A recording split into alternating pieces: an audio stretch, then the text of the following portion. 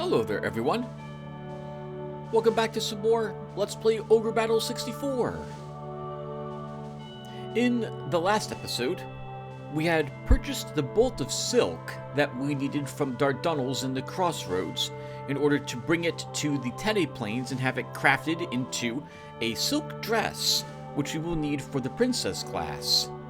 But then we saw that in addition to the 2,000 gold goth it was to purchase the silk, it was another 2,500 to actually have the dress created. Oh, that's a lot of goth.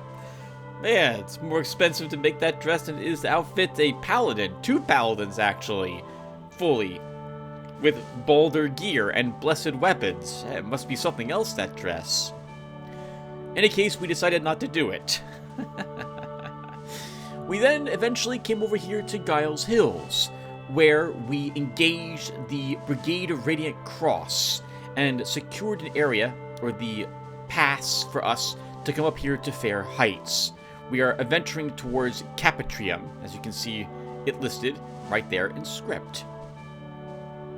We've learned that Lotus has annexed Palatinus and Latinum at the moment in order to deal with us, the Revolutionary Army. We've seen as well that Yumel is still alive, as is Mari. And that Baldwin, one of the Knights of the Caligulus Order, the gentleman who had tempted Gonzalez with the fruit of the Netherworld, told Yumel, whether fact or fiction, that Lotus desires to see strong leaders, and that Yumel should be such a leader, and as the heir to the kingdom of Palatinus, he has the ability to somehow acquire it. Yumel is interested in this, and Mari has agreed to help him try to claim it. Mari seems to be rather affectionate with Yumel as well. I guess their time together is causing them to be closer to each other, or at least she seems to have feelings towards him going forward. Interesting. For our army, as you'll see soon, we're continuing to get higher tier units. We got to see our fully upgraded, or highest tier, dragons do rather well when we were fighting the forces of Lotus at Gules Hills. Saradin, and Demay in particular, pulled a lot of weight in those battles. Holy crap. The AoE sleep doing up to 40 damage sometimes to enemies. Whew. And getting to do it twice. My god. The upgrade to the dragons are significantly more powerful, in the back rank especially, than their matured versions were. My goodness, they are where we're worth all the time it took us to level them. And we didn't have many of them for very long, did we? I think Demay and Paladine have been with us for a while, but Manda and Flame have only recently we picked them up near the end of the last chapter. In any case, that's it for the intro. Now, let me break this part off and we'll do some army organization together.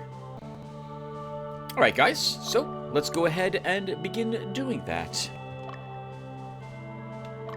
First things first, you guys should, as usual, know that I have done the squadron itemization. We are fading out power fruits in favor of angel fruits wherever we can, and once we have enough angel fruits to give every single squadron one of them, we will sell the remaining power fruits, and we're probably done using them. Oop, I did not quite finish all the itemization. Remy, I missed your squad, so I will do this very quickly on screen. We want you to have a heal pack. Since you have a dragon, we give you a Altar of Resurrection to resurrect Paladine, although arguably I should never do that, because Paladine is, odds are at the rate we're going, Paladine in the end probably will not be able to be saved. And in so much that I don't know if we'll be able to get his alignment fixed. In which case, well, Crap, that sucks. Because we're going to drop him for a different Platinum Dragon. In fact, I think the next zone we're going to will have higher level Platinum Dragons. Maybe not as high level as Paladine at level 19, but it'll be easier to make them into Bahamut's than it might be for Paladine to become one. We'll take a peek at what their stat line is compared to what Paladine's currently is. Alright, so let's, now that dynamization is done, now that apparently we want to see that twice, let's go ahead and take a peek at what new classes, or rather who can promote to a new class. We'll start with the dudes this time. Let's see. We have someone who could become another paladin. Let's see. Oh, it's Fordham. Right. Swordmasters and paladins are likely to be equal in the amount of people that can become them.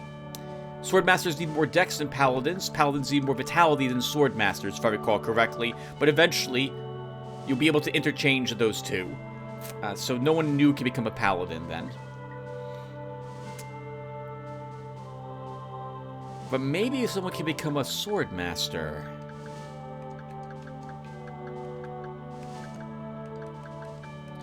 We have a fencer? Droit! Oh, hey! Nice! Okay, well, there's no reason to leave us with a fencer when the swordmasters get one more attack, have better stat growth.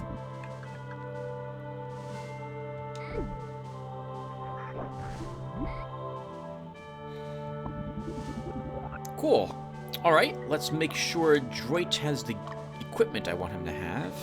We have yet to get better weapons for our swordmasters at this moment. Still only with claymores, which are still better than the bastard swords, obviously.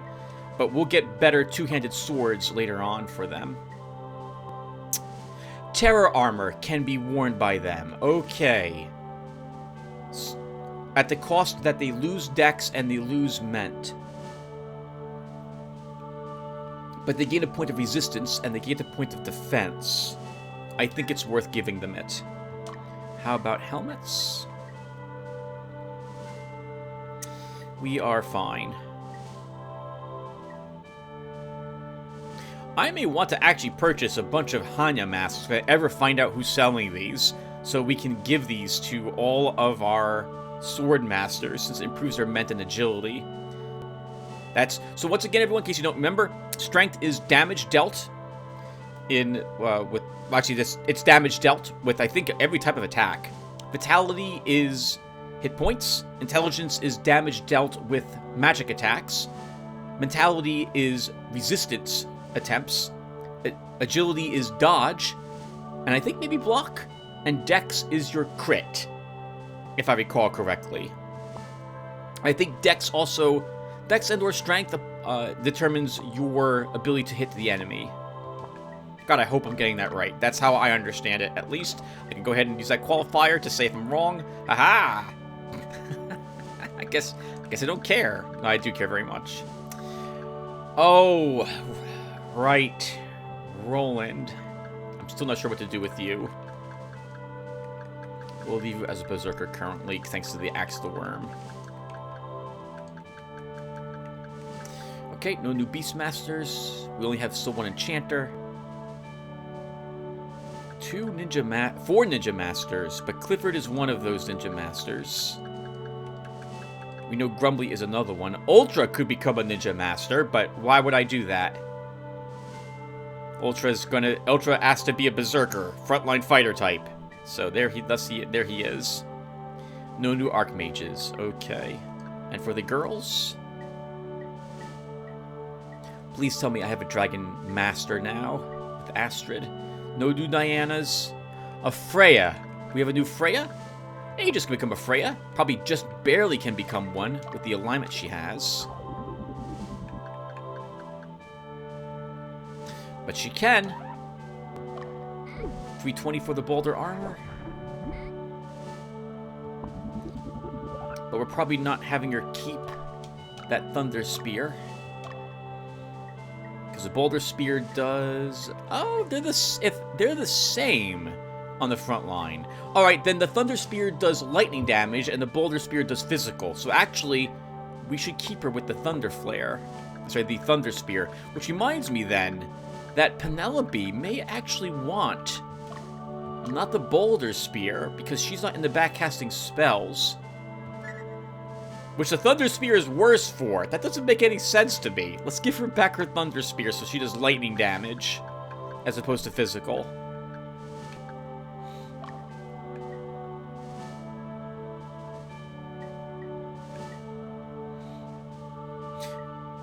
For some reason, it just occurs to me that there are special bucklers. Isn't there one called, like, Starry Sky? Or something that it makes you immune to status ailments? I don't know why I'm remembering that at this particular moment. Alright, anyway, we had another Freya.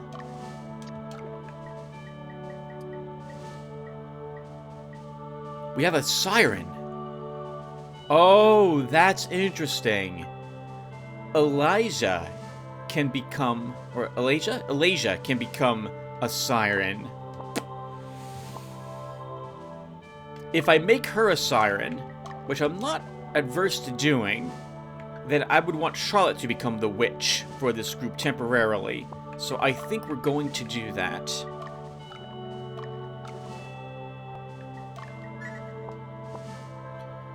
So, 2 class changes then. The Siren has better stat growths than the Witch has, if I recall correctly. I don't actually have that website open at the moment. I don't actually spend a lot of time looking at that, but I believe she probably does.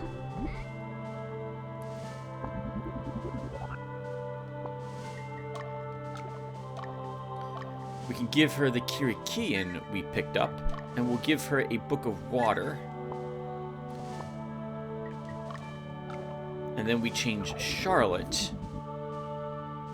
Well, hold on. Well, okay. At this moment, we will still make her a witch.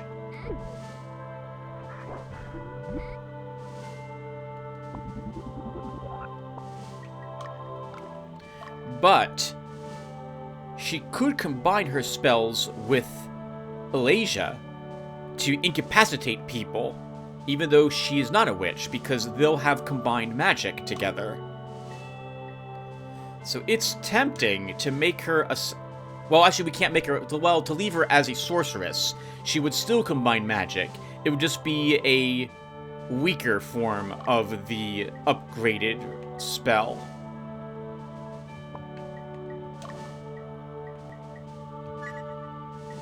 But we'll do this with her at the moment. Now, I don't think we can do anything... Let's see here. Let's check who else is close to Siren Terror. No, that's at least 2 levels for Tracy.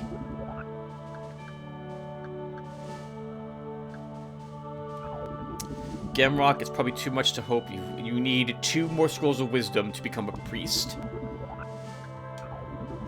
Adorkable is too lawful aligned to potentially become a Siren.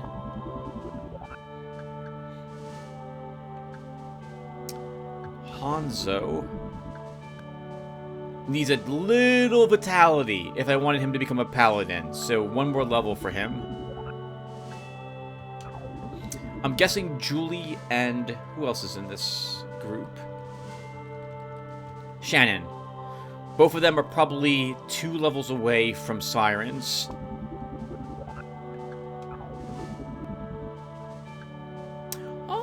Maybe not Shannon. She's probably 1 level. Well, she's also level 19. Oh, they're both level 19. Okay, I'm willing to risk it. Let's see. I don't think it'll work. But we... Oh... No, let's not do that yet. Where is my other doll master? That was Jasper originally. No, now Jasper's alignment is too evil, so he will not become a enchanter. Okay. Kind of sucks. Too late. Alright, so... Well... I don't think a single Crown of Intellect does it for you, Shannon. I think you have to also level, but I'm willing to risk it. Let's go ahead and use a Crown of Intellect on her to see if we can make her into a Siren.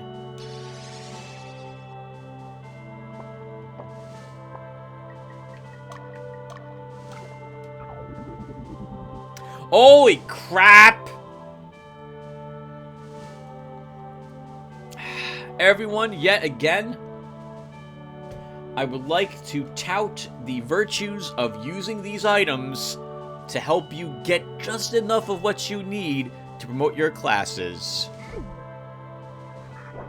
Shannon, congratulations on becoming a siren.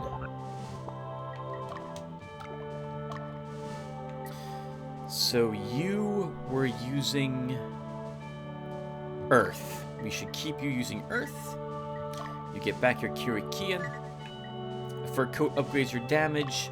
You do not need any of these. Oh, by the way, guys, Vin had told me that the Angel's Brooch does not stop whoever is equipped to becoming a zombie. So your girls still become zombies, even if wearing the Angel's Brooch.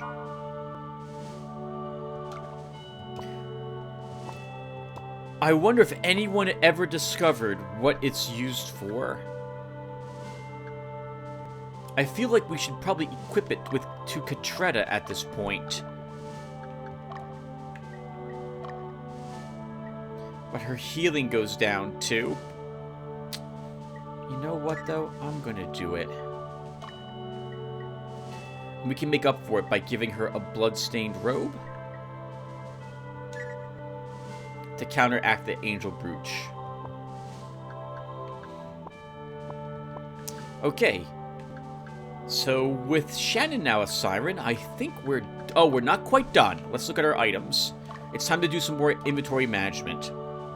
So we know we need armets. We're not ever selling any of them again. Freya's need these. They're useful for just about anyone. Our phalanxes will want them. I'm guessing that cataprax want them. So we hold on to these. I don't think, though, we're going to be holding on to any more iron helms. And we're going to be getting rid of all the equipment we had, which we might have wanted to hold on to for promoting soldiers, because I do not intend ever again to use soldiers. Ever. You can always repurchase them if it comes down to it. The equipment. We're not going to have any more archers, so we don't need leather hats any longer either. We can begin getting rid of everything, all this extra stuff we have. We no longer need the extras.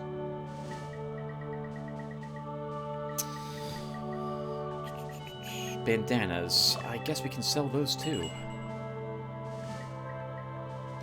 The Hachiganes we need to hold on to for when, if we have any other fencers. Do we have any other fencers? We must have 2 fencers?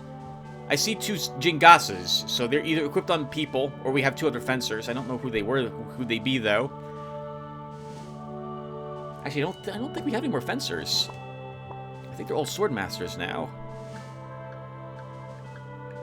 They are all sword masters. Okay, so then we don't need the Hachigane unless I intend to make one of my paladins or a phalanx into a sword master. I guess we can just hold on to it.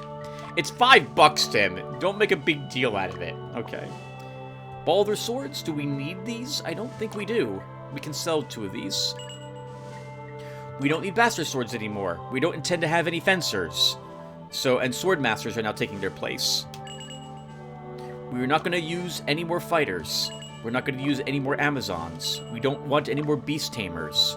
We don't need to worry about berserkers. We don't need archers. We don't care about clerics. We no longer are taking any ninjas. We don't need any leftover spears because we will be using Freyas in the future. We don't care about dragon tamers. Boulder spears, I should hold on to these in case our cataprax want them. We'll hold on to the Holt hammers in case, if for some strange reason we can pick up zombies and they become skeletons, maybe this is required. Otherwise, I'd sell those too. Arc ones are needed to make some of the to make archmages and to make sirens, so we don't sell the leftovers of those. We have 1 leftover claymore. We'll hold on to that in case we want another sword master. We're done with doll masters. Flame flails.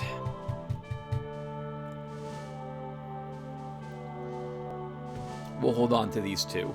Probably not useful for us any longer. Says the earth axes, axes of worms are much better, I think. Can we compare? 18 strength, -3 earth. The flame flail is 3 resist water, 10 strength. Okay, so there's a little bit of resistance bonus having the flame flail. We'll hold on to them. I intend to have more Dragon Masters, so we will hold on to the extra stock.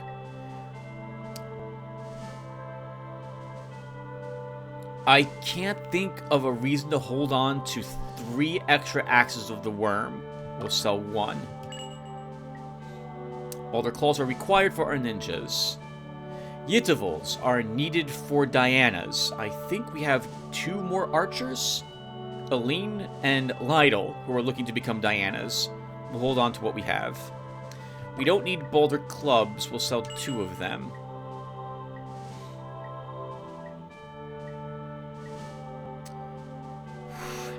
I would love another Doll Master, just for the excuse to try out other dolls.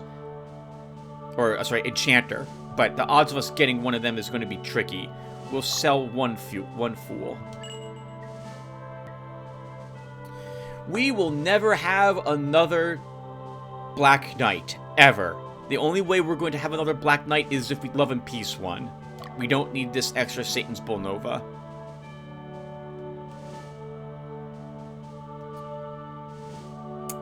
But if I'm wrong and there is another Violent Mantle someplace, I will hold on to it.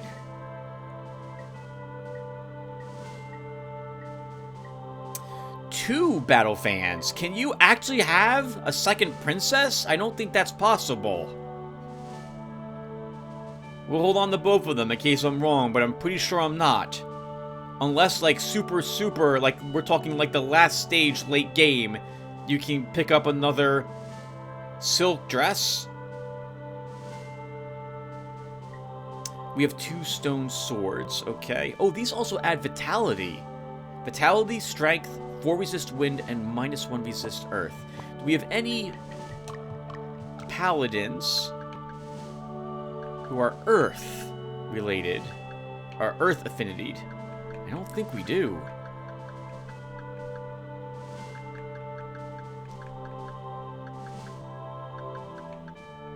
Wow, no. Almost every single one of them is fire. It doesn't matter. You can give a earth sword to a fire paladin. Let's see if it's better. He gains... So he loses 1 strength. He gains 5 vitality. And his defense is going up. I'll give you a stone sword. Dismiss.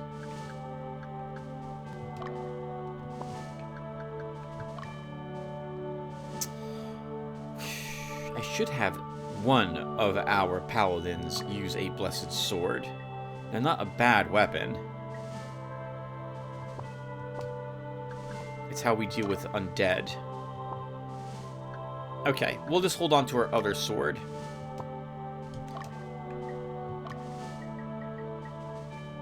Which reminds me, I need to remember to purchase Terra armor from the area exploration. Okay, alright, that's it for our weaponry. Books. I like holding on to 1 extra book. So we found a Book of Wind. We don't need another one of those. I will sell a Book of Bane as well. Shields. We don't need 2 of those. We have an extra dragon shield. We should get that equipped on someone.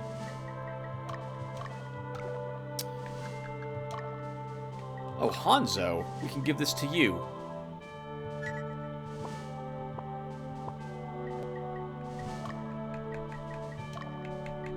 What else do we have? Armors. We don't need all these cloth armors. We don't need all these... we might want some plate mails. I think we have to have plate mail in order to get a Angel Knight. We probably don't need so many witches' dresses. We don't need that chain mail. We don't want this leather armor. This is for knights. We can actually begin getting rid of all of our extra plate mail. We're done with knights. We'll sell our extra ninja garb. If we get another, if for some reason we want another ninja master, we can always just go ahead and We purchase it. It's not that expensive. Torn cloth. We don't need so much of this either.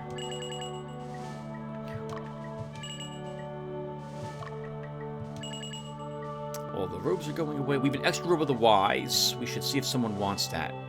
We have 2 magician's robes. Clerics and priests want robes of the wise. You already have a bloodstained robe. I think we're done, actually, though, Tim, with robes of the wise or what have you. They're equipped to everyone who wants them.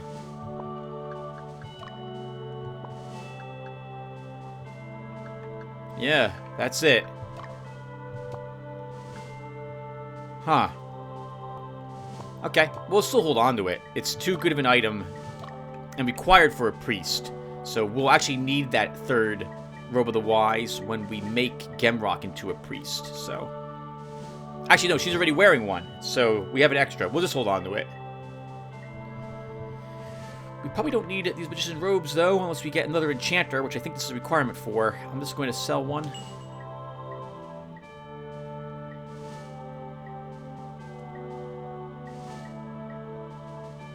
Okay, all of that we hold on to. All of this stuff we hold on to. Right! I forgot. We're going to want someone to be a vampire at some point. We need the vampire clothing. We're going to have 3 more squadrons, Tim. One of all Zenobians, Europa's, and an undead squad. Oh. That's 17 total squadrons. That's a lot to manage. Okay. We have a cup of life and a sword emblem. We're going to hold on to the sword emblem temporarily, but we should either use or sell the cup of life. Who needs hit points the most?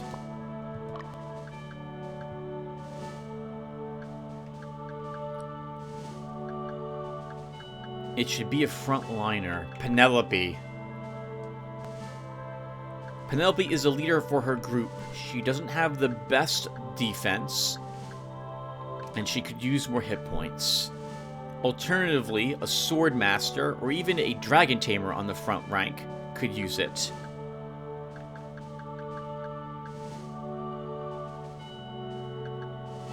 Aline could. Is it pouring rain again? No, okay. Sorry, it's the same day, everyone. I recorded the last episode. I have a little bit of time, so I figured why not slip in a little more of this. Okay, so I'm not sure who should get it. Metha would. Well, I don't know if Metha really wants it. You know what? Let's give it to Astrid. She's gonna stay on the front line. And she can't take too many hits as a dragon tamer. So we'll have her use it. 8 hit points gained. Very nice. We'll hold on to the sword emblem for at least one more scene. Alright guys, that's it for the army organization. I'll be back to do area exploration of Gules Hills. Hey everyone! It's been 2 days since the first part of this video was recorded, which is to say everything prior to this part. Hope you guys are having a great week. It's September! Happy September by the time this video gets uploaded to my channel, which means it's the fall, which means that the scary games are being uploaded to my channel at this moment. We're going to talk a little bit about games, which we always do, but why I choose certain games to play on my channel this time as we do this area investigation together. Because I got nothing written down. I have no outline today. And as fun as it is to go over my Steam list of games to play, or games I haven't played, I don't know how entertaining it is to listen to me rattle off about games I haven't played before, because I can't tell you anything about them. So the first thing we're doing, before we do anything else, is I am dispatching people who need a handful more experience points to level up someone, 15 or less. We have a few folks who are either very close to level 18 or very close to level 19, and I want them getting the experience out here. This does mean that we might be spending a little more time than normal in this area. Because I definitely want these people to be leveled up. I don't want to have to pay for training for them in that regard. And I think that is all of the groups I want out. Okay. No, Bruno. Bruno also has to come out. There's an exception for this for Magnus and Bruno, who both have a unit who's level, I think, 16 or 17. And they need a bit of experience points to catch up to everyone else in our army, who is basically level 18 at this point. Alright, and now we... Oh, right. And this is one of the few times that we actually need to fully re-explore this area, because we did not march in every single direction to see what could be everywhere here. And we absolutely, I feel like, have missed something out here.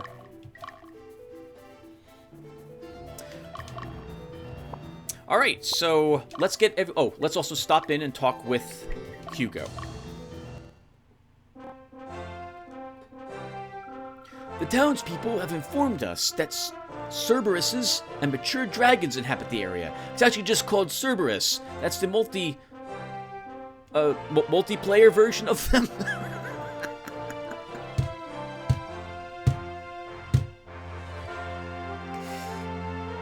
You know, it's when a bunch of the dogs get together and they have like a LAN party together. It's the plural. There it is. It's the plural of them. Stop looking at me like that. I'm old. They have special abilities. If you tame them, they will serve you well. And if you they serve you well. If you don't, well, actually, you don't. Let's move on. Oh my god. Oh. I tried being funny there at the last end, and it was funny, but not in the way I wanted to be. Oh, so painful. I'm gonna keep it rather than reshoot this. Guys, this is my, like, 8th attempt to record the first, like, 10 minutes of this video. It's not working out so well today. We'll talk, maybe we should talk about that really quick as well. So, okay. It's because I think we're done with, well, we want to go back to all the cities. We want to see if there's anything new there. A heads up as well that I've already checked the neutral encounters because I did do this briefly.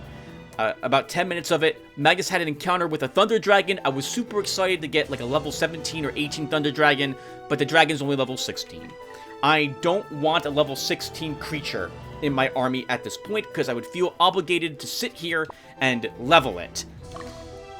We are probably going to be 2 levels higher than most of the creatures that we find from now on, and it's a bit frustrating that this is the case in this game. I wish I could mod it a bit, because I would totally increase the neutral encounter creatures levels by, like, even 1 level would be really handy, because I really don't like these creatures being much lower level than us. Okay, yeah, so here's a Thunder Dragon. For them, we're going to kill it, because I know it's too low level. And with the Witch, you can absolutely kill it. We will encounter Thunder Dragons again when we get to Celsius. And they'll be level 20 there, according to the neutral encounter list that I have bookmarked.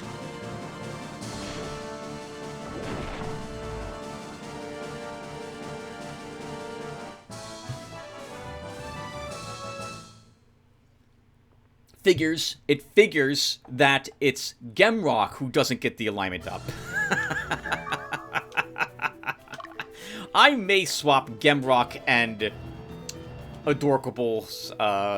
They may have a out-of-body experience where they switch personalities, so I can make the one who has positive alignment enough to make it be a priest. It's so frustrating.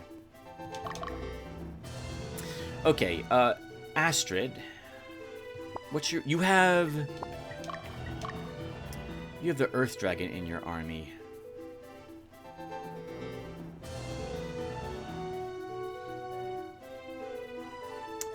I think it's acceptable to leave. So what's going through my head right there is, okay, with the current formation that we have, can I kill one of these neutral encounters, or will the creature run away before I get a chance to do so? We will attempt to use Astrid in her current formation and see what happens. Heads up that I actually don't check the neutral encounter list until I talk with Hugo and then have an encounter in the area. I prefer being surprised by what's located in these areas, so I don't look it up ahead of time. But when I got that Thunder Dragon, I was super excited. Then I saw it was level 16. I was like, oh, well, that sucks. Because that tells me everything else here is level 16 too. Which means that we might... I didn't check this, which I should have. It means that there might be blue dragons here. Because there's a lot of swamps. We know that there are Cerberus in the mountains. And there's Thunder Dragons in the Barrens.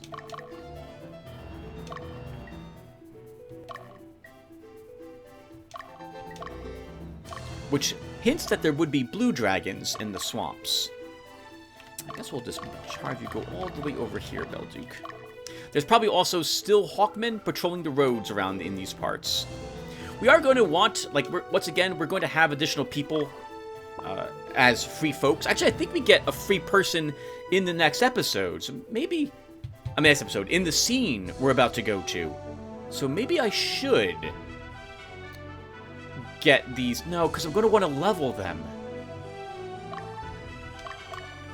Well, maybe the person you're about to get, Tim, will be lower level 2. Actually, I think they are. I think they will be. Okay, everyone, so you're here watching this. I'm going to ruin a little bit. Well, you'll see soon anyway. We're going to get, I think, a siren joining us. A friend of Leia's when we go to the next spot. If it's not the next scene start, it's the scene right after it that will have her with us. And I think the way it works is she is the level of whatever it was that you had just got done fighting. So if we were to do, I think, the scene, and we had gone to Alba and encountered a creature there, it would be she would be level 3, which might be good.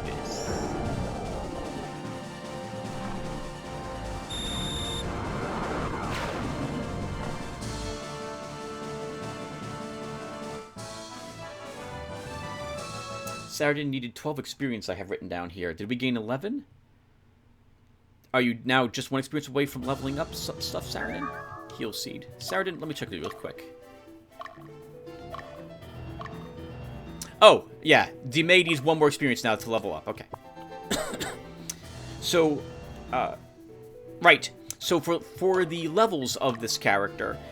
once again, I think it's based on the levels of the creatures you were just engaged in combat with, which means that if we went to Alba, she would be a level, 3 Siren.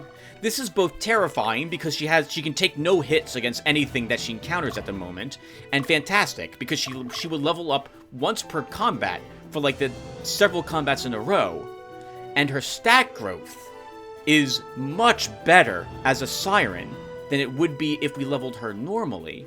But I feel a little guilty gaming the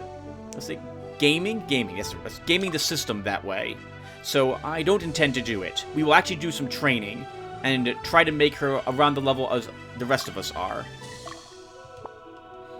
But if we were to encounter a fight, as we've just fought in creatures here, I think she would end up being level 16 if we went to the scene, which means she would be the appropriate level to match with the mature dragons in her area.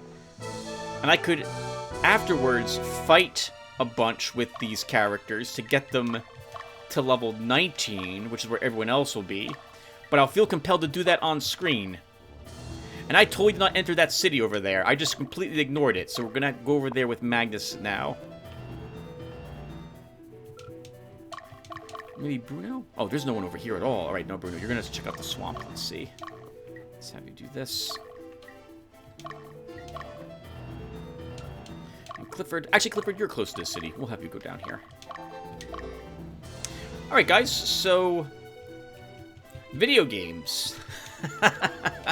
We are playing one, just in case you guys didn't realize that. Well, holy crap, I know, right? What the heck? What? Tim's playing video games? So, I figured it might be fun to talk about why I don't remember if I've done this over here before. I think I've talked about it in the past. But I don't know if I've ever... I think it might have been the Dungeon Hack series, but I might not have. It might have been a lot... might have been quite some time ago that I talked about this random topic here, which is not so random if I talked about it before. But it fills the dead air, so we're going to talk about it today. And I don't have anything written down, so once again, Tim's got to wing it. Alright, so... why do I choose certain games to play on my channel. When I started my channel a long time ago, as I've mentioned before, actually, first let's go to Kurashino, and then we'll talk about stuff. Actually, we have another city to go into first, too, so we'll go into both these cities, see what the deal is here, and then we'll talk about random stuff. Why are you still here? I thought you were going east. Are you afraid of the Birthen Sentinels? That's what Europa is. I called her a Birthing Guardian or something of the sort. No, she's a Birthen Sentinel. I don't think you can handle them. I don't think we can either. She's an amazing fighter. I really like her. We'll have you rest up there. Actually, we have 2 more cities to go in, so let's wait until we get to these. Blue dragons. Alright, Bruno, let's see if you can somehow destroy this without making it run away. I don't think you'll be able to. No, you do too much damage.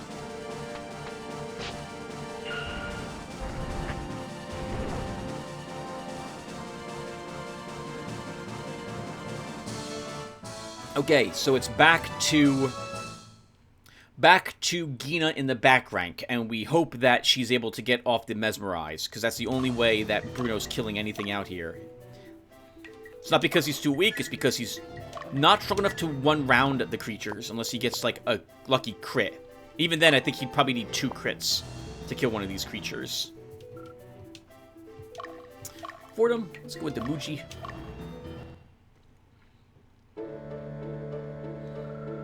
I have something to ask of you.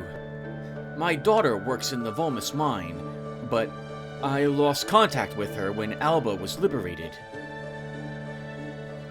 I sent lots of letters to her, but she hasn't responded. I'm really worried about her, especially with what's going on around here. If you happen to be in Volmus, would you look for her? Side quests! Of course we will! Sure, I'll try to find her for you. Oh, thank you very much. Here. Oh, her name is Selena. Is this a siren? Letter from father. I don't remember having to do a quest for her. I don't remember this. Well, now we have something else to do, so I guess we will do that. Although I'm going to want to make sure I come back here. If I have any encounters at the Volmus mine, I'm going to want to make sure I come back here and do another encounter here. Just to make sure that we don't underlevel Selena when we get her. I guess it is Selena? I thought she had a different name. I don't remember, but that must be her. Lodism is a monotheistic religion. That's why they treated the Eastern Orthodox Church as heretics. Even polytheistic religions can treat other religions as heretics, or even certain people worship certain gods in their religion, depending upon what it is. But it's probably more likely with monotheistic religions. If they wanted to, I'm sure they could crush the Eastern Orthodox Church. Why don't they? There must be a reason. That reason's been alluded to, but we haven't had it directly... Well, is that true? I think we have had it said why. But not in the way that we think it's going to go down. I'm being a bit mysterious. Let's move on, because I don't want to ruin it for you guys who don't know what's happening. Alright, shopping. We have a Bow of Sandstorm for sale here, which may or may not be better than the Yitavel is. It's 1 more strength, which generally means it has the potential to do more damage when given to one of our Dianas. But it might not. It's 420 to see if it does. We have a Bow of Sandsword actually on Lydell. So I think what we'll do is this. Lydell's deployed out here, I think. She's part of... Is she deployed? I think she's part of Astrid's group. Actually, I don't know where she is. Hold on. Now I need to know. Oh, she's in Clifford's group. Okay, how about that? So she's the one who currently has the Bow of Sandstorm. know what I guess we can do? Hold on. Alright, hold on. Let's hold on. Multiple hold-ons. Let's go. First, okay. Let's go and buy some Terra armor, because no matter what, I'm going to want a bit of this. We'll buy 4 of these to start. And I'm going to buy some more angel fruits. At the very least, I want 1 angel fruit per squadron. Let's get 3 more in case we do create a 5th squadron soon. Everything else we should not need more of at this moment. Clifford then goes home, and we see how that sandstorm bow affects the people who are still here. By people, I mean Diana's, who are not deployed at the moment. Because I want to see if it's worth buying more of them. Belduke, let's have you go here.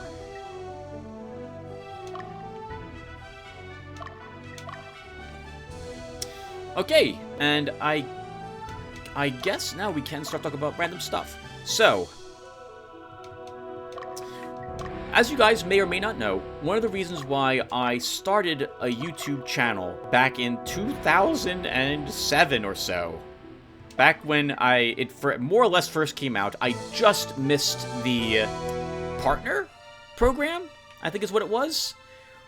At the time, you were limited in the quality and length of videos you could upload. Everyone was. Google didn't own YouTube at the time. It was just YouTube owned YouTube.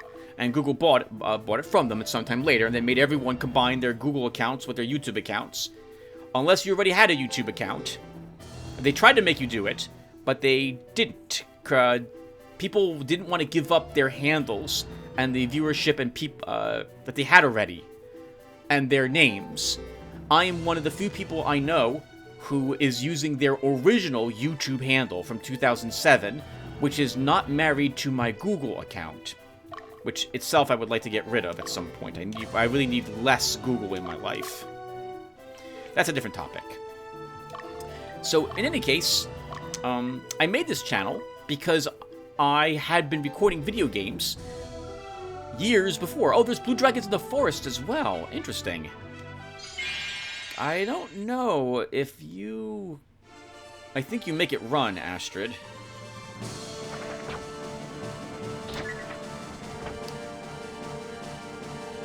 Let's see. If we do only like 10 open... Oh, okay, it stayed. Perfect. Good.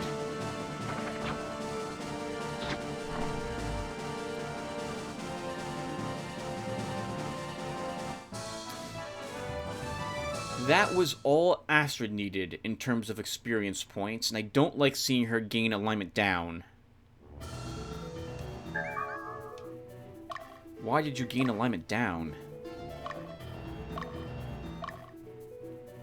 Chrysandra is probably still slightly chaotic. Okay. It'll be okay. But I don't need Astrid out here any longer, so in an effort to make sure she does not get more alignment down, we will bring her back home and deploy someone else whose alignments are more set in stone, or whose alignments I don't care about as much shifting any longer. Astrid has to be lawful in order to become a dragon master. Right, hold on, we'll go back and talk about YouTube in a bit.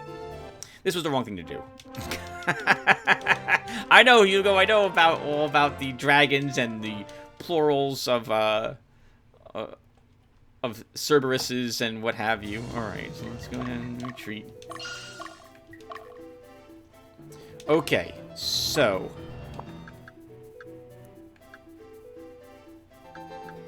Lionel. I would have done this earlier, everyone. I apologize for doing it now. Let's give you back the Great Bow. So the Yitval gives you 23 shoot. That gives you 24 shoot, okay? So it's obvious that we do want the Sandstorm for you, but it's not so obvious we want it for anyone else. Let's see. Lisa. She gains a point of damage.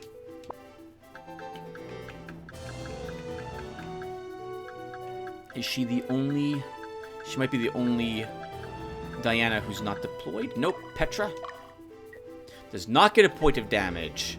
It's probably dependent upon their level and how much strength they do or don't gain. Alright, so I'm going to make the guess that we probably would benefit from one Bow of Sandstorm, but only one of them.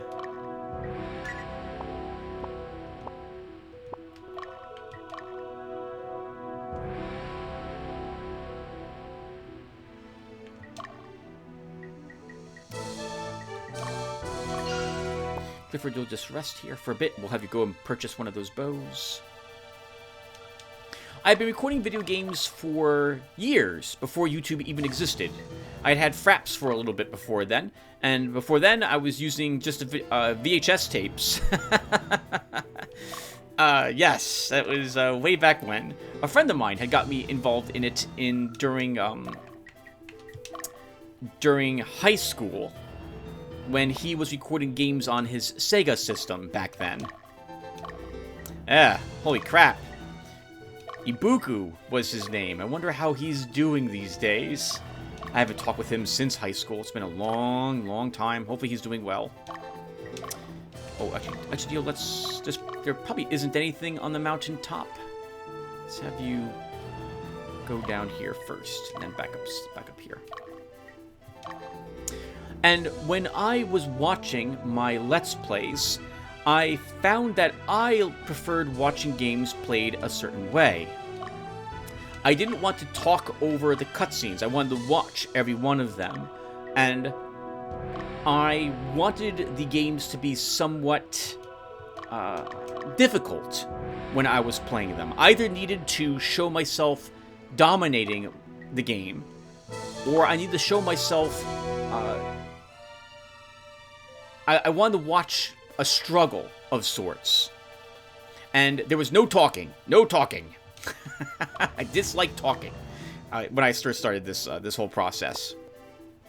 And some of this I've kept. Obviously not all of it, because I'm talking with you guys right now. I eventually slowly began to move into talking is okay, and eventually began liking speaking when I played the games, as it made it a bit different for some of the games I played.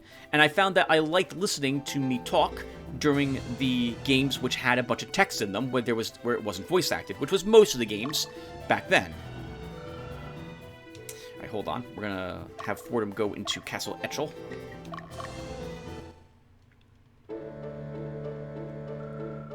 Is it true that you freed the South and West? The war hurts the weak and innocent. Must the revolution bring war to Capatrium and Latinum? This is so great. It's true. I love this game. The fact that they're presenting you, the viewer, the player, with these questions and not answering them is great. They let you think of what the answer should be,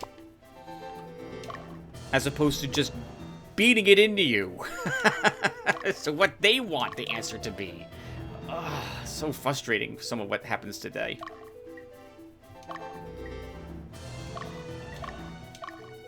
Alright, a few more seconds. I want to have Belduke, I guess, wake up first, and she'll go here. And then we want to go all the way back over here, because Fordham, you need to explore the areas... Oh, wow, you can go all the way up there? Alright, let's check this with you to start. Sorry, everyone. A little more has to happen first before we get back to chatting. Let's see. I want a...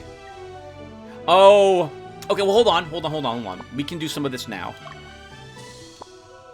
So, we want a Bow of Sandstorm. Let's get one of these. And then we go back to the organized screen, because I want to see if we really want to purchase any more Terra armor for units that are not currently deployed. And I think our archers can wear it. They can. But it doesn't look like it helps them. Hold on. Sorry, this is a bit complicated, but I want to know. So we have to go to list item. We go over here. We find the hard leather is resist strike 6. What is the Terra armor? Resist strike 9. Resist wind 8. Resist earth -3. Arguably better for everyone who can wear it. But I want to particularly focus on people who gain a defense upgrade with it, which in this case is Petra. Her current armor is 19 defense, 19 resistance. This is 20 defense, 20 resistance, so we'll give that to her. Can you wear Terra armor? You cannot. Okay, priests cannot. Freyas cannot. They wear heavier armor. Skeletons do not get to wear it either. Okay. I don't think witches can. Swordmasters can, okay. And you are already wearing some.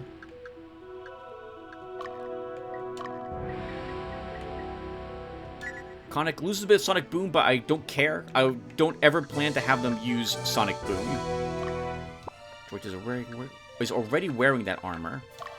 Our Beastmasters can probably get away with it. It helps them too. We may actually want even more of this armor than what we purchased. That frees up some scale mail, but I don't really have anyone who wants that. I guess, Lisa, you can have one of these. I'll give you the scale mail. So if I'm out of... Am I out of the armor? Hold on. Let me see. We have 1 Terra armor left. Okay, so we have 1, 2, 3, 4. I think people who potentially want it, who are deployed. Because I think our Dragon Tamers... Actually, we'll wait till Astra gets back. Because she's heading home. We'll dismiss her, and then we'll see if she can wear that armor. Anyway, so I figured for games that I was going to record, there would have to be games where these things can happen. So that tended to mean no platformers. No, I don't like sport games. There's nothing wrong with sport games. They're just not my thing. I'm not interested in sports. I don't play sports in real life. I don't want to play, so I don't see the appeal. But they're great. I'm sorry. No, I understand the appeal perfectly well. You're managing a group of people with different stats. It's exactly like Ogre Battle. You're managing all these people. They have tasks to perform. They're good in various aspects of those tasks. And then you play the game in real time to see if you can get those things done. And I totally get it. I'm just not interested in them, is all. Let's see. Saradin, let's move you out over here. We want to check all these little bumps and ridges, because this tends to be where the items are hiding, if there are items around here. Anyway, so I recorded myself playing through, like, Half-Life or Duke Nukem, and I would not speak during these games. I recorded them, I liked them. Obviously, I liked them because I was recording them, and I wanted to keep the theme and atmosphere with those games. So, a great many of the games that I play on my channel, I want to preserve the atmosphere for them. But when I choose games to play, it's games that I want to redo my earlier attempts at them because of audio or voice issues I had. Because I do watch my own LPs. Probably...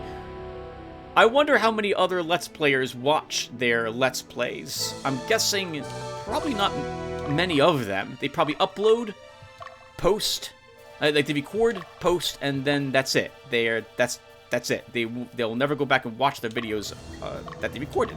Nothing wrong with that, I suppose, but I like watching my own videos. That's why I began recording them a long time ago. So, I want to make sure that recently I've been re-recording games because I have been unhappy with the recordings that I had prior. By the time this video goes up on my channel, my original Thief 2 The Metal Age playthrough will be taken down from my channel, as I was having voice issues during the game, and I did not like the recording very much. It's got to go away. Anyway, I record games that I find challenging for me if they're first-person shooters, and I'll stick with games that are difficult. Or, I'm sorry, I prefer games that are difficult, but I'll also play first-person shooters that I don't find difficult, or that wouldn't normally be, on harder difficulty settings. I am pretty good at those, and I want to watch how well I do or don't do in them. I began to realize, I guess this is a topic of both why I choose games, which I haven't really gotten into yet, why I choose certain games for my channel, and also what I'm looking for, like what I try to do when I record games for my channel, which is I want to find them entertaining when I watch them.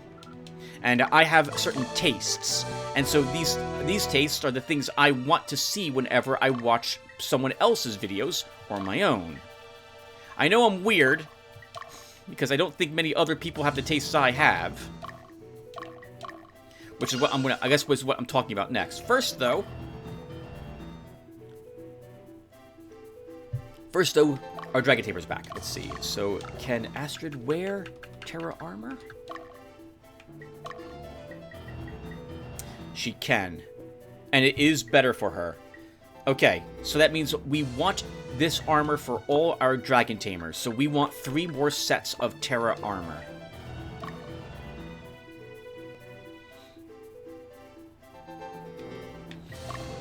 Okay, so who's going to go and get it?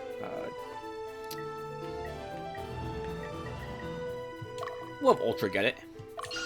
Because Ultra has a witch in his army, he is more likely than not to be able to destroy any neutral creatures he encounters, because they won't be able to run away from him. Clifford, let's move you. Did I go into this city? We did. I think we did. Let's see. Let's have you go over here. Belduke, you'll go up this way. No, we didn't go into this city, though. So let's go into these 2 cities. The soldiers of Lotus are acting oddly. I thought they came to quell the revolution, but they must have something else in mind. If they intended to defeat the revolution, Wetness would have been a battlefield. Oh, Wetness would have been the battlefield, so they would have fought us earlier in the west, and they didn't do so. Interesting. Belduke, let's have you actually go down here to start, and then back up this way. Bruno, what's happening inside Mizeni? We didn't even visit this location last time. We skipped this altogether. Latinum adopted Lodiism as their religion. Wetness and Alba soon followed suit. But the East still adheres to the teachings of birth and are treated as heretics. They need to convert, but they can't. They can't or won't. I guess can't is appropriate. They're too faithful to their religion. Okay, Bruno, let's have you skirt everything down here. We might use a dowsing rod on this map to see if we've missed something before we leave it. Right, so the tastes I have in video games, because we're talking about that apparently first and why I choose certain ones. I want to see people, if they're... I don't like watching people... I don't want to throw shade at anyone. I gotta be careful with how I phrase it, because I don't want to sound like I'm mocking someone, because that's not my intention with what... it's not my intention to downplay anyone's games or videos when they upload them. Nope. Do what you want, play on the difficulty settings you wish. As long as you're having fun and people like what you're doing, that's fantastic. That's what you should be aiming for, and I'm not knocking that. But my tastes are that when I watch someone play a game, depending upon the game, I generally want to watch them struggle. I'm looking forward to someone besting the adversity that is put in front of them. I tend not to enjoy watching people dominate on a game that they're playing unless there are certain challenges that they have applied to themselves. Like playing a game on the hardest difficulty setting, for example. That's fine. I wouldn't mind watching that sort of thing. And I've watched that in the past before. But on that note, I tend to avoid watching games which the people play on easy, or if they're playing on a difficulty setting that I know is not difficult to beat their game in. Sometimes this is difficult, because there are some games which no matter what difficulty you select, the game is easy in the end, because it's just the way the game was designed. Let's go into the city with Dio. The Holy Lotus Empire is a strange nation. Gallius is its own. Oh, everything else was taken by might. Palatinus was one of them. This game, Ogre Battle 64, is, truth be told, and I don't mean to insult when I say this, it is, however, an easy game. If we didn't have these house rules in play, I would never feel like I'm under any threat whatsoever. It would be really, really simple. I would never feel threatened by any of the battles I was doing, except for ones with cockatrice in them. They would be probably only a handful of other squadrons would prove difficult at all, and I would be bored. Well, is that true? It'd be fun, but I'd find it too simple. I would be able to run from any encounter that proved too difficult because the game is very forgiving in that way. And thus I wouldn't lose anybody, so the amount of goth I would have would be much higher. This would make it easier for me to afford things in the future. I would be able to afford more training to make my units even more powerful than they already are, for example. And it spirals into everything if the game is a little too simple or easy. Actually, too simple is fine. Too easy, I feel, is not. So, thus I have these house rules, because when I come back and watch these videos of my own a year from now, I'm going to want to enjoy what it is that I've uploaded.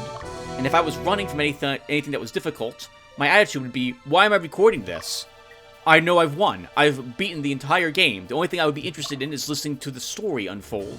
In which case I could probably cut all these battles out. It's obvious to me that I will have already beaten every single encounter. If I was a speedrunner, then that would be a bit different. Or if I had a challenge in place or had some house rules, then that's different to me. Which is why I have these house rules in play here.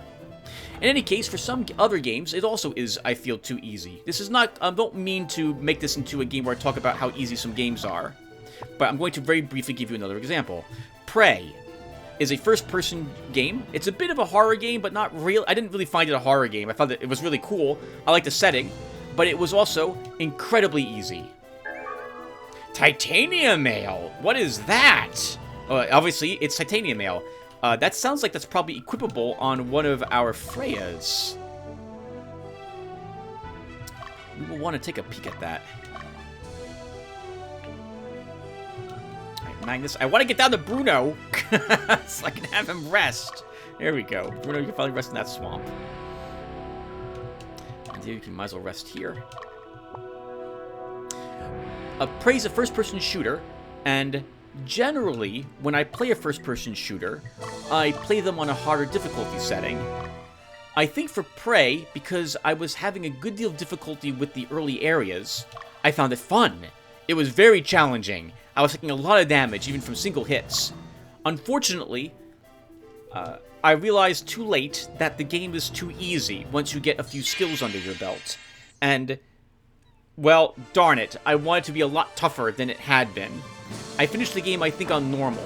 Ooh, this will be interesting. If we don't paralyze it. Okay, good.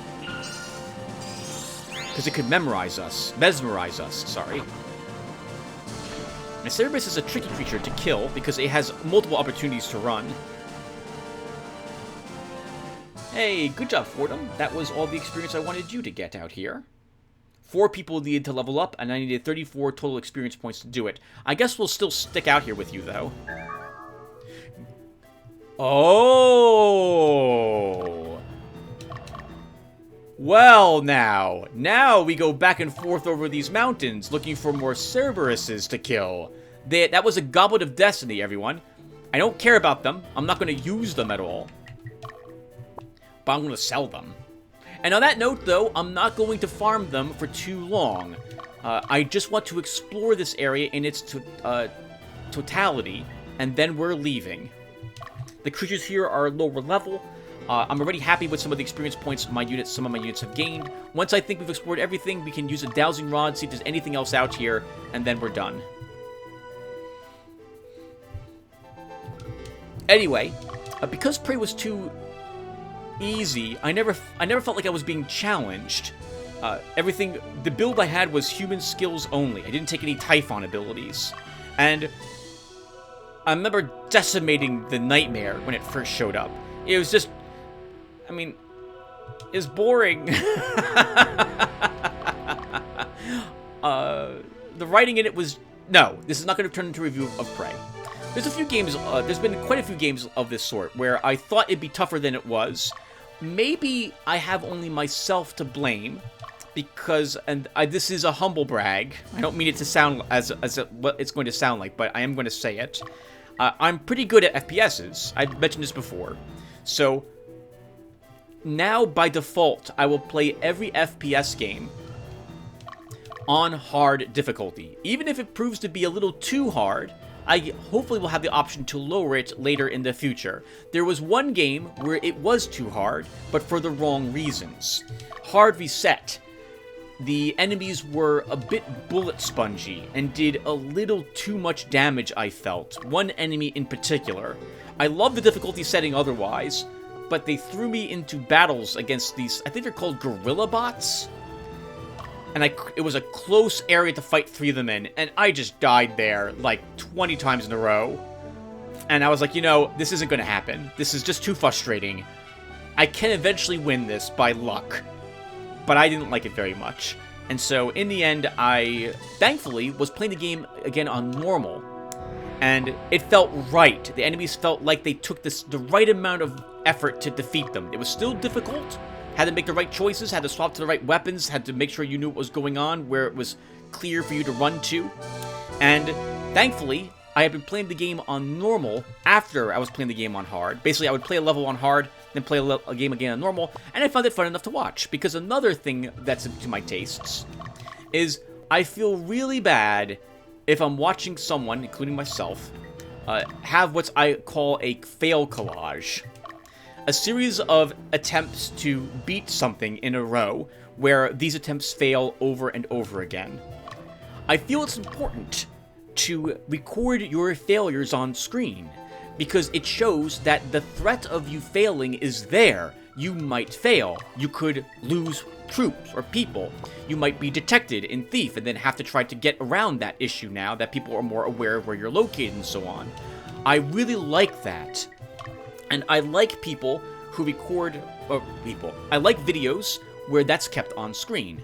Now, I understand as well why people would want to edit that stuff out, because sometimes people are looking to create a movie based on the game, and someone dying and then you having to look at them go to the main menu to reload is a fantastic way to break that immersion entirely.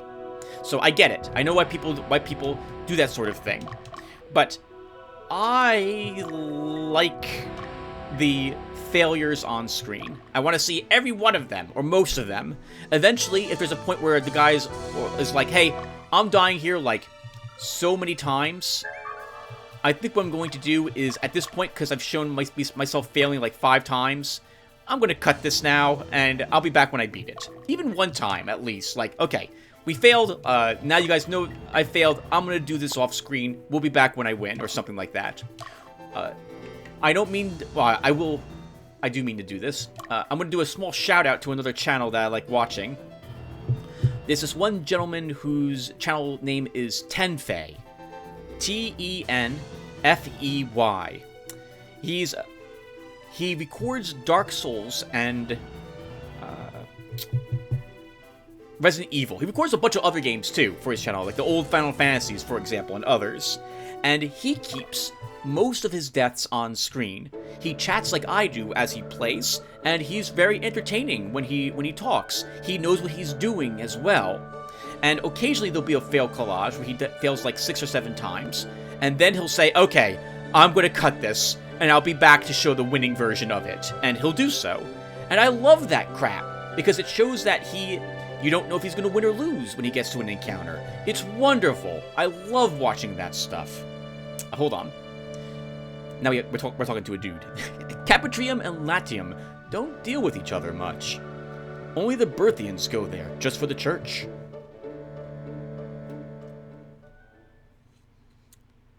We have one city left to go to, a little bit more territory to explore, and then that's it. I think. I wouldn't mind getting some more experience on some of these people, though. You know, everyone, I think we're going to also do this. How about this? I will farm... I want some experience with some folks, but I don't want to... I do want to get, like, another 20 another 20 chalices of, Destiny. But I'm going to feel too guilty doing that.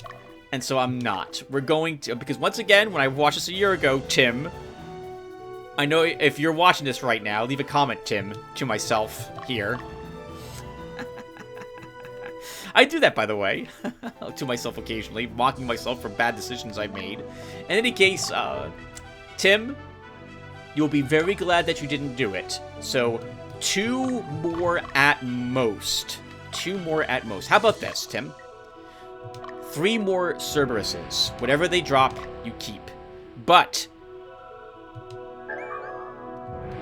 when you're done and people begin walking back, you have to move forward and back by day 10 the latest, okay? And actually, we won't keep anyone out here for longer than that length of time. 10 days, and we begin walking back home. I think that's good.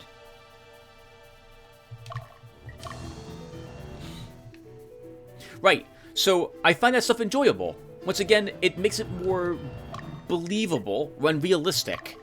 I don't enjoy when I, in the past, have instantly reloaded a game upon being detected in Thief, for example, or failing something. Now keep it on screen.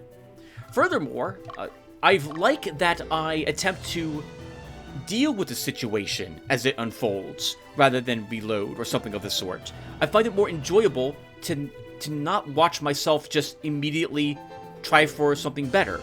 Once again, there's nothing wrong with that, but if I'm detected in Thief, it's been amazing to have to deal with the problems as they happen, and so I like doing that. It's one of the reasons why in Aeodor, I will also there are some times when I'll just throw in the towel and then instantly do it back into the past, but I try to not do that in that game, because I think it's more interesting if I can recover from that situation.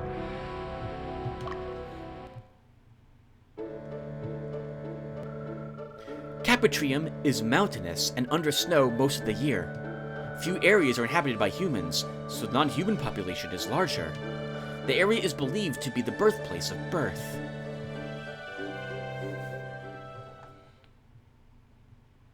I assume, by the way, I'm saying Berth's name correct this whole time. It might be Berta, but I don't think it is. Which is why I'm pronouncing it the way I'm pronouncing it. Alright, let's see. Saradin, there's nothing else up here for you to explore. So we'll start moving you back, I guess.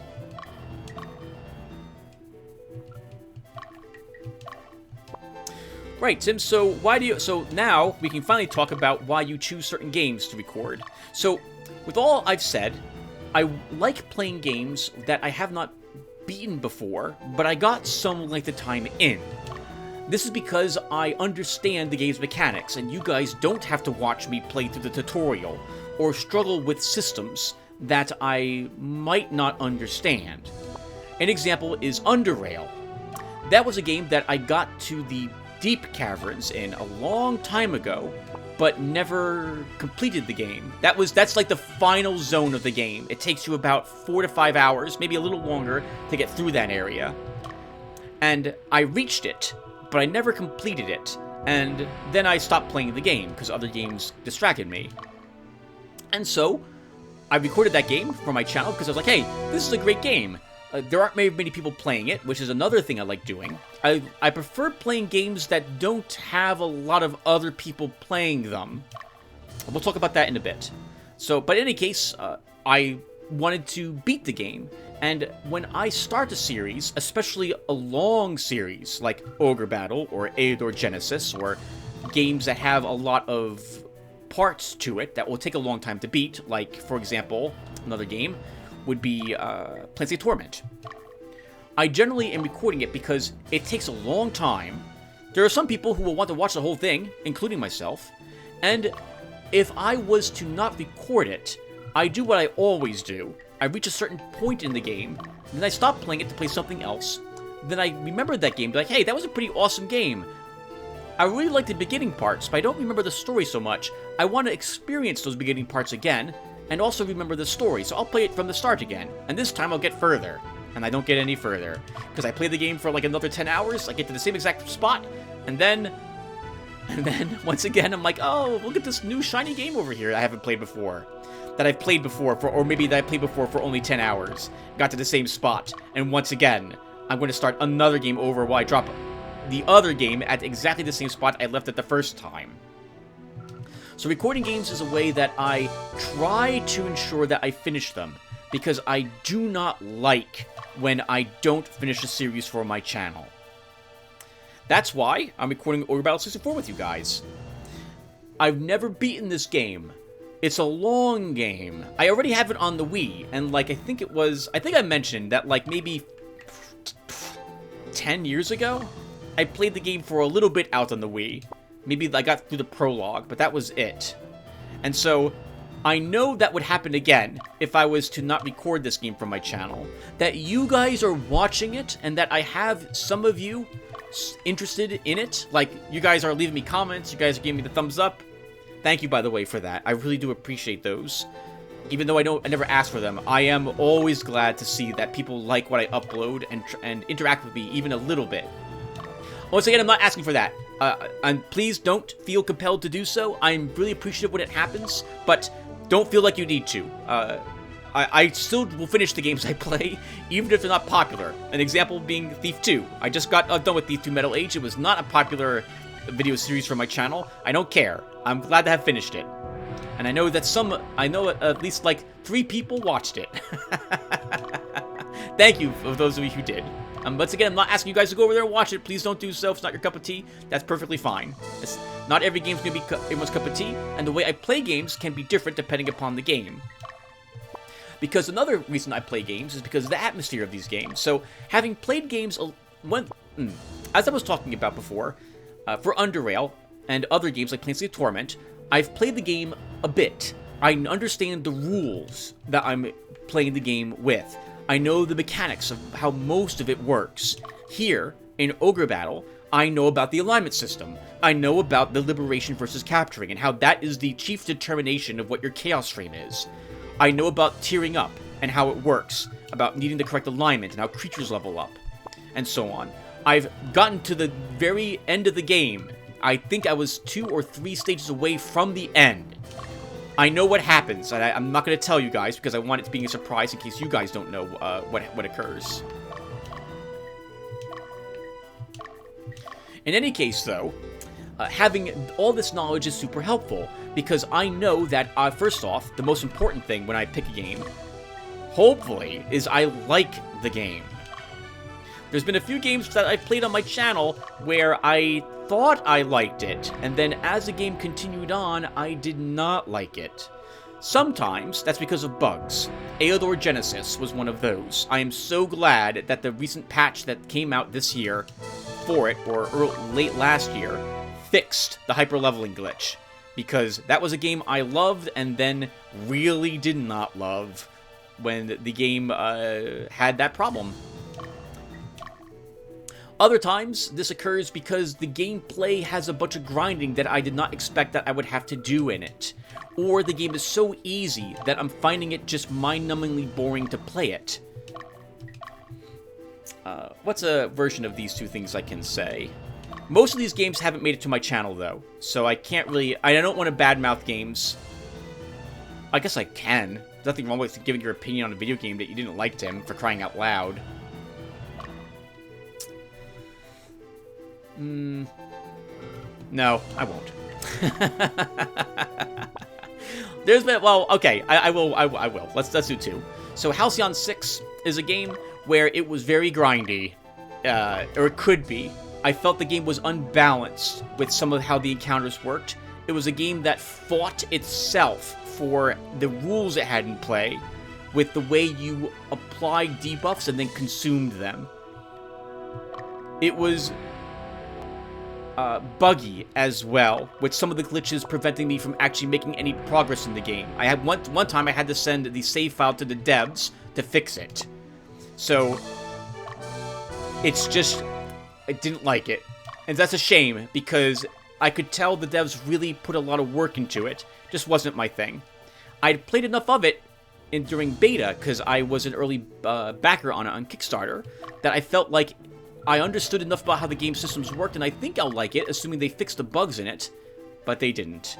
I tried the Hyper Light edition of it, and it was still just as bad in the end. It's such a shame, too. Still very, very buggy. I'll have to watch someone else beat that game. Anyway, it wasn't for me. Hey! Nice, Bruno. Let's see if we can kill this blue dragon. Once again, we're relying on that Mesmerize to do it. or we're relying on the dragon to get an attack before it occurs.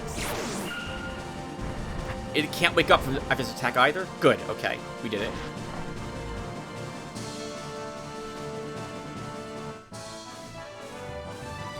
We need another one of those so Roland can level up. He is level 16 or 17. I think he's 16, actually, so he really needs the experience points.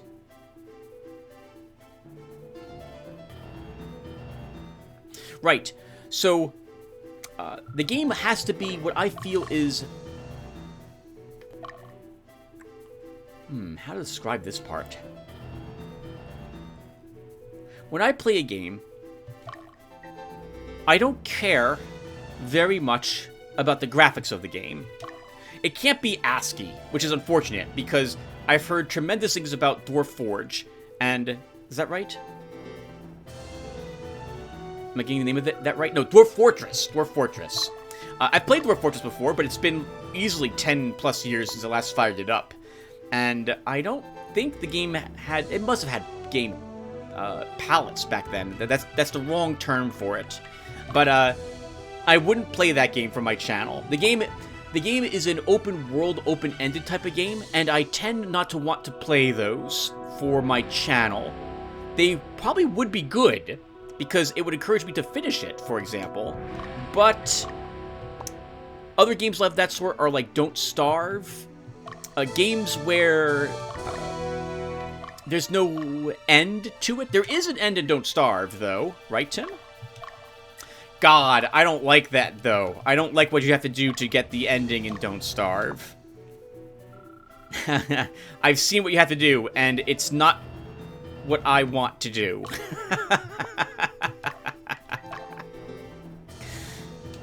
No, I'm not gonna play Don't Starve. In any case, why am I getting at this again? Oh crap, I forgot where I was even going with the whole Dwarf Fortress thing.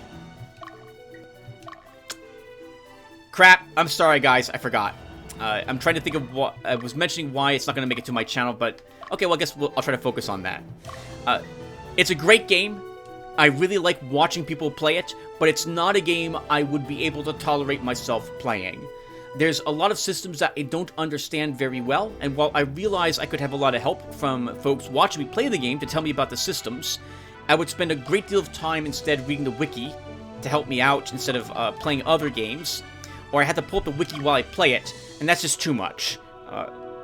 I would rather just watch someone else play. I would probably be too frustrated by some of the mechanics of the game, and it's just not for me.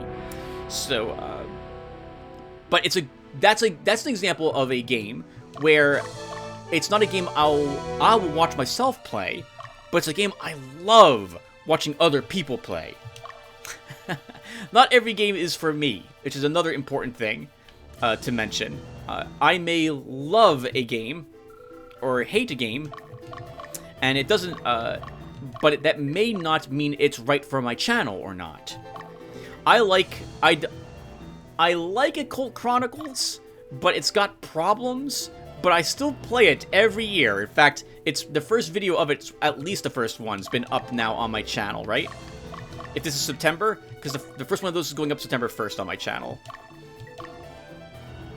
But I like it, and I record it, even though the game's not the best game, as it were. And then I have games which I really love, but I'm not good at them. Like One Step from Eden. Oh, hey, Ultra! You fight a thunder dragon that was attacking our stronghold just as you enter into it. Nice. Let's go ahead and kill this thing.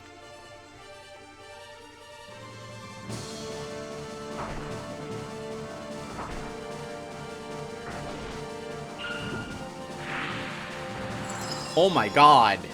Your army does enough damage that you didn't even need to paralyze it. Holy crap. Good job, Ultra.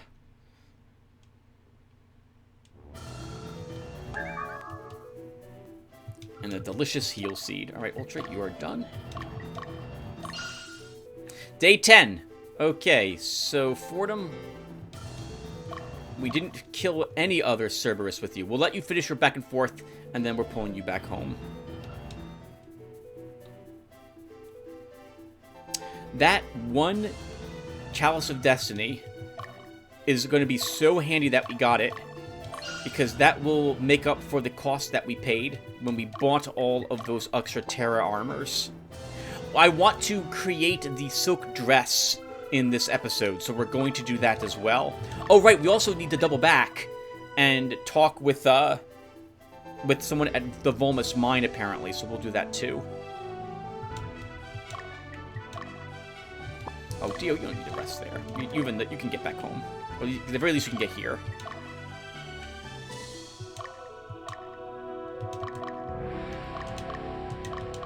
And yes, everyone, I kind of have to do this. OCD compels me to do this. Right, so, when I choose games for my channel to record, I also tend to want to record games that aren't well known and don't have many people playing them, or are well known, but people aren't playing them anymore. I very rarely play a game when it's popular, which is weird, because you'd think I would. I'm going to get his name wrong because I always do. When Seth Zinch reviewed Underrail, the game suddenly became a popular game where it wasn't before. And I had been recording the game because it wasn't popular, and I wanted people to see the game and understand, hey, this is a good game, guys. Like, you should play it if you haven't heard of it, and we're going to play through it today. And it's a long game, and I got far in it before, and I would like to beat the game, and this will encourage me to do so. And it's tough, so I'm going to die several times as I play through the game. Well, when he reviewed it, suddenly, my first video with Garrett that I was playing at the time went from about maybe 600 views to... I think it's got like 14,000 or 21,000 views, that's insane for a channel as small as mine to have. But people wanted to know, I guess we're going on a small tangent here, people wanted to know what this game was. Seth just said it was a good game. It was a hard game. It's an unforgiving one, and he liked it. He didn't like every aspect of it, but he liked it enough to recommend it, and he liked it enough to convince the developer to put it on sale at the time he had reviewed it. I think it was like 50% off or something like that. And for a little channel like mine, yeah, we're going on maybe a longer tangent here. It was interesting to suddenly to be playing a game that was made popular, since I would normally never look to do that sort of thing. I would have waited until the hubbub of the game vanished before I recorded it. Why do I do this?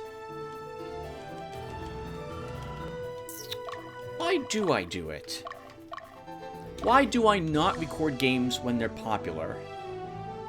Most of the time, when games are popular, most of the games these days that tend to be popular tend to be multiplayer games, from what I have seen. For single-player games that tend to be popular, they tend to be long games. I can think of a few, like Cyberpunk 2077, for example. But I tend to avoid games when they first are released. It's my expectation that they will be filled with bugs, because unfortunately, that seems to be the default state that games are released in these days. Actually, I guess that have been released in this state for some time. Another small tangent. We're going to jump all over the place with tangents today, everyone, as I don't remain focused on anything because I don't have an outline written. I apologize for the scattered brainness of this episode. Hope you guys don't mind too much. There are some games that will never make it to my channel. I'll talk about this very briefly. This is because of the company that makes these games. There's a handful of companies that I try my best to not upload games from. I won't mention every one of these companies. I'll just mention, I think I'll mention two of them. I own games from these companies, and I'll mention just one, because I've mentioned this company before. I don't enjoy is that right? Yeah, that's about right. That's about right. Bethesda. I have not had the best experience with Bethesda games. Ever since 1993, when Daggerfall came out, and I picked up Daggerfall, the game was a bug-riddled mess that did not deliver on most of its promises. This was back when the internet was new, and I was hyped for games. I have not been hyped for a game viewer in decades. I don't follow games anymore. I don't care about their development cycle when they're being released. I ignore everything that is said about games by any of the review sites that I view as just being propaganda. I also tend not to watch any YouTubers talking about games that are not released already. I don't care. If the game comes out, I'll wait a little bit. If the game looks interesting, maybe I'll pick it up after I wait a month or so. There was an exception, by the way, as well. I'm going on another tangent on this tangent on this tangent. There was an exception for this, for Inscription. I picked that up not realizing it would be as popular as it was, because it looked interesting. And it was the first time I had ever played a game that was like Slay the Spire, because I don't own Slay the Spire, I've not played it, but I've heard that the cabin in the woods section of it was very similar to it. Anyway, Bethesda games have always had problems for me. They've always been filled with bugs, and generally, it seems like the fans have to fix it. For the Fallout games, people would die and fall through the world. I had to spawn quest givers or items in front of me because the game wouldn't do so. Daggerfall had quests that would glitch out, you couldn't complete, wouldn't spawn the creature, wouldn't spawn the item in them. The games would crash randomly, blue screen, go to desktop, or be corrupted, corrupt your save files. Doom, 2016. I played that game on my channel. When I saw Bethesda was the Bethesda text up there, their logo, oh, I was like, oh, I should just return this. But it looked like it might be good. The game was one of the best first-person shooters I've played, and it was also one of the worst, because it would crash the desktop randomly every 20 minutes, 30 minutes or so. Sometimes I might be able to get through a level without it crashing. And it also corrupted all my save files, forced me to delete the entire game, uninstall it, delete all my save files, and reinstall it and play it again from scratch. It is unforgivable, the amount of bugs and glitches that game has, and it still has it to this day. Because I tried firing it up again, I think it was early this year. Still the same problem. Nope. So I tend to avoid games by Bethesda. There are a few other game companies I will never record games from, or I won't any longer do so. It's a shame, but I feel like I have to stand by my experience with these companies and not give them money. And so I don't. Alright, so let's get this part immediately added in as well. We want to go to the Tene Plains and have ourselves that sick dress. Let's do this. We have the money, arguably, for this. So, first. The first thing we want to do is attach... Oh, the first thing I want to do is figure out who gets that one titanium mail. It is used on Freya's, but it's not necessarily better. Hold on. I want to compare these two pieces of gear.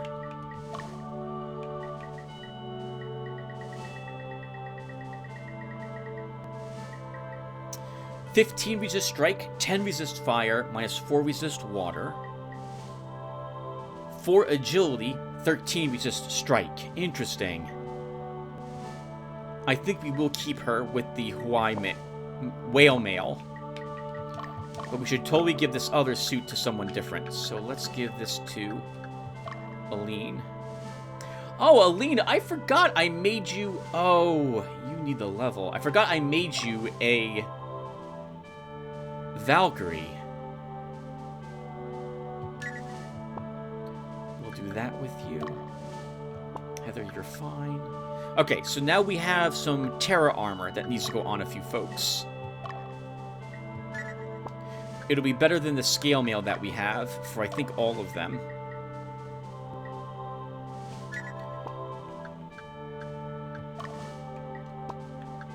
We should... Oh, does it... Oh, you know, it might be able to be...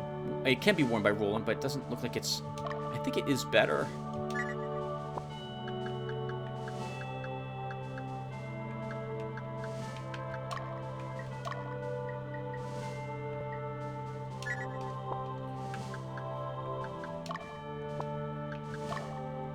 Well, how about for you, Bruno? I forgot all about you. You can also wear some of this stuff. Yep, you should at the very least not be wearing hard leather anymore. Oh, we also, as long as I'm here, and before I forget... Oh, you know what? Let's do... oh, sorry, everyone. We're going to slip in a little bit of organization here. Let's put your formation back. And then we have 2 more sets of this armor.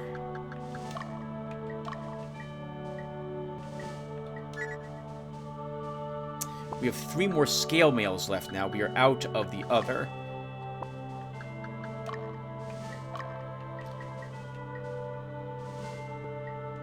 Oh, crap, I'm out of both now. Really? Oh, we need another suit for Astrid. Alright, we're coming back here at some point. So, because we probably have to tell the father about his daughter? We need 2 more sets of Terra armor. Holy crap. Wow. Okay, well, we want it. As long as I'm here, we should also sell off... actually, is there anything you need to sell off, Tim? I don't think so. The Terra armor replaces existing armor for those classes that required it, so you can't actually sell anything here. But you do have that Goblet of Destiny. That will pay for the 2 suits of armor that we still need. Okay. Alright, well, let's go ahead now and stop into the Tene Plains.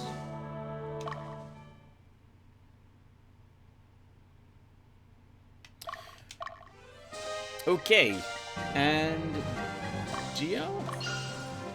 You'll be the... Actually, no, it can't be you. I think it has to be a girl who stops by with the armor. So, I'm still not sure who's going to be the princess.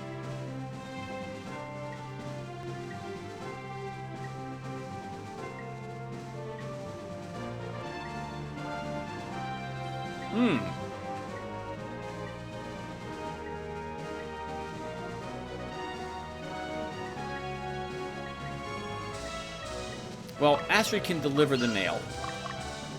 The mail? The silk. Deliver the mail? No, she can buy the mail, the Terra armor. That's what she can do later, delivering it to our armory, where we will put it to good use by wearing it. Alright, so we were talking about companies, and then because I was talking about certain games and why I wouldn't play certain ones. See, let's let Astrid wait a little bit, and then we'll send her down. So, what else do you look for in games that you play, Tim? We talked about that I tend to avoid games that are popular. I like playing games that aren't popular to try to get eyes on these games. And by unpopular, I mean games that probably people haven't heard of or are very rarely seen. So, I'm very excited whenever I find a game in my Steam backlog or in my GOG list that no one's playing any longer or that no one has ever even heard of. I wish that it's the only time I wish I was a more popular YouTuber, is when I find a game that I feel is amazing, and I wish everyone would buy it. Oh, that's probably not true though, it's not the wrong statement. I want them to see the game and see maybe if they're interested in it in order to encourage more people to check the game out and see if it's for them. Mainframe Defenders is one such game where I love that game. That is an incredible game. It's got to be on my top 10 by now, considering that I still occasionally fire up and play it. That's great. I love that game. And Cosminator is another game which I was surprised by how much I enjoyed it, and there's almost no videos of it up here on the YouTube. It's a shame. Those are both really good. Well, I like the games. I like them very much. Oh, you're back again, huh? Do you have the money this time? It's still 2,500 goth. Yes, please. Okay, please wait here while I make the dress for you. I'll make it as soon as I can. Your measurements? Don't worry. I know just by looking at you. Oh, so it's for Astrid. We can actually give it to anybody, but that would have been really interesting if you had to give it to the girl who showed up here.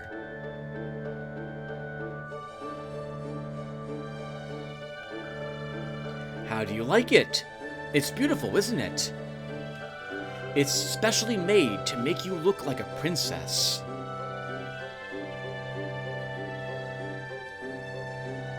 That is very pretty. That is very. I like the shoulders, fluffy shoulders. 80s will live forever.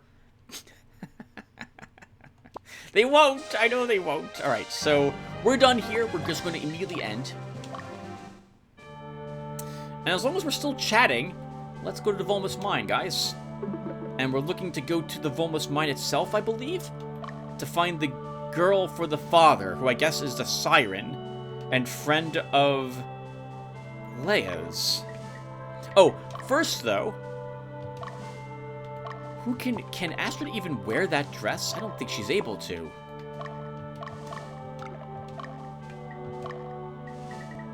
No, she's not even allowed to.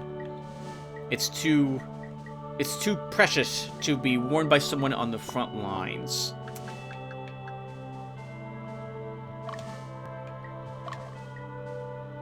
Alasia can, but it actually decreases her defense. Let's take a look at this together.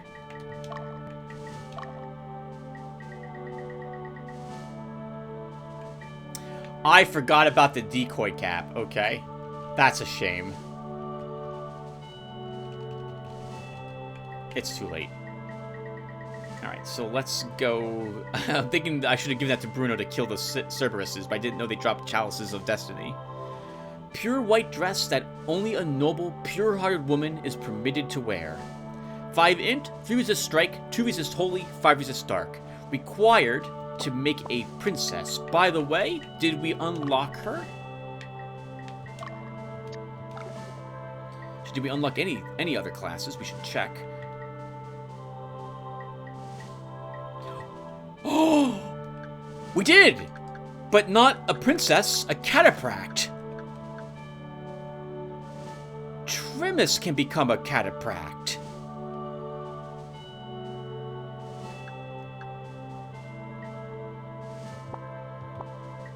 That, I wouldn't mind him being that. That's, for those who don't know, Trimus is a name that I use often. Trimus Dowerdon is the name, and I've taken it from the the first name at least. The gentleman didn't have a last name, from the Lone Wolf book series.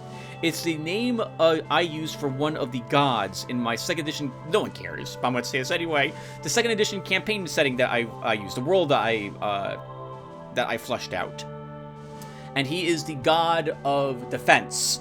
The shield bearers, shield wardens worship him. And so, in games I play where the character is going to be defensive and wield a shield, I name that character Trimus. He started as a cataphract, if I recall correctly, but we made him into a paladin because his alignment shifted, and I wanted another paladin in another tiered up unit in this group. It would make sense for him to be leveled as a cataphract. We have all the gear for him, but I kind of want Hanzo here to be it. But he needs to level up once more, at least as a Centurion. Sorry, a Phalanx first. Phalanx.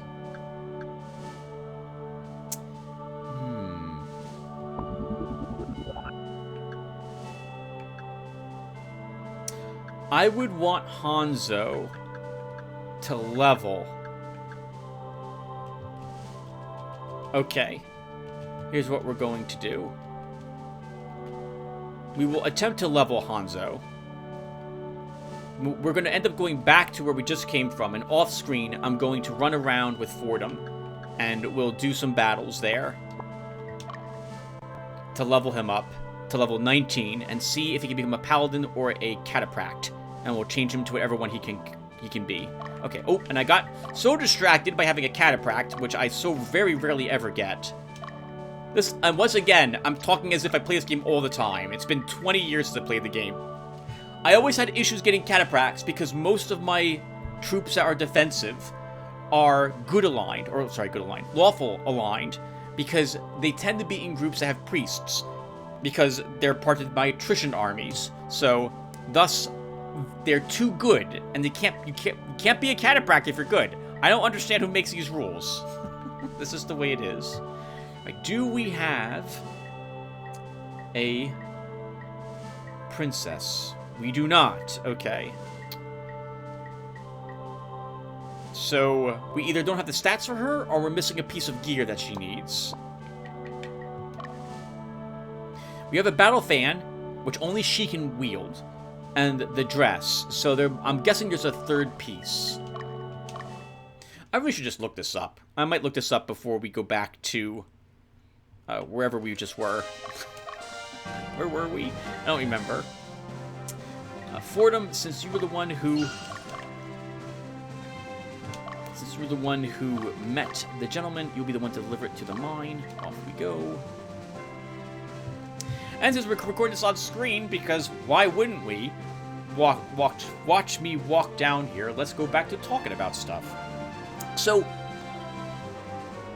sometimes when I want to record a game, it's because I'm just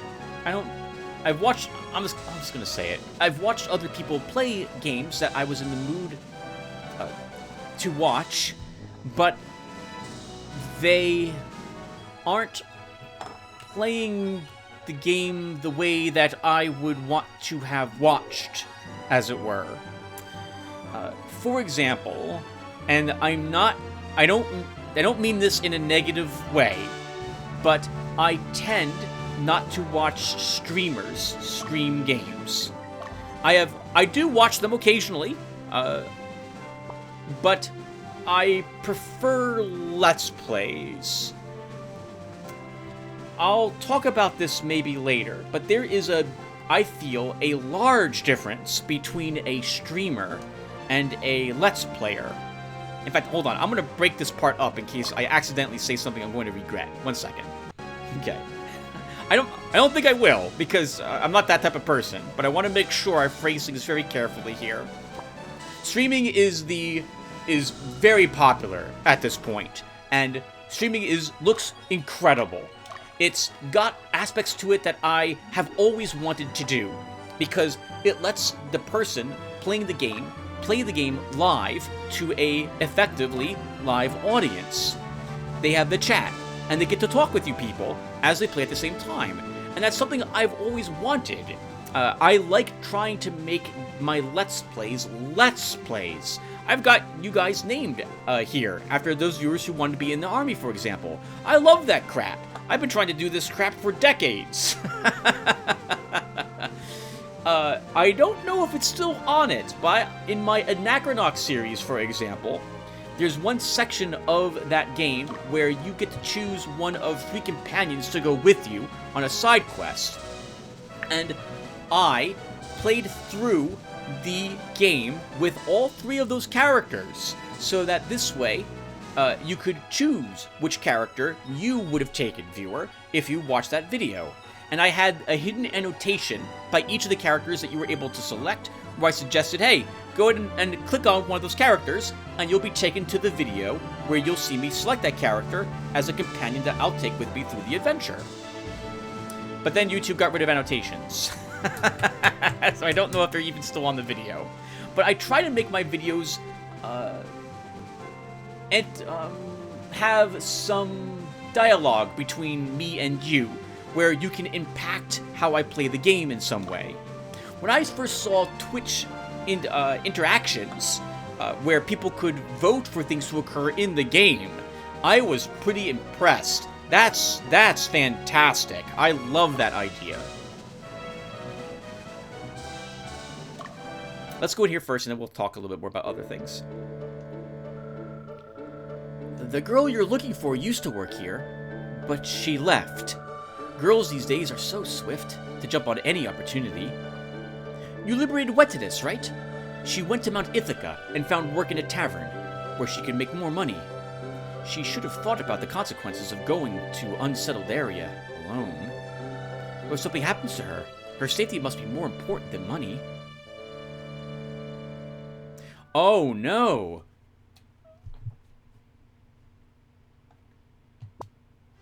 This doesn't sound like we're the... Okay, we're also just gonna leave this place immediately. I don't want to have an encounter here, which is why I'm doing that. But I guess it doesn't matter in the end. I don't know which city she's in. We're bringing our whole army with us. Deliver a single letter. That seems rather inefficient. The world can wait, though. A father has a message for his daughter, and gosh darn it, we're going to go ahead and deliver it to her. But I don't know which place has this. This is Mount Ithaca. This does not have... This does not have cockatrices in it? I don't remember. Hold on.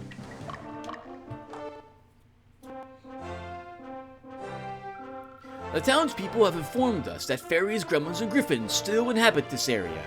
There are no cockatrices here. Alright, thank you, Hugo. Right, so... I don't know what city she's in, so we're gonna have to split up to figure it out. So Magnus will move down here. And Fordham. I don't think it matters who finds out which place she's in. Even though Fordham was given the note, we all have the note with us, as it were.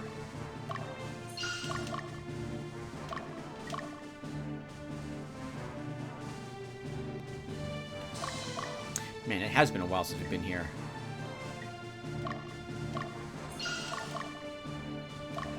Right, so I was talking about streamers and how awesome it is that they have a live chat to talk to.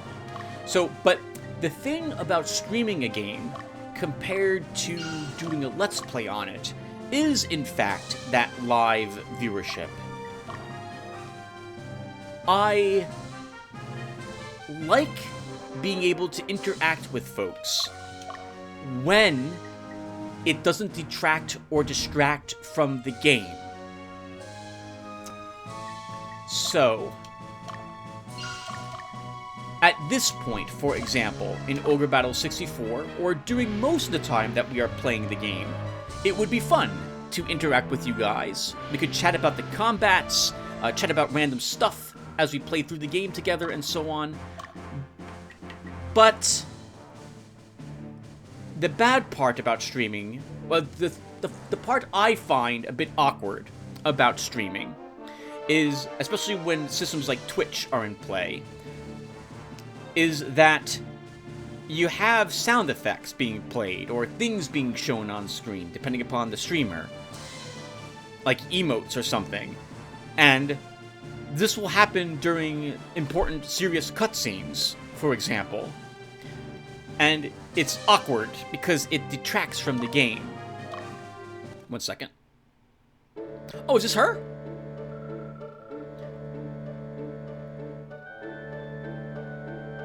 She is not the girl. Oh, I'm sorry. She is the girl we're looking for, but she's not the girl I thought she was. I thought she was Leia's friend. Yes, I'm Selena. Actually, if it was Leia's friend, Selena would have mentioned it to us, so I've been wrong this whole time. What can I do for you?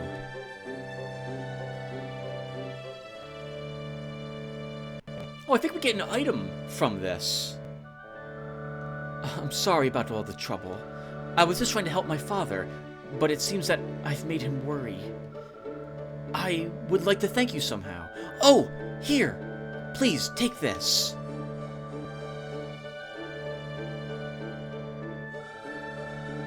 I found it in the general store. It's beautiful, and I can feel mysterious power from it. It may be worth a lot.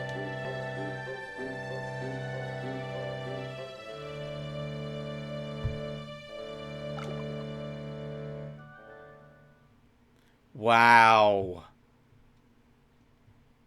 I forgot all about the Pedra of Virtue.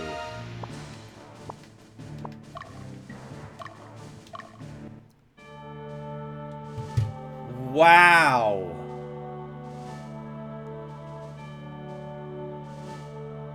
When I realized it wasn't the girl that we get at the scene, I'm assuming we get, once again, a siren to the next scene, I thought, oh, we're getting an item. It's probably a love and peace, which is a fine, fantastic item to get as a reward for a side quest. I forgot about the Pedra of Virtue. That reminds me that we need to consider doing battles in some of these locations in order to get other Pedras. I think one of them is at Crenial Canyon. But I don't think we're ready for it yet.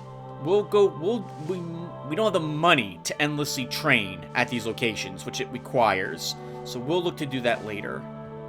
This also means we don't need to go back to Gules Hills to visit the father again, but we should still go back here and do a battle, just to make sure that the girl we get, who once again I think we're getting at Fair Heights, will be level 16.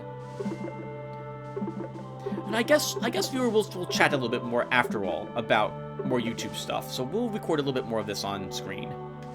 So first off, has it been a year again?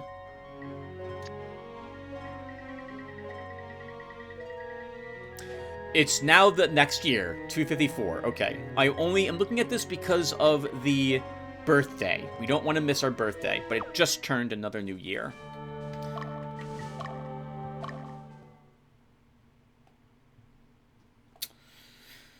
Okay, so it's Fordham's group that needs the level up.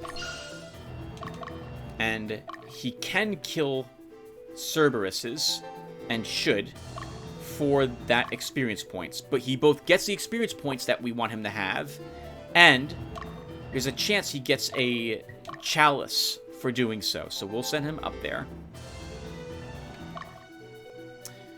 And then I think Dio needs a little experience points on someone. Grumbly, you just need 3 experience points to level. So even if you don't kill anything, as long as you encounter 3 things, that should do it. So let's have you investigate for blue dragons, I suppose. You can hunt down another Santa Claw for us. Who else needs experience points that did not fight anything? Clifford does. Alright, so I do apologize for everyone, but we are going to do a little bit of farming, because I need just a tiny bit more experience on some of these folks. Let me look at you, Clifford. I think you can handle a Cerberus, so we'll send you up here to look for one as well.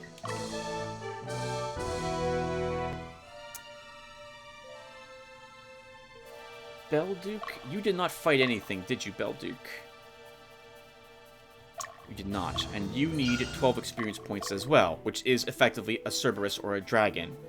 So we'll have you look for a Thunder Dragon and see if you can actually kill it. Let's think here. It might be best to go back and forth in this little area. No.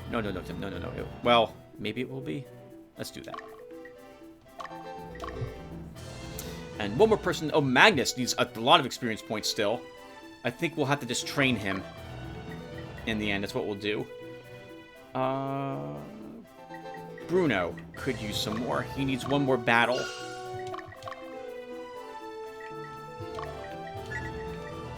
To level up Roland to 18. And it doesn't matter what he kills either, so...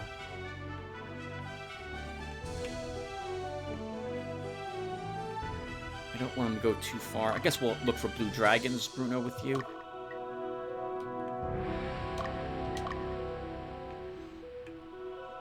And Magnus, I think, will scare things away, so...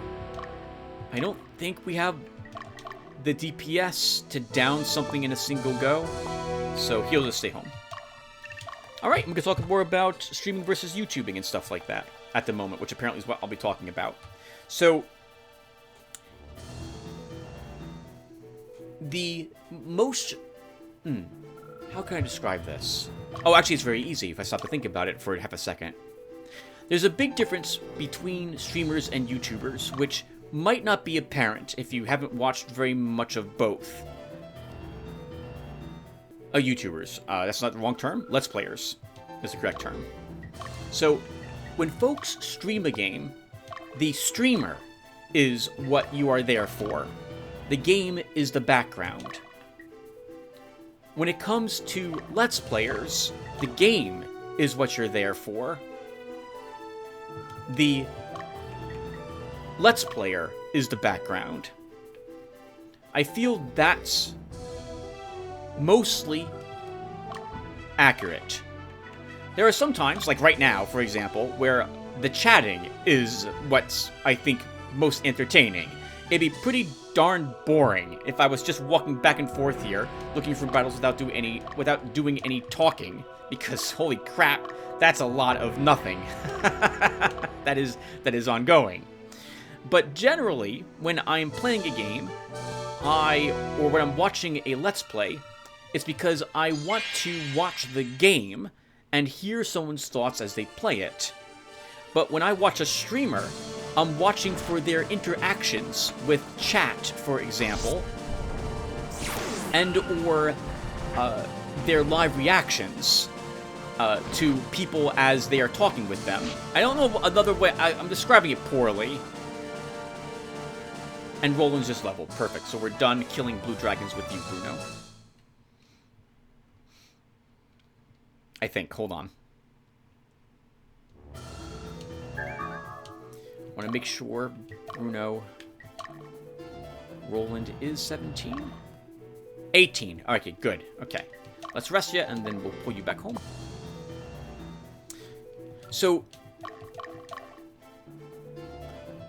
how can I don't care about the game as much as I care about the streamer when I'm watching someone stream a game.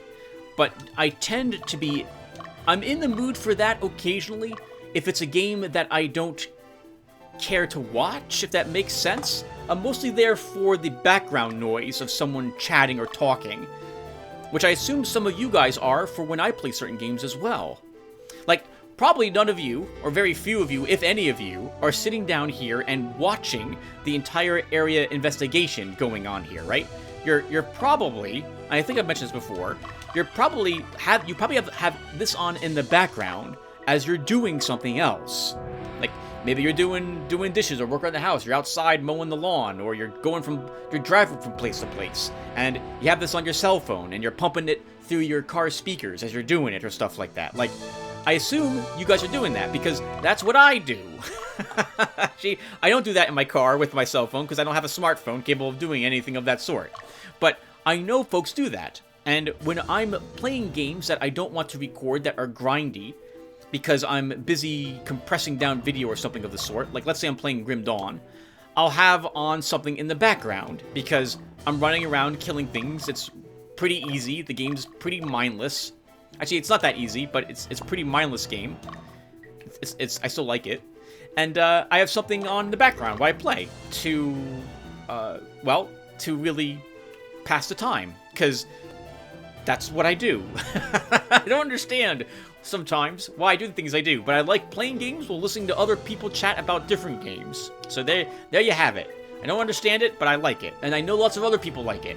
Because I assume everyone's like me when it comes to what they like and dislike, which is absolutely 100% incorrect.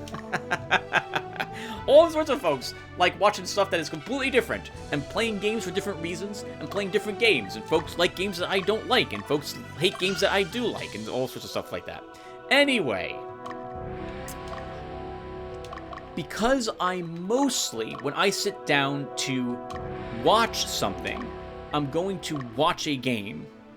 This means that I'm not interested in hearing the streamer thank a raider who shows up with all of their viewers. I don't want to listen to the special sound effects occur, generally, when someone donates to the streamer and gives them, what does Twitch have? Like bits or subs, which I believe is a recurring subscription to the channel that is paid for with money, or gift subs, where someone...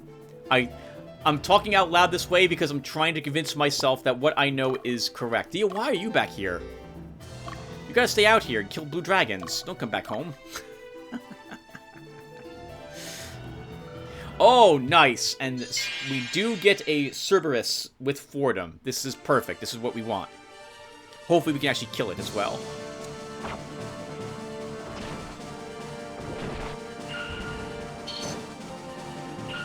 It's always nervous for me when this happens, because when we fight a creature like this,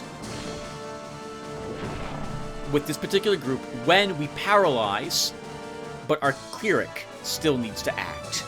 Because there's a chance the Cerberus could wake up in between being paralyzed and our cleric acting, which means it might run. Oh, that's very nice. Another Goblet of Destiny after all. Fordham must rescue. How much more experience points does that one dude need?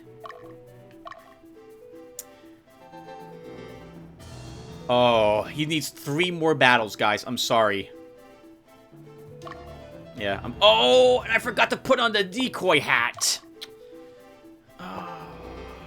Okay. Here's what we're going to do. We're going to use the quit gate.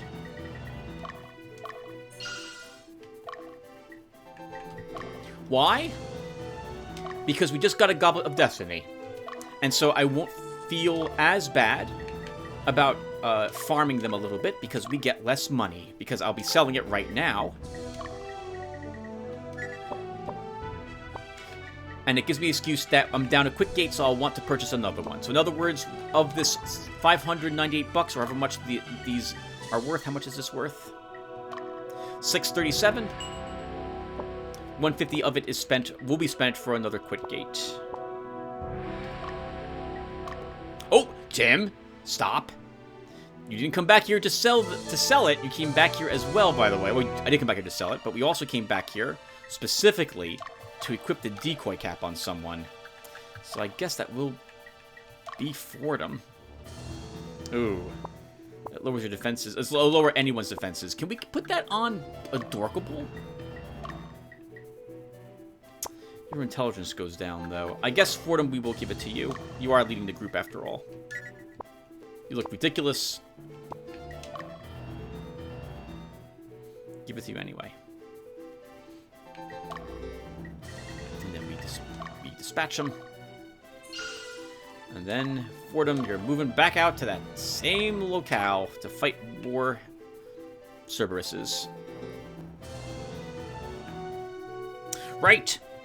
So, yeah, so there is a big difference between the two, and so I don't know how I got on this tangent.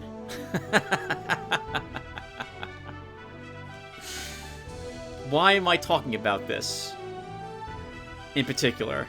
Besides just it's an interesting point to, I mean, it's interesting. I myself prefer when games are the focus than the background. And I want to watch someone like the game the same way that I do, or play the game the same way. But this isn't always the case, because I like watching speedrunners play games sometimes I would never do, or people play games with certain challenge modes on that I would never ever think to do, or that are beyond my capability, right? Like, once again, back to what Dennis Mayak had been talking about, his Miracle-only cleric run. I still have not watched any videos on it, but that just seems, God, it seems like that would be absolutely miserable. And I would love to watch someone go through that. And in that case, for example, that's perfect. I'd be perfectly fine with someone streaming it, because I'm not there to watch the gameplay played in a way that celebrates the game's focus point, as it were. Someone's playing the game not for the atmosphere, as much as they're playing for a challenge. In which case, I want to hear their thoughts more often. In which case, streaming is wonderful for that. I wasn't going to say perfectly fine, but it's always perfectly fine to stream a game. It's fine. And I know, by the way, that I'm probably in the minority when it comes to preferring Let's Plays over to streamers, but I still do prefer Let's Plays to streamers. It's not very popular any longer, though, Let's Plays. They are a dying breed. They're no longer as popular as they once had been. It's most people, I guess we're going, there's another tangent. Most people who play video games up here on YouTube are doing it for the popularity, right? I'm not. I don't care about being popular. This is not a job for me either. I will never look to make money on this. I don't care about that sort of thing. I do this because a year from now, want to watch this video. I want to come back later and watch the videos I've uploaded and see how well I did and see if I like what I've uploaded then. That's why I'm playing, for myself. But also for you guys, because I've got a few people who like watching the way I play games too. And I love it. I love it. I suppose it would be more accurate to say that I play games for us, since that is the truth. Hopefully you guys also tell me when I make mistakes. Another tangent. This was the case for Eye of the Beholder, where my original intention, and I think I've talked about this before, was to record the game and regale you guys with stories about my 2nd edition Dungeons & Dragons campaigns that I ran, why I ran them, and all the rule alterations I did for it. But I couldn't, because the game requires me to actually sit and play the game. I don't do well trying to talk at the same time while I'm doing things. So I tried to do it the way I wanted to originally, and just couldn't. Then I recorded a game, didn't talk at all during it, and talked over the game while reading from an outline. And Chrysandra at the point would be like, Tim, this is not working. Now you're not focusing on the game at all. You're just staring down at your paper, reading from the paper, or keeping on track what the paper tells you, and you're not paying attention to the game at all. And I wasn't. That's also no good. So, it's awkward, but it's also nice to learn that sort of thing. It also helped that I too felt that had happened. So I just reshot the next episode where I did the same thing again, and I realized I was doing exactly that. No good. No good.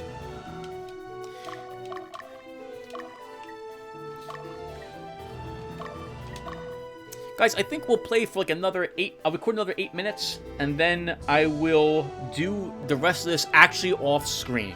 So I won't come back to record the battles because it'll be easy. We don't care about those battles. I do care about this battle with Dio.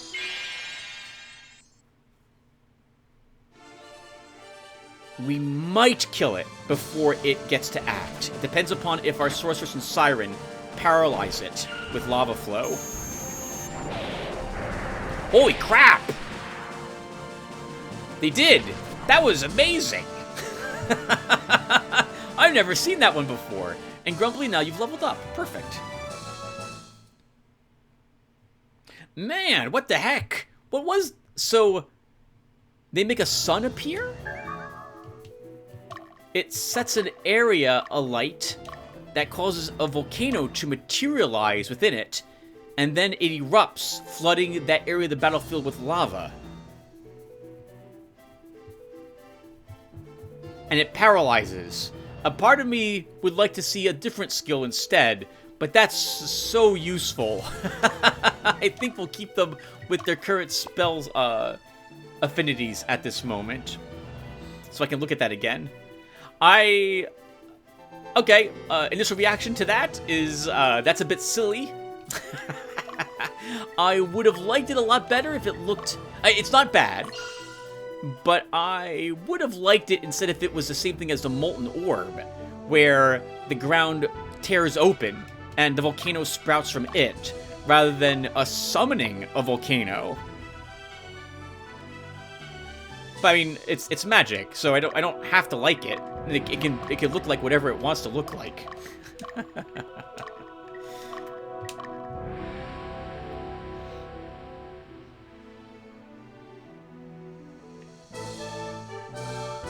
Fordham, let's just rest you. 6 more minutes, guys. We got 6 more minutes. All right, so can you talk about any other games and why you record them? Any reasons why you record certain ones? Oh, that's why I was talking about... Okay, maybe we'll talk for a bit longer. That was one of the reasons why I was talking about why... about streaming, why I got on that tangent. Because I've seen... Sometimes I'll go to watch a Let's Play, and the person is talking over the cutscenes, or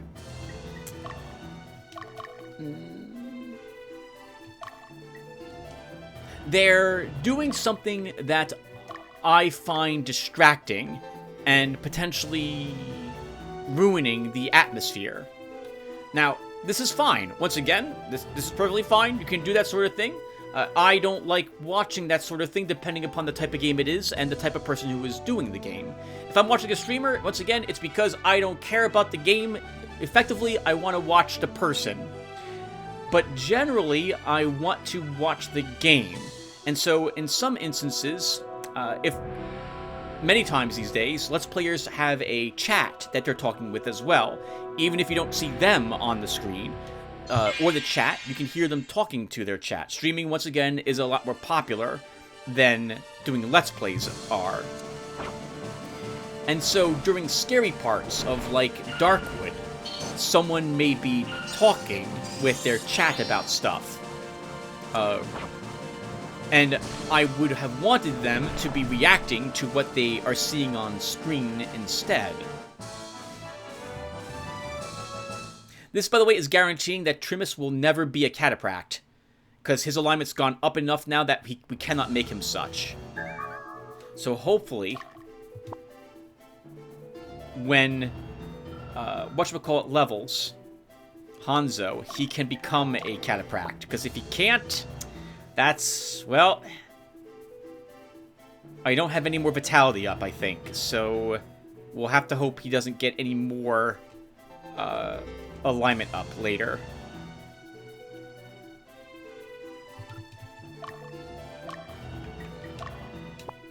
I've watched a few people play Ogre Battle, and some of the folks I've watched play it in ways that I find odd. They don't read the text on screen, which is fine. So I suppose what I'm going to say is I say odd because, I mean, I play the game the way I'm playing it, for example, right? We all see how I'm playing this game. But when I watch other people play, they play differently. And once again, I want to stress there's nothing wrong with playing a game the way you want to play it. It may not be for me, though, the videos, as it were. Some people disable the combat graphics when they play. Like, I guess there's a way to do that in the game. So you don't see the spells being cast, you just see the numbers as they occur. And I guess if you don't care to watch, and you only care about, like, if you find the battles boring or maybe even too easy, like, you're like, I'm gonna win. I don't care about any of the spell casting. It's just wasting my time. I just want to get to the end of the game. Then I guess it's fine to disable the graphics, but I like watching it. I wonder if there's a way I can show you what it's like. It just occurs to me, by the way, Belduke, this is your first battle here against a creature. As long as it doesn't resist this, you'll kill it.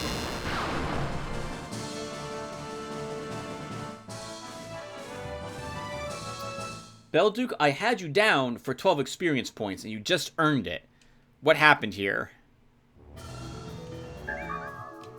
Why did I think that was enough for you? I have no clue. You're done. You don't need any experience points. I think what happened there is I had on my spreadsheet I'm looking at over here, I have the sum of all the experience points these folks have. So I probably saw that. No, that can't be the case, because maybe Belduke did fight something I didn't notice? Or maybe it was a different person who needed the experience points, and it wasn't Belduke who needed it. Okay. Well, you're done, Belduke. Let's get you home. We have one more battle, I think, that Fordham needs to level Hanzo to 19. Is that right? No, it's 2 more. Okay, 2 more.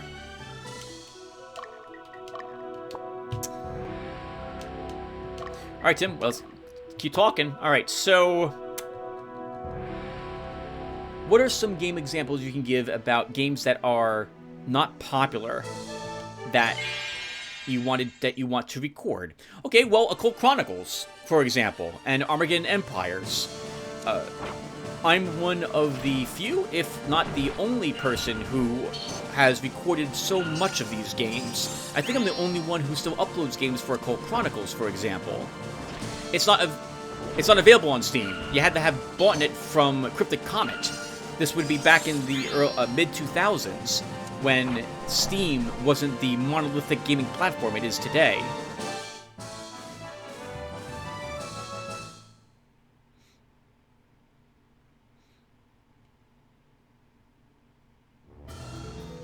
Sorry, I don't want to jinx it. I want to get another Chalice of Destiny. Goblet of Destiny. Goblet of Destiny. Okay.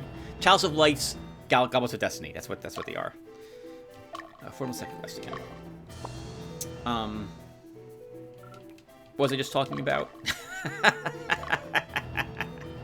Oh, sure, games, right. So Occult Chronicles, for example. I love playing it. I'm one of the only people who upload it to YouTube. I like showing it off once a year. I think it's a ritual I have where I play through that game every so often. The Spirit Engine 2 is a game that I don't think anyone has even uploaded in several years now, I think. And I keep meaning to play through the game again at some point so folks can see it. I loved the writing for the game, and the gameplay is unique amongst its kind. I haven't seen another game that does what it does in terms of what the gameplay is like, and I thought it was fantastic.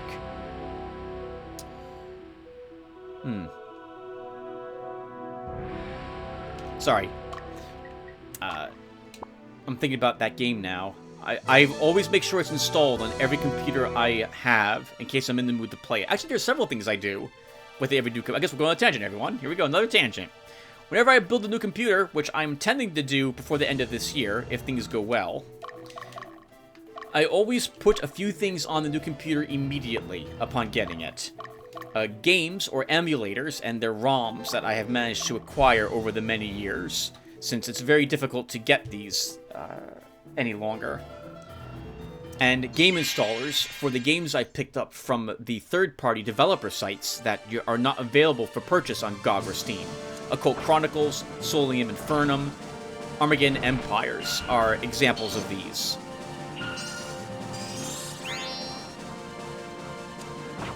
Assuming that I haven't backed them up recently, or that I've misplaced my USB stick. And we are done. Okay, hold on, we're done. Yeah, I also will download a bunch of GOG games to the new computer, the actual installers, to make sure I have them backed up somewhere. Yes! And we're done.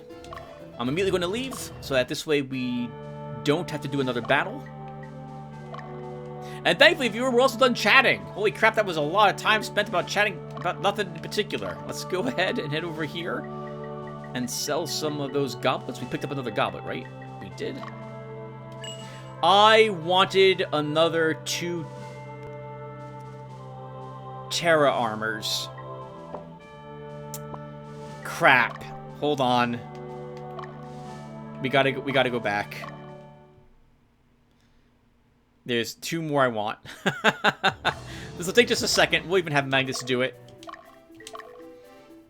We have 2 more people who needs these armors, if I recall correctly. There's no reason why we can't get them. I forgot to put this Bow of Sandstorm on our 1 Diana, so we should do that as well. And then we are finally done with the area exploration. Then we'll do some training, and then it's time for the scene.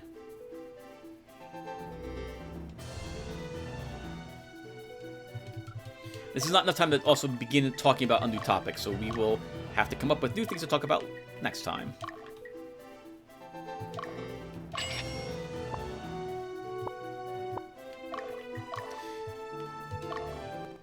Alright guys, so let's go ahead and do this on screen as well, because that's what we do here.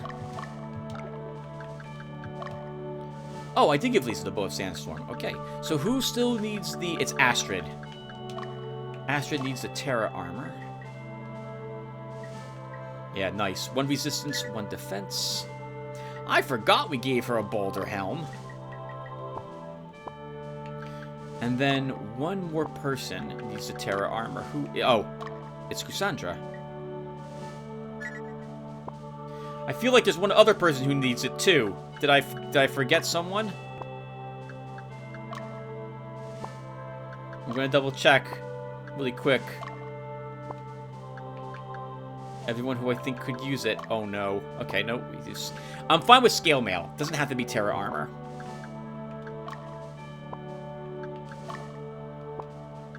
I know Bruno has it already.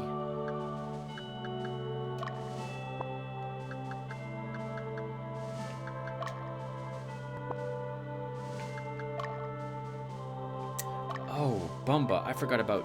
I was Grumbly. I forgot about my assassins, but they're fine too. Okay, so it looks like we're good. So really quick, can we make this phalanx into a paladin or a cataphract? Can't make him a cataphract. Can make him a paladin. Alright, then I will just swap these two. So... I am very surprised, actually, that we can still make Trimus a cataphract.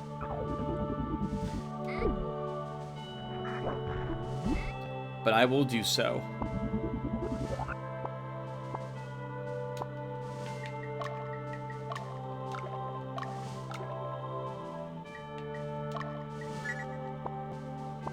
Nice. We have any better spears for him? We do not. Earth Javelin would be nice, but I think Troy's still using it.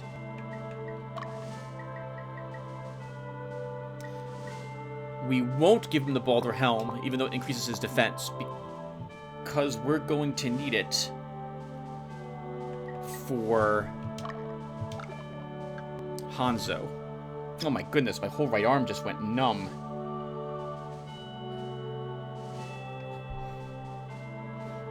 Only my arm, though. Which is good. Pins and needles. Holy crap, what the heck? Alright, Hanzo, congratulations. You could probably use a stone sword. And we'll give you a dragon shield. Okay, and that's good. Alright, everyone. So I will be back. Actually, first, this... Okay, yeah, you have... Oh, one more... I can do it off screen. I'll go ahead and do Angel Fruit stuff later. Alright, so I'll be right back, everyone. I want to take a look at my spreadsheets and figure out who's going to do some actual training. Give me a few seconds. Alright, folks. Let's get some training done. I figured we would continue to do training in the new locations as we unlock them, as it would be fun to see what increased challenges would be happening here. Realistically, we shouldn't do any training in Gules Hills. We should go back to one of the easier areas just to annihilate the forces that are there instead. Since we're not lucky to lose people at say, Volmus Mine, Alba, or Detene Plains. But I think it's more interesting if we do try to rise to meet the new challenges in each of these other locations. So, we're going to do some training here in Gules Hills.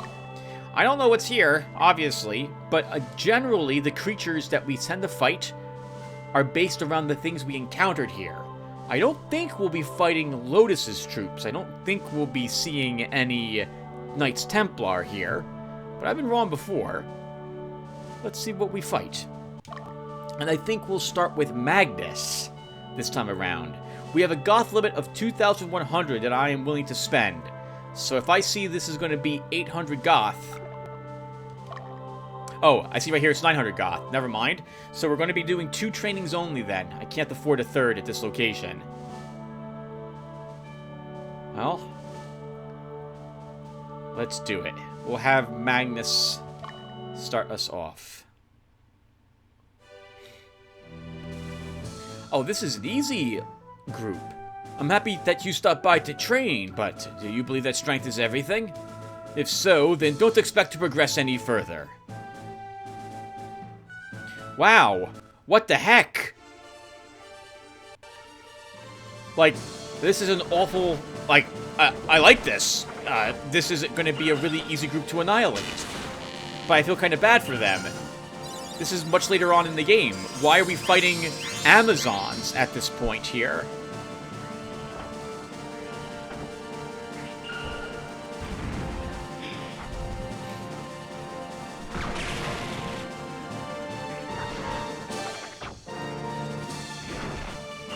Yeah, this is... I was just talking about how I felt like this would be appropriate because I thought it would be challenging. And this is going to be a piece of cake. Even though they crit my paladin to the 2nd rank, he still gets 2 attacks, so... And they're not going to kill any of my units. This army is also designed to be fought as it retreats, based upon the position of these troops. So this is really awkward for the army here that we're fighting. It's an awful formation to be set into training this way.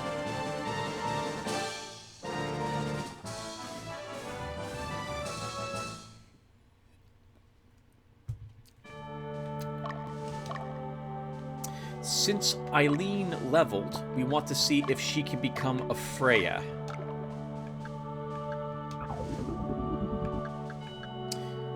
No. Needs quite a bit more levels to do that. She spent most of her time as a Diane. That's right, as an archer. Oh, okay. Well, we'll get to promote her. Alright, we get to do one more battle, so... I'm looking at Bumba.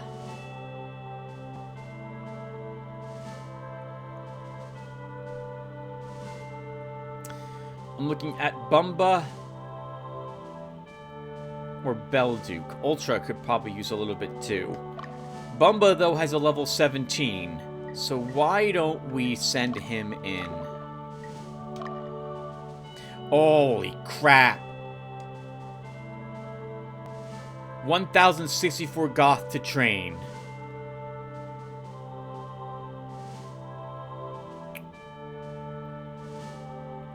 On the off... based upon what we just fought, it's not likely to be difficult. That's a lot of money to lose it, though, if I'm wrong.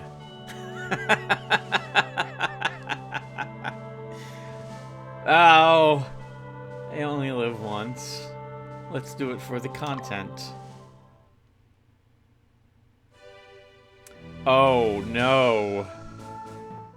Talk about good timing. I was just getting bored. Here, I'll take you on. Fight me. Well... I don't think we'll lose everyone. This is an ugly group to fight. Oh, man. This is an ugly group to fight. Especially if the fairy blesses herself to start.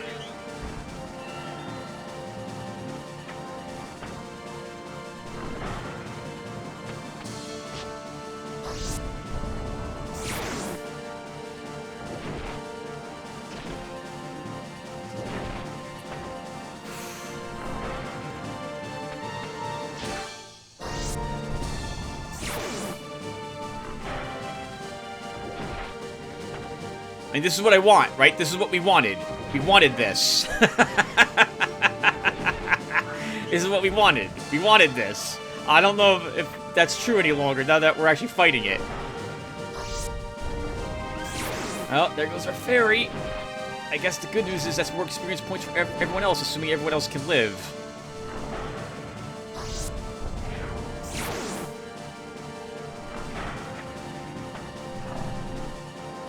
And they do. Okay.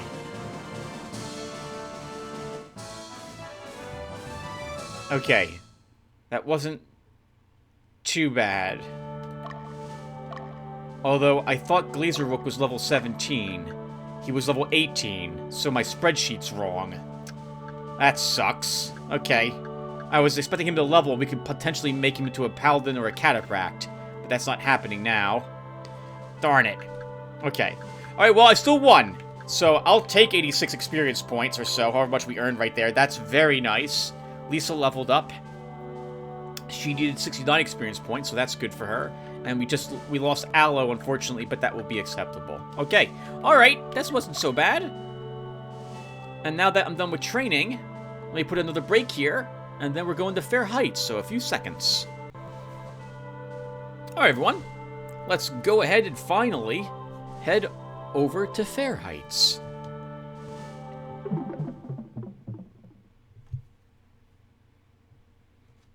Scene 21, the Eastern Orthodox Church.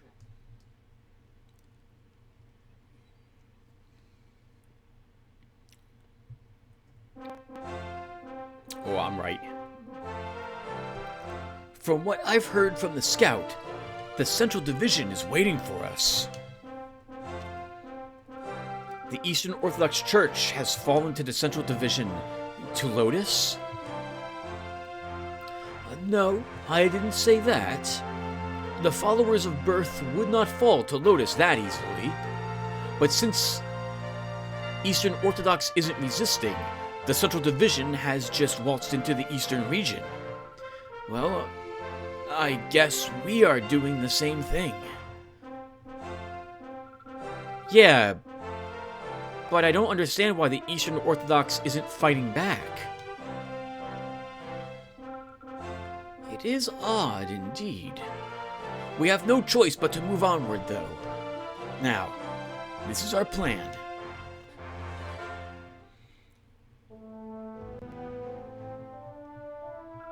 Let's get started. We will strike from Dibno in the south. Our destination is Castle Gran, located day and a half north of Dibno. We must take the castle. Our intelligence indicates their troops are heavily armed.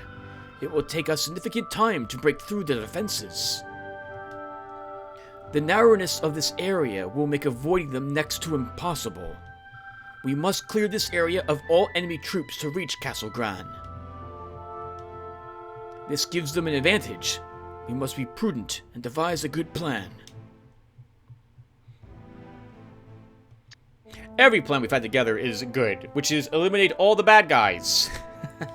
Or at least those people arrayed against us. You'll note that Leia is sitting at the table.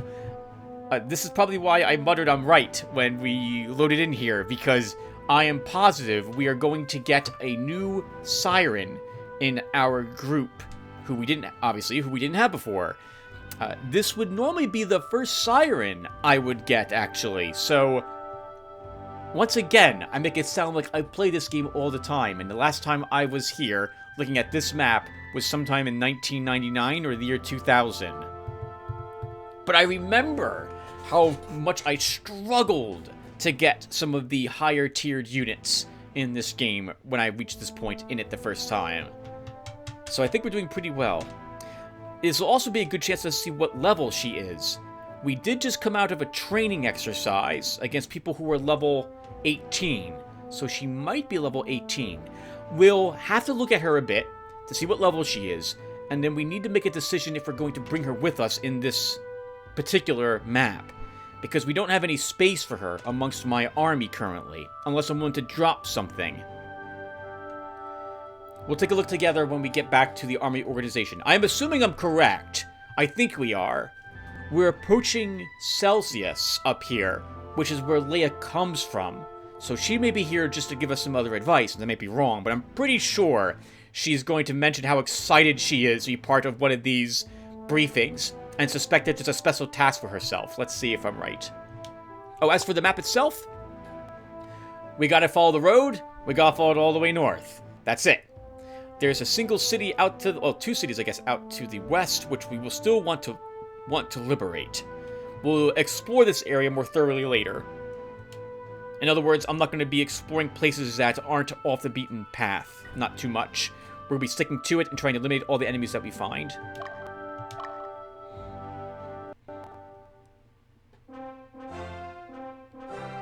Hugo, why was I summoned to the meeting? Why today? Do I get a special assignment? Am I right? Oh, come on, Hugo, tell me. Why are you all excited? No, it's nothing like that.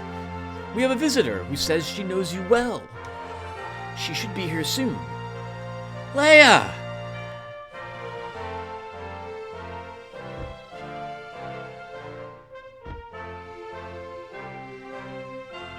There you are, Leia. Meridia! Why are you... I can't believe you really joined the Revolutionary Army. Your father is worried about you. Why don't you come home?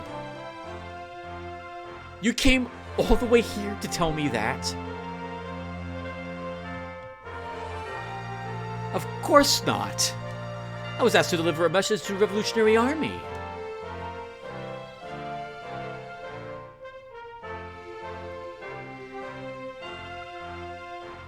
Are you Magnus? My name is Meridia. Oh, I never noticed her. Well, once again, as if I did this before, it's been 20 years ago, she courtesied. That's really cute. I come from the north to deliver a message from Count Silvius, Lord of Argent. Remember, Leia's surname is Silvus, so probably her father or brother. Though they are few in number, there are people in the central region who support the revolution. We cannot publicly act, but we are willing to support you as much as possible. I ought to have gone directly to Sir Frederick, but under these circumstances, this was the best we could do. I'm terribly sorry, but would you mind telling Sir Frederick about our intentions? That is not a problem at all. Be rest assured that we will. But isn't that great news, Magnus? Count Silvus. Wait a moment. You noticed. Yes, Count Silvius is indeed Leia's father. He loves his daughter very much, but she ran away and joined the army. You know, it wouldn't hurt to say hi to him once in a while. No, I'm not going back, you hear me? I'm not going home, period.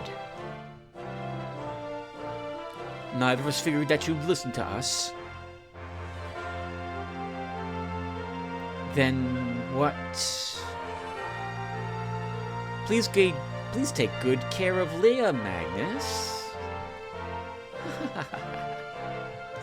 And I want to ask for one more favor.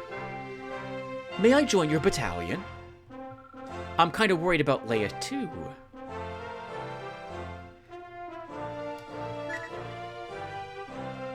Of course. Welcome, Meridia.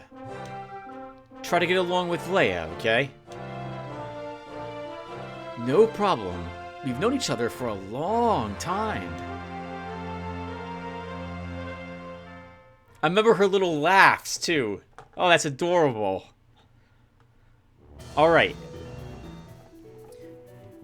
First thing we do is rotate Magnus to the north and see what might be waiting for us across the bridge and at the first city.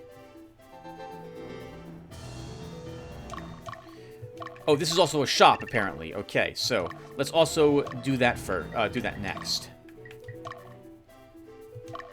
Iron Helm's armets, Boulder spears, procs, a two-handed hammer, magical axe that spouts roaring flames at the wielder's will. This is like a flame flail, I think. Actually, no. This is a fire version of what the Dark Knights use, if I recall correctly. And a Volcatius, legendary spear discovered in Mount Volcana. This must be used for our Valkyries. It's a spear. Let's buy one of these. Large shields, tower shields, plate mails, and heavy armors. Next. Let's go ahead. Oh, can I not? I won't be able to equip it on either of my only Valkyries, or two of my only Valkyries, because they are deployed already. Okay. Penelope, is this better for you? Oh, it does give you one more point of defense, which is interesting. You'll go ahead and use this. And what level is Meridia? 17. Okay. She is chaotic leaning because she is a siren to start. Normally, I would consider putting her in this group, but we still want Paladine to shift alignment to lawful. So no, she stays where she is probably.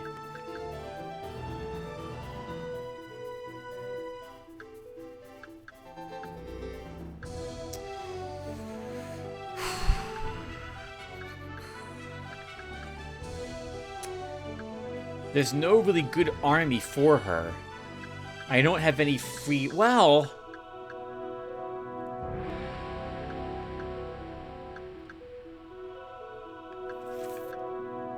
No. I want Glazaruk to shift more towards lawful.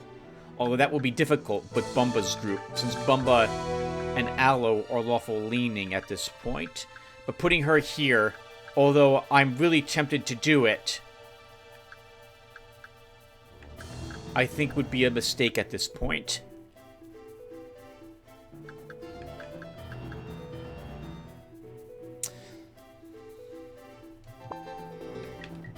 What is your alignment, Lisa? Neutral. Very slightly lawful leaning. Your alignment's probably like 53. No. Okay, so we will look to form a new squadron at the end of this mission and use Meridia. Once again, later on, we're going to get another... We're going to get the Berthian Sentinel, Europa, or we have a chance to do so. It's not guaranteed, actually, in our army. And if that happens, we can add Meridia to her army. But I'll still want to level her, but I can do that later. Okay, a bunch of babbling. I apologize, everyone. We won't use her this map. We will level her via neutral encounters and training in the next episode. Let's stick with the plan and deploy the squadrons that I intended to deploy. We could swap, like, Gion for her to get her some experience points, but that ruins the unity, the morale of this army, in which case they no longer can combine their spells, and I really want this army combining spells. I also don't feel comfortable swapping out Leia and putting her here. Leia's a fantastic back row caster because she is armored and can take hits, whereas a Siren in her position can't. So no, we're not going to do that. So Belduke, you get deployed. Clifford.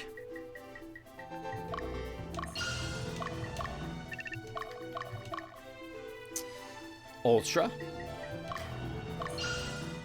Once again, you guys should know the drill by now.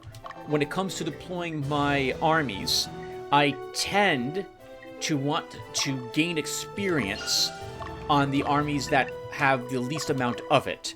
That's, for the most part, what I consider when I deploy units into one of these scenes or training. So everyone here is lower in their total experience points than other groups are.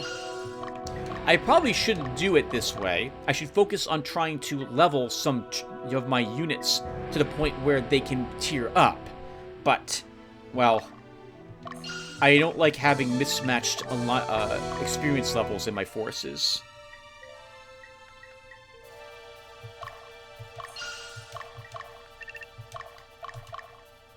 One more, and that will be Bamba. Okay, let's now see what's actually here. Dude, a catapract with 2 phalanxes and 2 archers. They're a weaker group.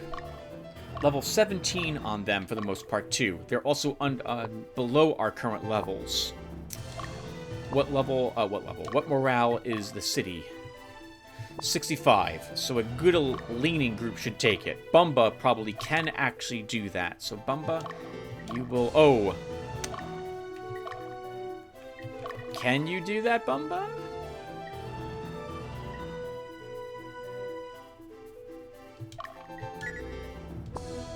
If I do that, you can. Otherwise, poor Aloe gets gunned down by the 4 shots of those archers. Let's give him some distance to start. Okay, and now we move out everyone else. So, Dio.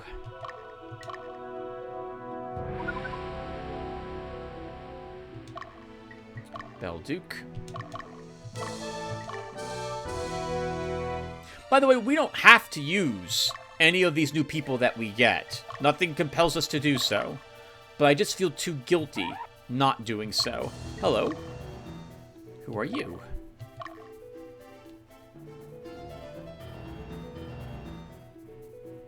Oh, I can't say I agree with the formations of these units.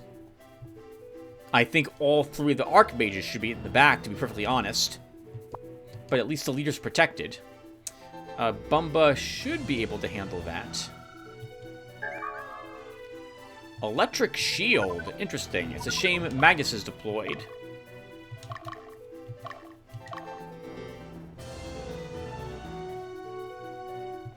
Oh, I see that as well. We have a Freya approaching. Oh, hold on. Crap, we have a Freya approaching. Okay, good. Tricky group, but we can win. I need to always be exceptionally careful with Freyas when I see them, because they lead the cockatrice groups. And we might find one here.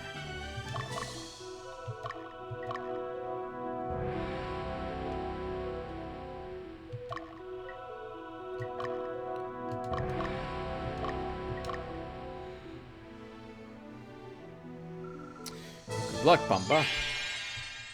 We're gonna take a lot of damage here from the AoEs of that mage in the back.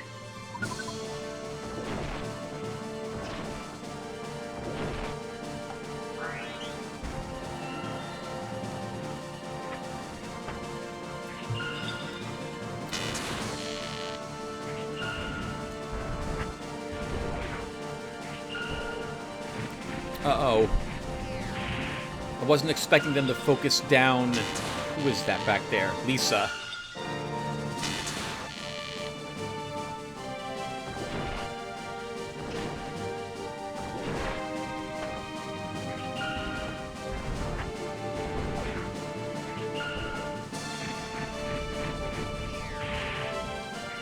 Good resisto, Lisa. I approve of that.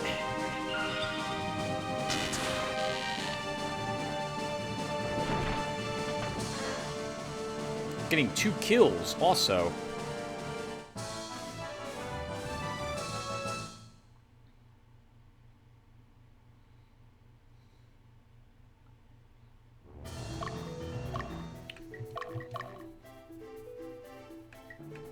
You also gained a few levels. Okay. I also saw the alignment down, so it looks like we might be getting a bunch of cataphracts in this army at this rate. Alright, so... I think we still keep pushing here.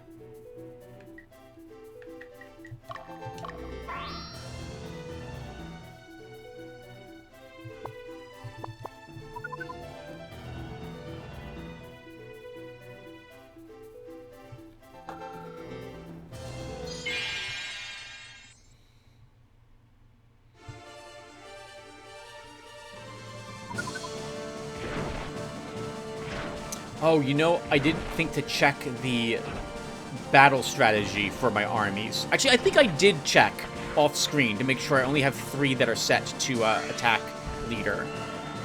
So we should be good. I think I will still double check though. Good, okay, Thomas is fine.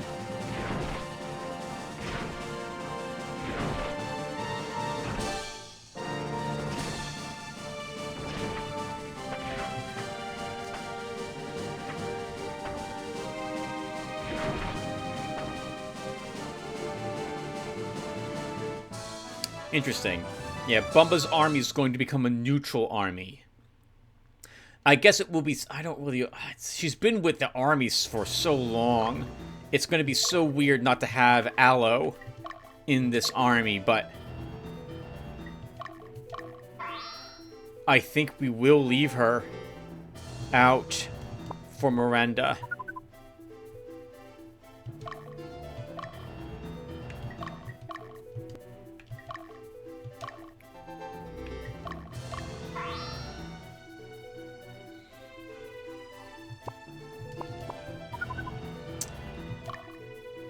Dismiss. I'm going to have you go shopping really quick to repurchase the 3 heal leaves we just used, and then Remy, you will actually head out.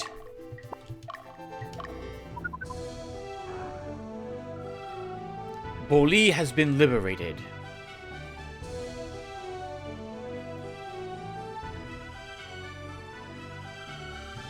Dio, you're going to inch out. Actually, I guess you can fight Doris.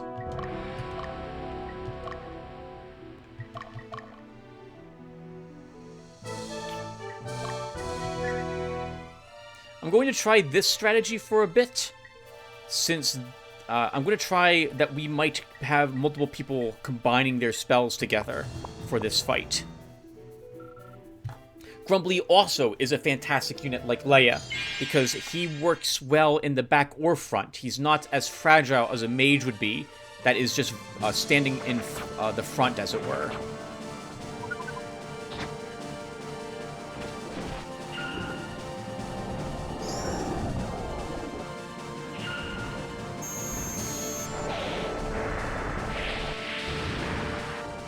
Oh, that's a shame. That one resist would have been 80-something damage had it not resisted.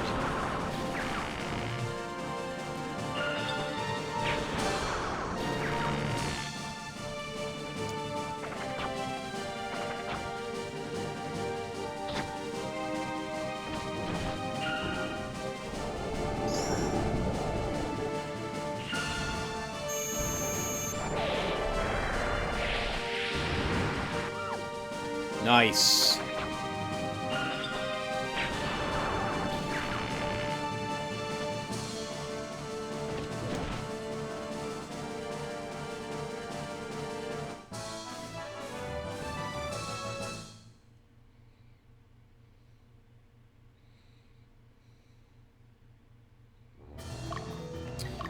Dio, your army can probably have another heal leaf.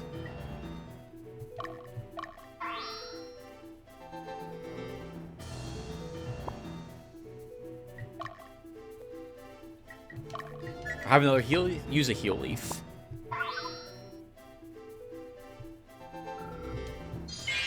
We'll chase them down and maybe wipe them out. I combined both you and who is that? Julie? Together, in the hopes that you will combine your spells together.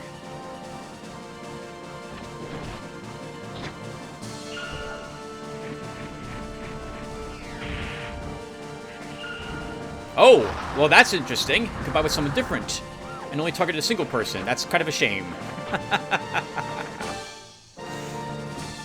Oh, crap! I think we wipe out the enemy group right here, too.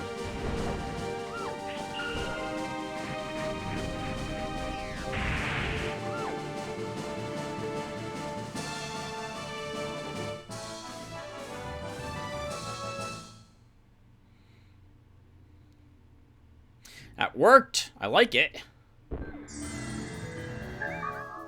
Glaive of Champion. A two-handed sword. Better than the bastard swords or claymores we're using. Dio, you're done. Let's have you come back and leave the map.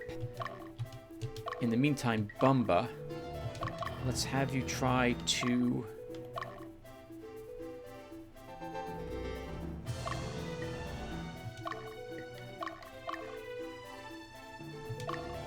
do that sort of thing. What is this paladin group that's approaching us? This is Fildak. That's a respectable group. Not the most dangerous, though. Let's think here. Belduke, we'll have you deal with him.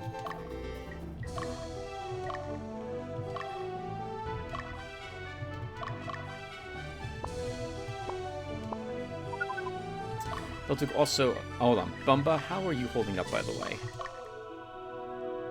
You're a little hurt, but you can take on the Catapract group.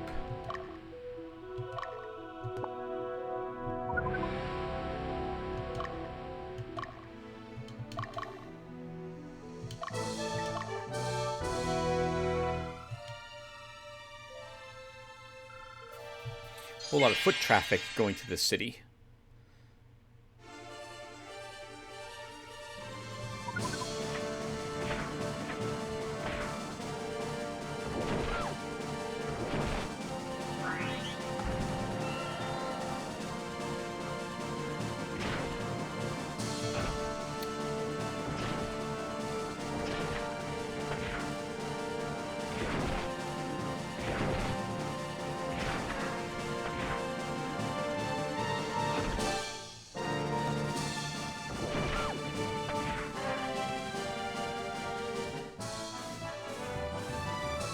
One more unit left. You might as well wipe them out, Bumba, and then we're done with you on this map as well.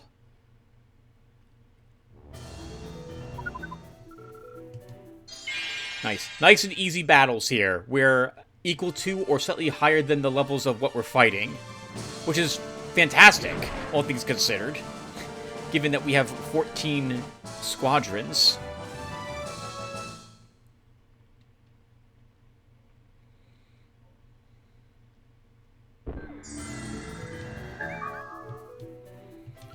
Angel Fruit Bumba. We can now have you retire. I generally try to have one of my squadrons wipe out another entire enemy squadron to gain all that experience points. Ooh, Ultra, you're gonna take a pounding here, apparently. Oh, nice. All three of those are grouped together. Dark Flame, when combined with two Tier 2 units combine their spells, it affects every enemy unit on the battlefield.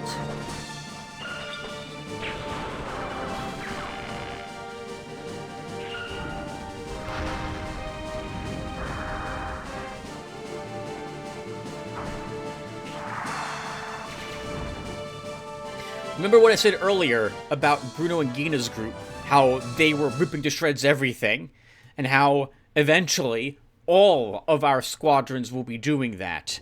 You can see the small taste of that there.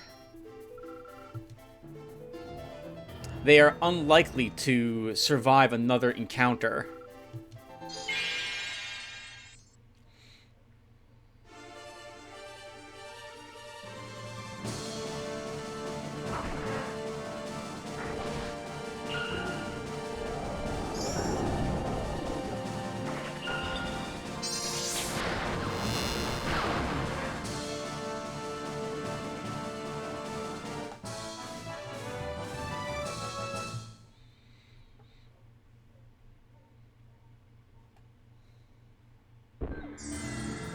Took care of those losers.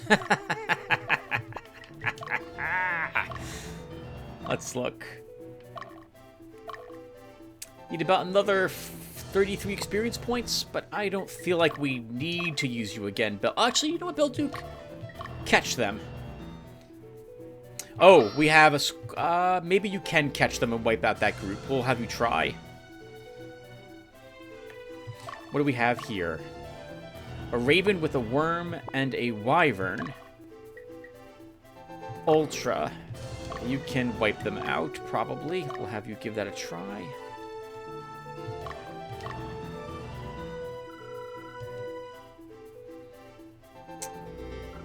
You're not going to catch them, Belduke. I can see that. Okay, so maybe you will right here. No, you're not going to. Okay, let's have you come back then. You can hold the stronghold here. Oh, Ultra, I moved you out by accident, not Bruno. Okay, well, you're going to move out there now. Clifford?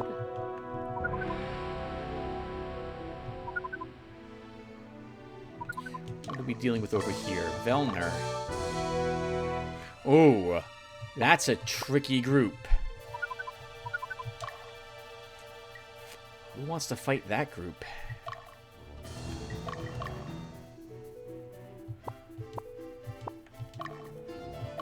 You know what? I'm going to have Ultra do that fight. And Bruno, we are going to try moving you out to intercept the Raven after all.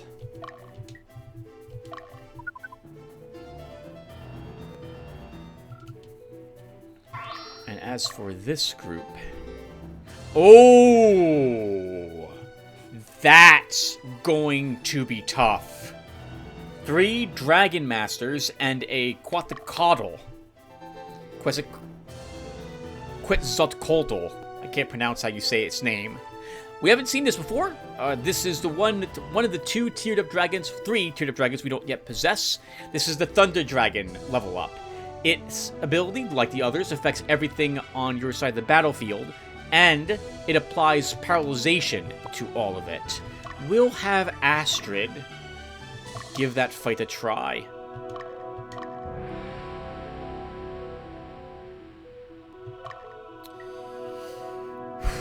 Okay. Bruno, let's have you try to hit the Raven.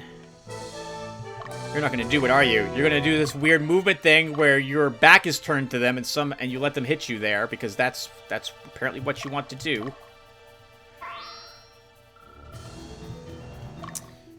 Ultra, let's have you just rest there. Dio, we can have you spin around and you'll just guard. Dismas, we can send you out. Yep, Bruno's gonna miss. He's gonna miss that target because he's really freaking stupid when it comes to tracking a target over the mountain. He's like, oh, I also let him fly over the mountain. That worked out well for you, didn't it? Alright, thankfully that's not a difficult group. Clifford? Oh man, this is such an ugly battle. We'll have you follow it up with Astrid in case she needs more assistance, which she might need. Oh, the good news is she's tired, so Alyssa's not going to do so well. Bruno, I really wanted you to do that fight, and now instead you can sit on the mountain peak and watch them fly into the sunset as you wave at them. Let's have you instead come up this way, I suppose.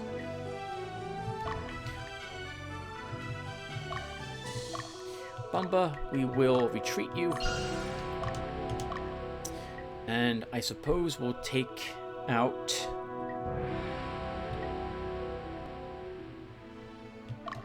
myself, and I'll move up. Oh, what the heck is happening? Why is everyone now suddenly running? What the heck happened here? They're tired. Well, I didn't expect this.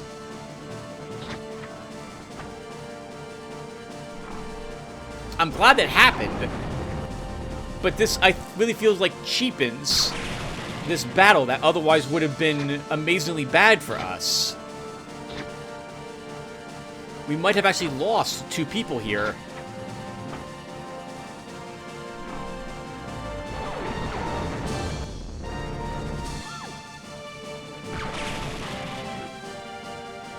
Instead, now their leader's down.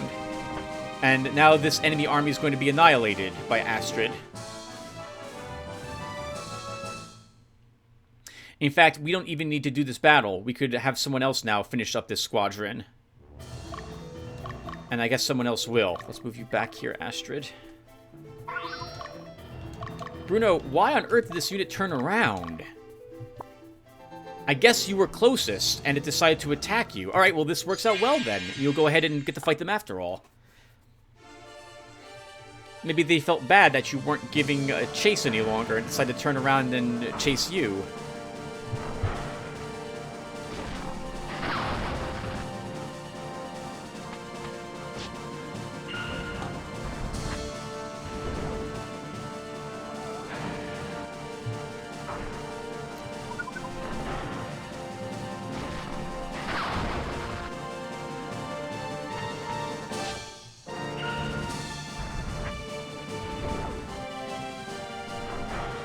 Ugly battle. I loved it.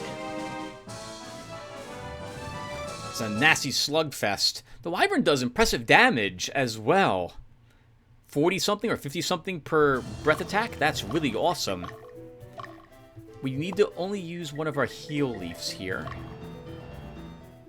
And it needs to be on Tracy.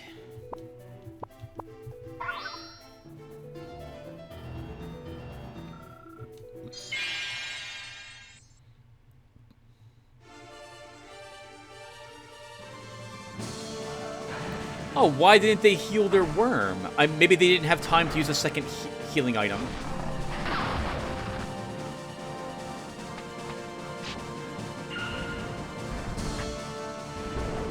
This is a bit awkward because I think we're killing all of them here.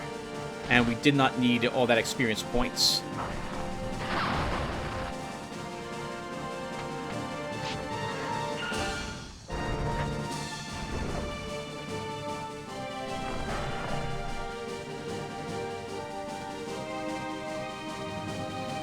Yeah, we only needed, I think, how much? 30, I think? To level Bruno and Gina. So, a little over, but I won't complain, I suppose. I did complain already, is what I meant to say. Bruno, you'll hold the city here. And, no, Remy moves out.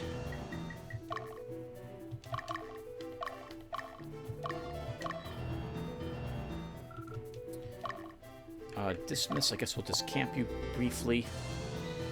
Ultra, you're going to be the one who pushes out towards that other city. What's the... Oh, no, you didn't want to do that. Let's have you go here. What is the morale of this city? 81, so it can't be you who takes it, though. Magnus probably has to be the one to do that. If Magnus can take the city... Dismiss, actually, I think has to. So, Dismiss, you'll be the one to move up there as well. Bruno, you're just going to hold here for a bit. We don't need you to do anything else. I guess... Astrid? We'll stay here briefly with you. Magnus will push on north here.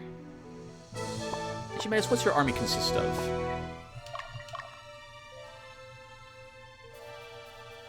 You know, you can probably handle that enemy army.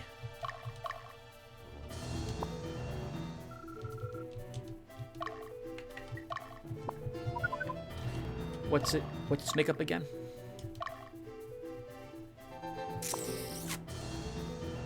No, we will have ultra.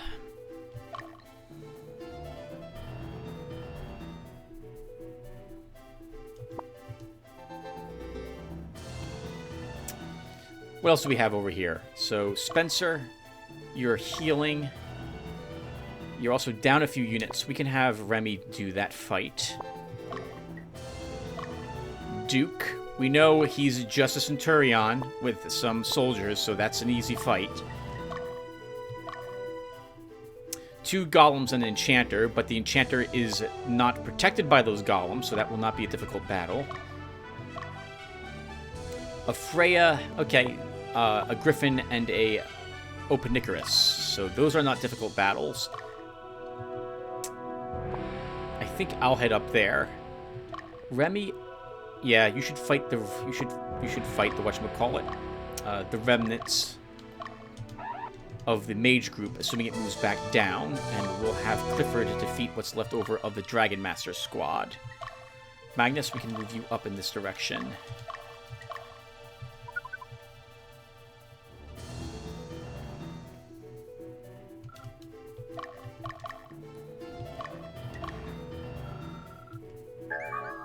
Crystal of Precision.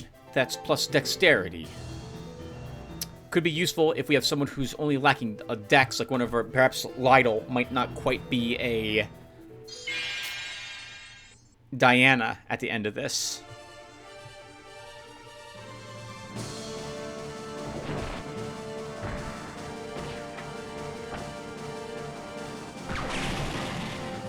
They're tired, so they're not going to do any damage at all. And they'll take more damage from us as well. Wow, we wiped them out. I did not think we would kill all of them. Though I am glad that happened.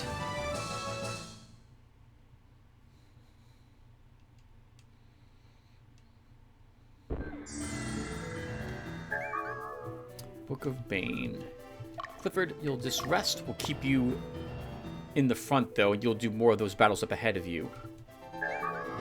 Cup of Life, nice. Some extra hit points.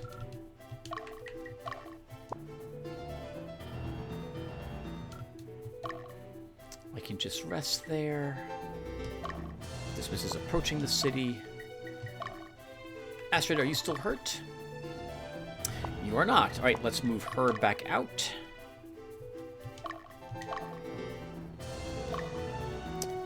radio.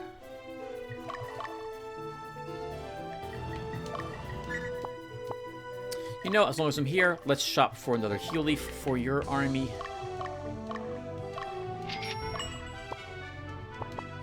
Okay, cool. This is an easy map, it would seem. The enemy's squadrons didn't really gain a whole lot of power, and I don't think we're going to have any issues.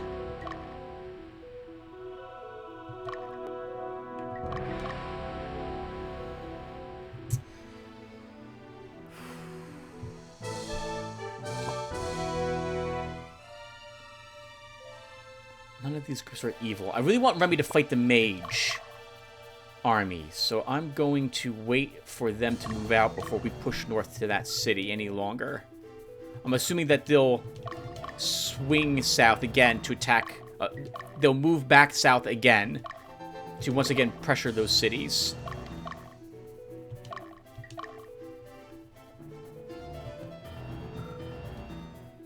I mean, you're just going to sit there and wait for the enemy to arrive. In the meantime, our other forces can, I suppose, continue to push forward.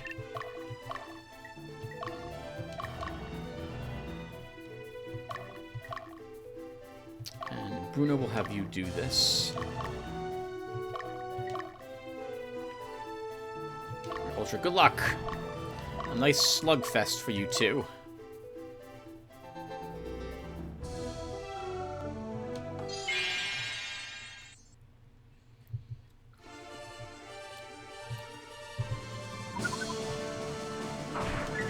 Oh, okay. So I just want to make sure we're not set to attack leader. Okay, we are not.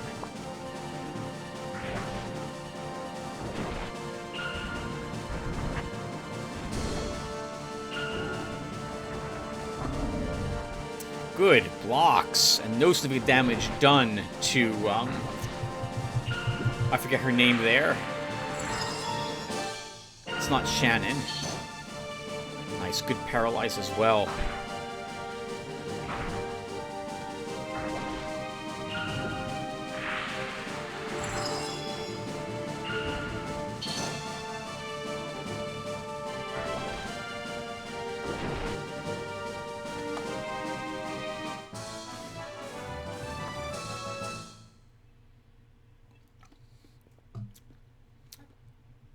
We could swap out the witch for Meridia, I suppose. Do you have any healing items? You have no healing items either. We won't use one either then. We shouldn't need it.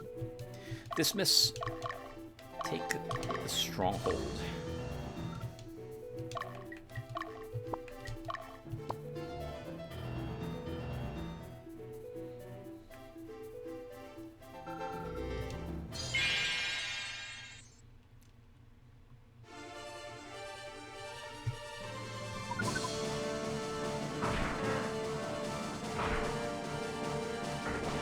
Oh my god, Ultra!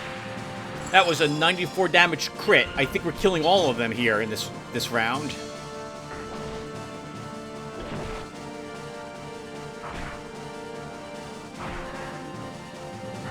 Holy! That was amazing! But we don't actually kill all of them, which is actually what we want. We don't want to kill all of them. We did want to kill all of them. No one else leveled there. Finish him up, though, Ultra.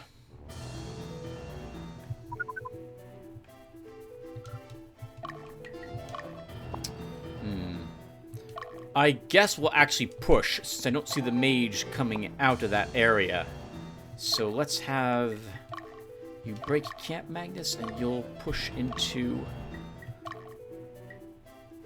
Little John. Clifford, you can fight Letta.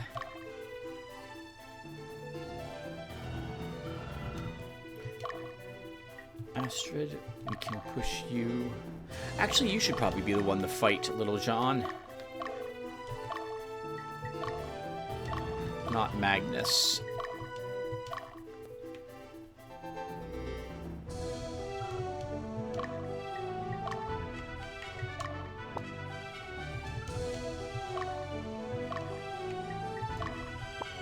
We're going to rest some of these armies. Stop! Clifford! Come back!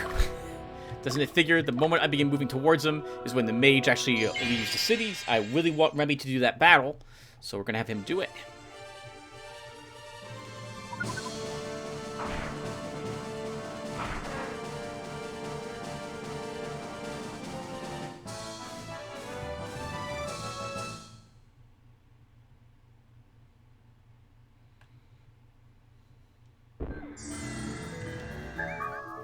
Falchion. A physical sword, one-handed if I recall correctly. Remy, we're going to move you up. It's probably too much to hope for that you might shift your alignment lawful, but I'm going to pray that's the case.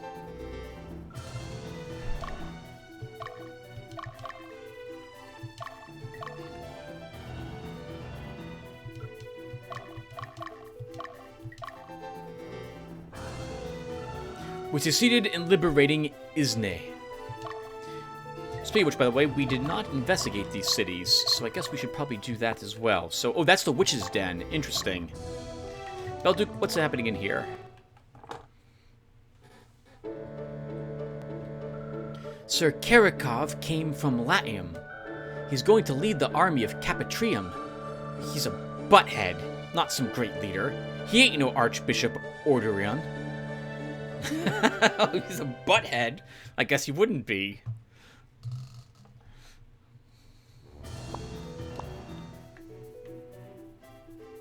But he's not using the fruit of the netherworld. Or is he? Dum-bum. We'll find out, viewer.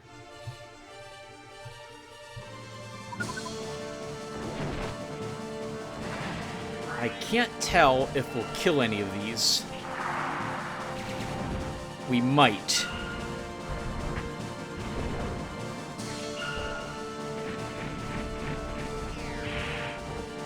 Ooh, 38 damage.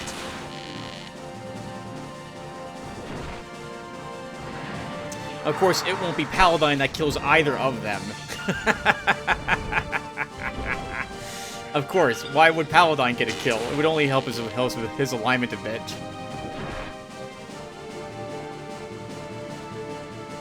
That's so annoying. He's not going to get a kill against that last one either.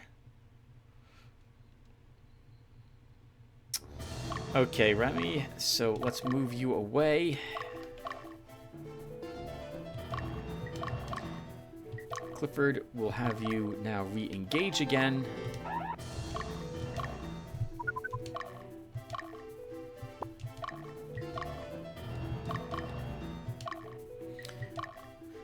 Against Leda. Bruno, you can just sit there. Astrid, you attack the golems.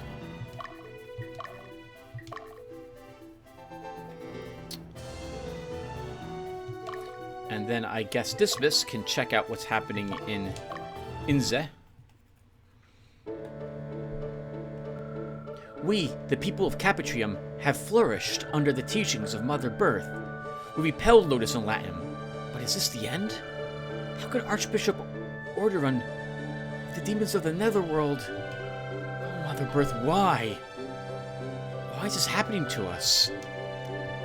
Desperation would be a good explanation.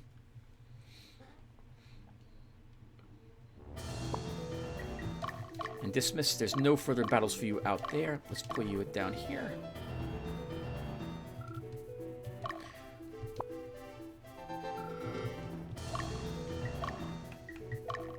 Maybe we can just rest you. Alright. I'm hoping that the power down helps us defeat the golems here. Oh, you're set to attack leader, I see. That's also acceptable.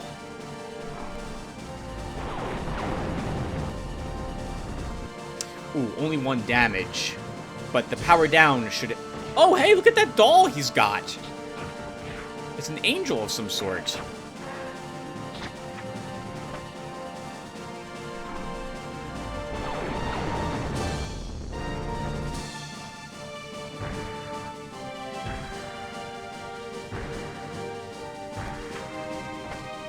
I definitely like seeing those blocks.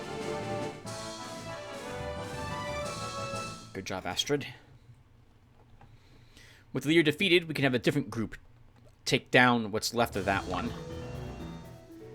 Is that other army really going to swing into you? I think it is. I think it's moving now to the right.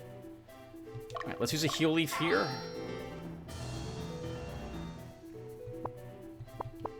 It is. That's so annoying. Clifford, we'll have you then attack the enemy leader. Duke, instead.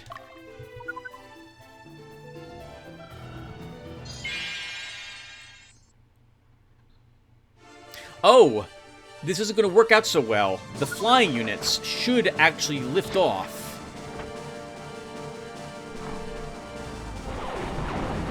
Yep, they'll avoid being sucked into the earthquake.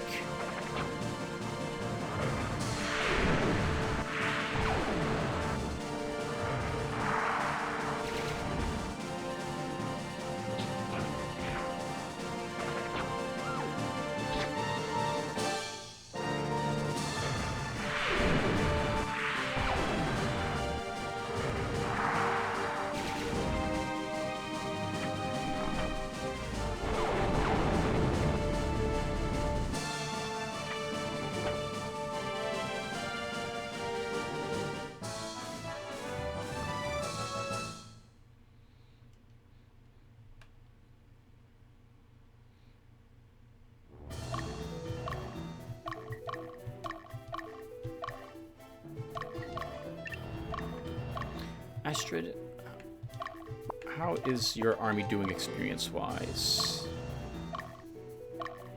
You still need a little bit for some of your squad. Okay, we'll just have you stay here at the moment. Clifford, though, is a bit out of formation. Let's see how much this hurts him. Not very much. He still gets 2 attacks in the back rank. Yep, and the Paladin will get 2 fireballs in the back rank.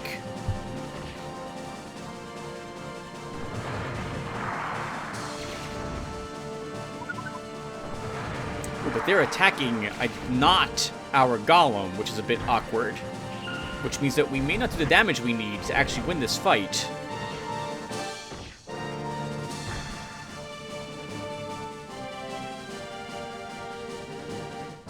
That was nice. Clifford only needed 1 experience point, so... And he gained it, because we didn't kill anything. So no wasted EXP here. At least not from that engagement. And we threw him across the battlefield, which is also still very nice. Let's go ahead and attack Duke with you. Dalinoff is slightly lawful. I think Astrid can take the city. But she's a little hurt.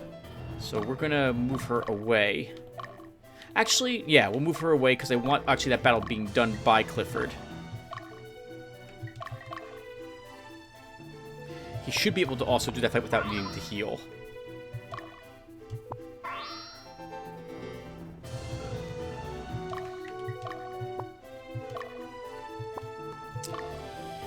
Two golems. Who wants to... Well, let's wait to get that battle. I think I might do that one.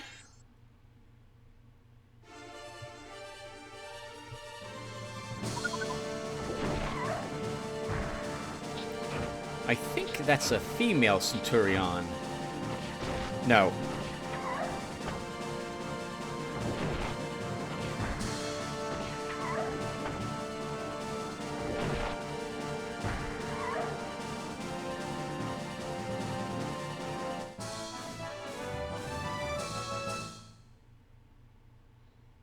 Good work, Clifford. Keep chasing him. Astrid can now break and hopefully liberate the stronghold. The rest of us will move into it.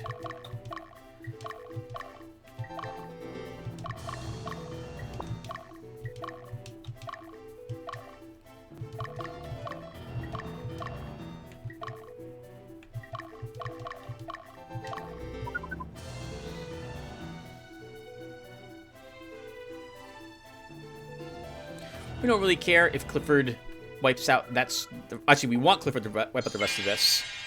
I don't really want his alignment shifting to another chaotic squadron, although I have a hunch it's probably going to end up as such.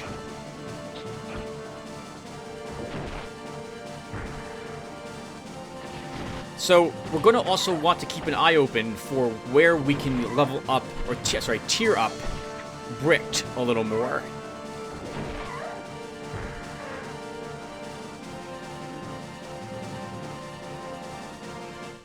Lytle might be able to come a Diana now. We need, if I recall correctly, we need his unit to be hit by a fire and then a wind attack.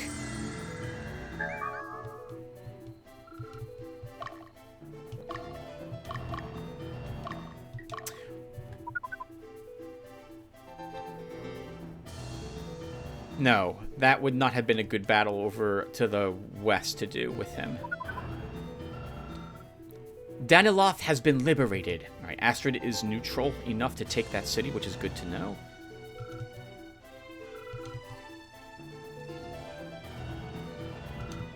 Okay, so who's killing what around here? Pretty sure we want Remy to wipe out the rest of that mage group. They're perfectly fine, are they? Let's have... I guess I will take out these two. Those are the golems. So we should probably have Bruno fight them.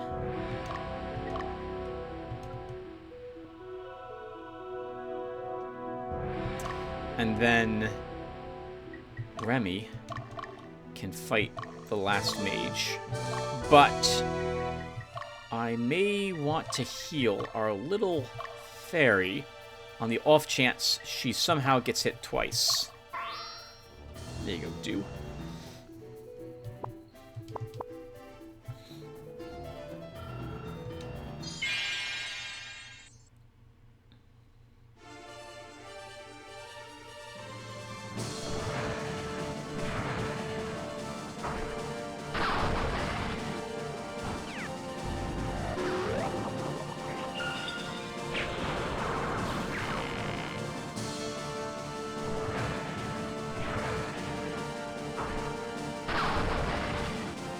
It's annoying all the resist that Griffin is getting.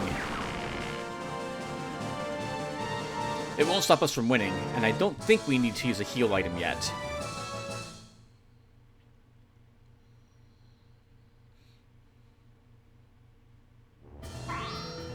But they did.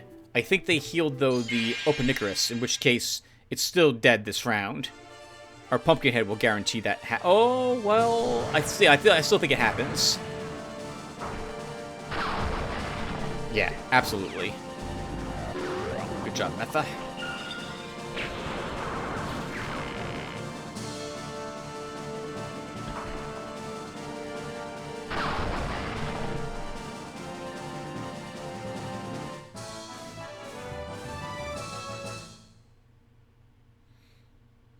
I really like this dragon as a front line blocker.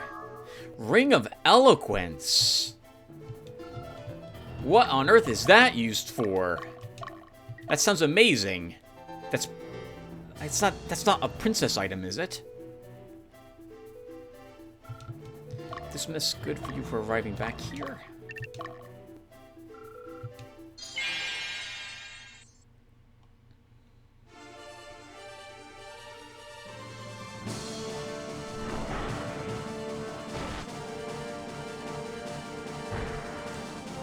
That's the only attacks they get, so we have won this fight. Gina doing impressive damage to the golem. Holy crap, very nice. Good crit as well on your side there, Bruno. And they're both wiped out next round. We gotta figure out what we're doing with Roland. We can't make another Black Knight with him. We gotta think about how we want him to be leveled. There's nothing the Berserker goes into normally, and the only other really low alignment unit is another Beast Master. I've been thinking we're gonna need to shift him out of that army and into a good aligned one, but then we need more good aligned units to help that process happen. We've been relying on Bumba for that purpose in his army, And now we're at a situation where poor Bumba, well, his army's neutral now, not lawful any longer. Which is good, because that's what I want for Troy and Glazerrook, to be more two cataprax.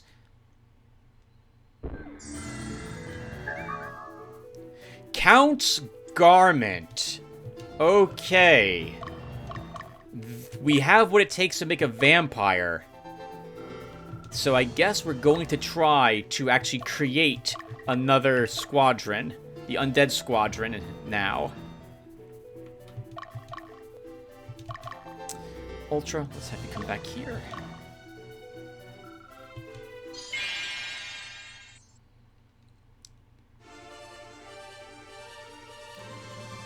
I don't think you're killing it, Paladine. I think our Paladin is. Which is acceptable. Eventually, Paladine's arm alignment will shift more positively. Just by hanging out with these folks. You know, or we could just drop Paladine, admit we're not going to level him up, and take other units in this army instead. We'll keep at it a little longer. Belduke, let's have you guard home. Dio, we'll have you discard there until we're ready to move you out. Dismiss, your stamina has been recovered. We'll push you out, and what is the next city? Rajisk, 44. Once again, I think Astrid can take that city. Oh, we're near the end. Okay, I thought there was more to it than this. What army is guarding this? It's the Cockatrice group. Okay, so... Well, this is what Bruno's designed for.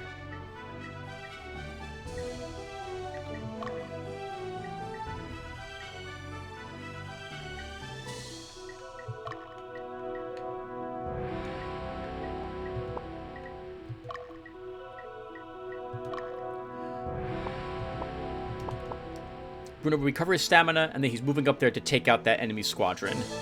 At the very least, we need to have him kill the Freya. And that reminds me that if we want to do that, or have a chance to do it, we need to do this.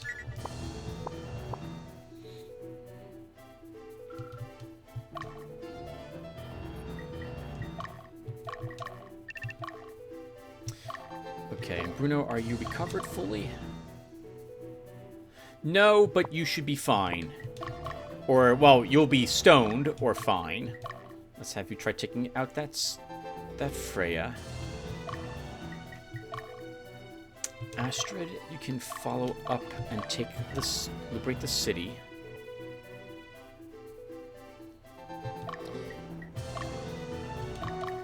And then the rest of us move up. Oh, we want to visit the city too. Clifford will have you do that.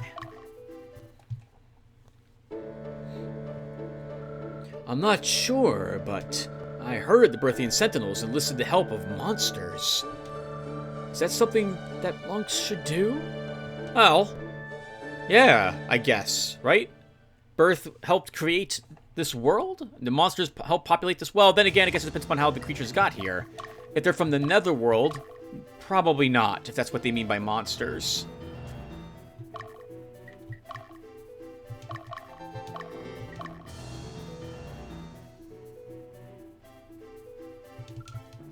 Belduke, you will stay here and guard.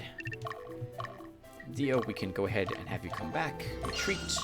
And I suppose we can put out another group.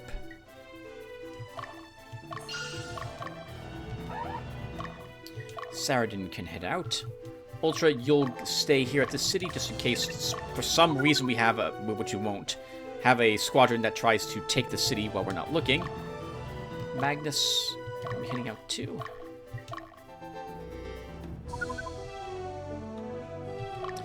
Alright, good luck, Bruno. So the strategy, as it's been for the past 2 times we've had to do this, our strategy to deal with these Cockatrice units are to not care about being petrified and try to kill the Freya as fast as possible. We'll use one of our Elempedras here, too.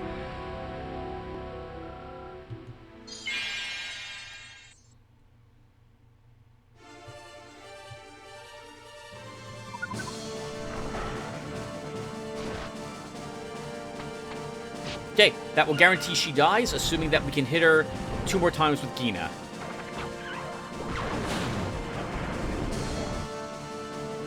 Alright, Bruno is petrified.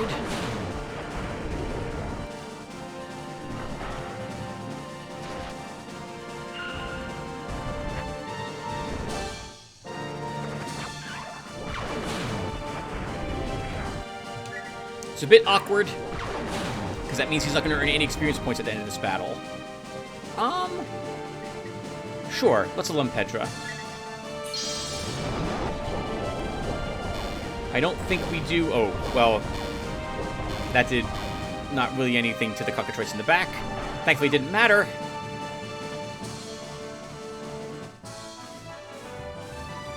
Because with the leader defeated, we no longer have to worry about how this enemy's formation set up normally, because the cockatrices should now be in the front. This sucks.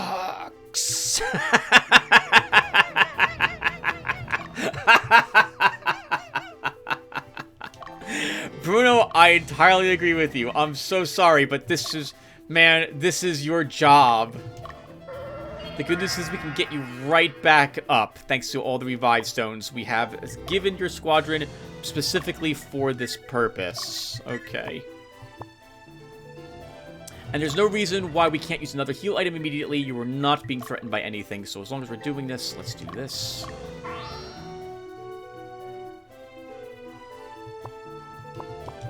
And then, Bruno, you will just stay here, and that's good. That should freeze the city, we hope.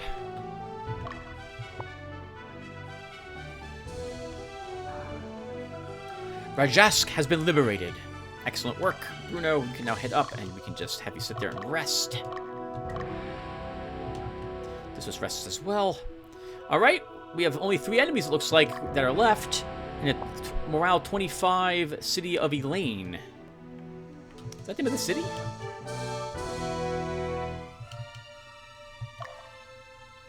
It is. There's just nothing wrong with that. It's just, that's weird. It's like naming a city Tim. Or like Robert. That's a city Robert. Okay? That's weird. This name, it's a person's name. Alright, let's see what we're dealing with up here. Ooh, well that's an ugly group. Not the worst, but we've fought in better groups. 3 paladins, 2 knights. Not in the best formation. Bahamut, Catapract, 2 phalanxes. Magnus should definitely take on one of these groups, and I think he's best suited to deal with the group on the west. So let's have him move out here.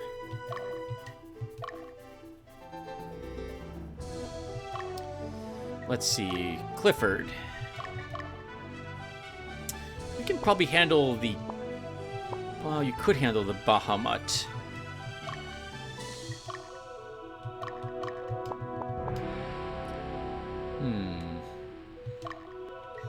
That's a very physical resistant group, and you basically do physical damage. Is that true? Not particularly. No, actually, your paladin does ice damage. You can take out that group. We gotta have you get more experience points. As for the Freya, we should probably have Bruno wrap up that squad. Oh, Bruno also is now level 19. We don't need him to do so then. Do we have any other groups out here that are level 18? Yes. Yes, we do. Okay, so cockatrices are a bad group, though, to use with this unit, because they will fly away. So we'll do something like this then. And you'll move up after here. For some reason, I want to say this is jail. It is jail! You might not remember him, everyone, but he's the Black Knight that was with Raid an age ago in the prologue. We rescued him, Raid, and Yumel while they were captured by the then budding rebellion. There's another squadron here, too, Shaneberg. Oh, look at that group.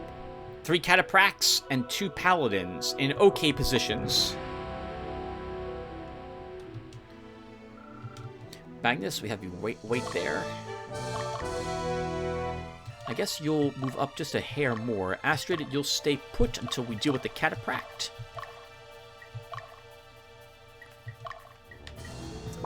What's my morale? I think I'm too evil to take the city, but we don't have anyone else here who is any less evil, chaotic. So I will, I guess, attempt to take it. And I don't think we stepped into that city, so we'll do so after these battles are done with one round. Guess we'll get a chance to see the Bahamut special attack. I don't think we've seen it in the back rank before.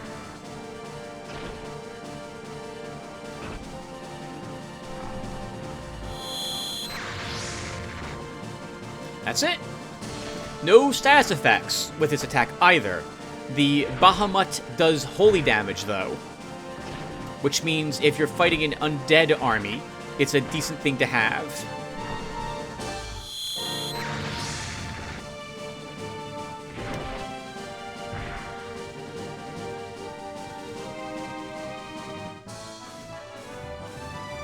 I thought for some reason your paladin had a ice weapon.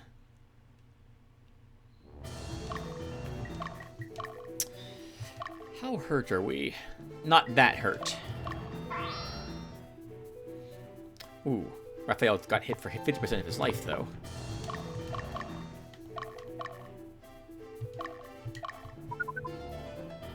Nice. I want to intercept the Cataphract and stop him from going back to the stronghold. Since apparently they didn't outfit them with any healing items, I can't say I agree with that decision. At this point in the game, I feel like all the enemy squadrons should be wielding such. Oh, right, we're set to attack leader, so we are going to annihilate this guy. Or try to. Unfortunately for us, all of us are going before any of them are, which means that we're going to take a bit of a pounding. Ooh, all holy swords on this group as well. Everyone, interesting. Even the last guy, I don't recognize what type of sword that is that he's wielding. Guess it doesn't matter in the end.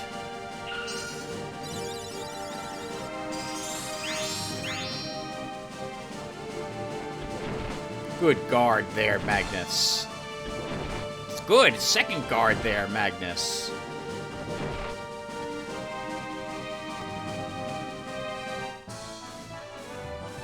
An alignment up for all of you, despite the fact you killed a paladin. That's interesting. That's also interesting. We just pushed him out in that direction. Okay, so... Who wants to get these kills?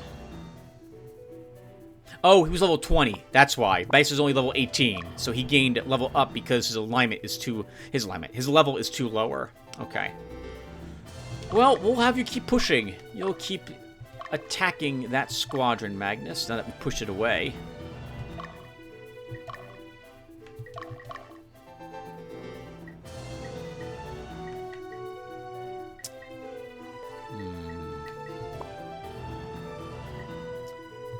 We can have you take out the cockatrice unit, Remy. Or try to.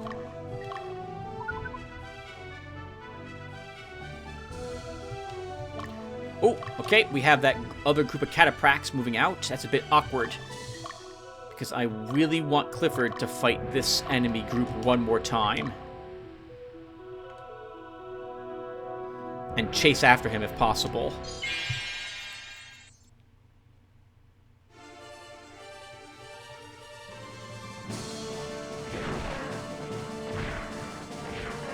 Good, good.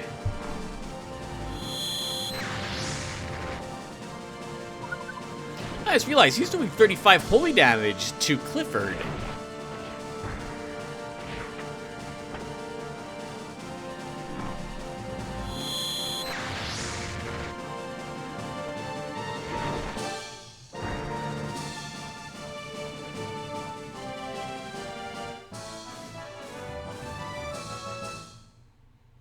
Clifford continues to chase him. We push him more to the east. Without his leader, he won't move to the west. And we can probably... Oh.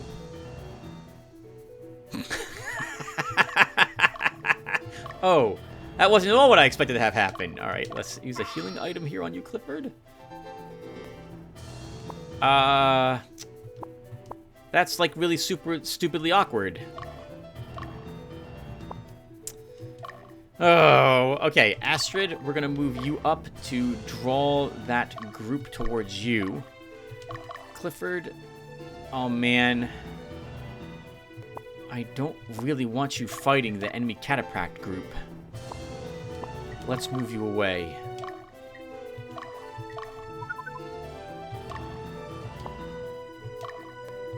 I think I can probably handle it as well as Astrid, so we'll shift our positions a bit.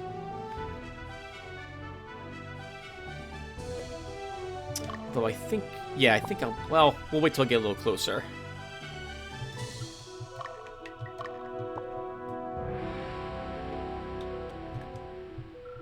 Okay, Astrid. We can hold you here. What's your... Stop. What's your battle strategy set to? You're set to attack leader. I think that's fine. What are you set to, by the way, as well? Good, autonomous. And I think I'm also set to autonomous. I am, okay. This is all acceptable. I want to see what this army consists of again. I think we can do this.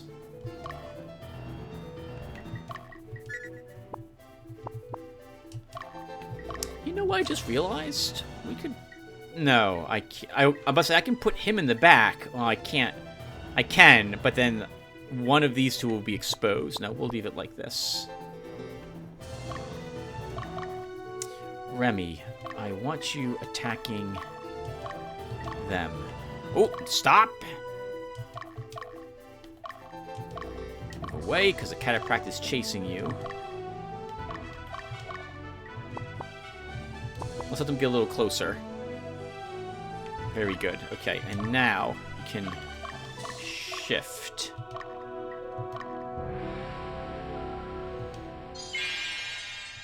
Normally this would be kind of an annoying group to fight. But, oh! Crap! I'm not, my army isn't formated. Formated? Is in the wrong formation. I thought Manda was in the back, and she is not.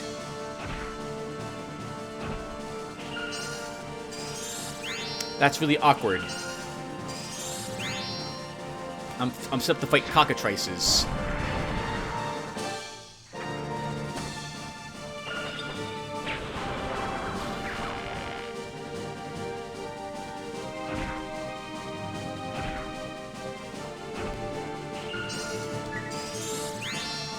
I'm gonna Bane this group. In the hopes we can kill Paladin in the back? No. It's gonna get a chance to heal. Yeah, that would have had the crit. And even then, we still wouldn't do the damage I would want to do.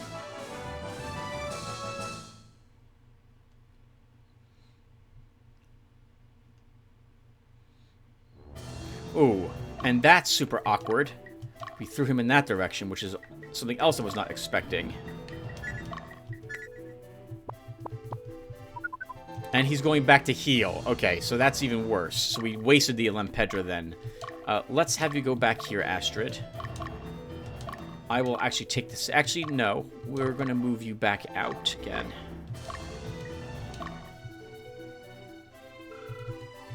Clifford. Alright, you could use more experience points as well. Let's move you up here.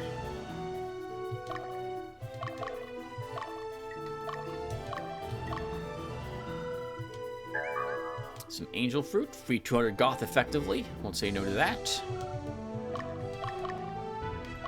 Remy, kill them. And Clifford, how are you holding up? You're looking pretty good. We can have you potentially try to finish up that squadron. Midas chases down the rest of this.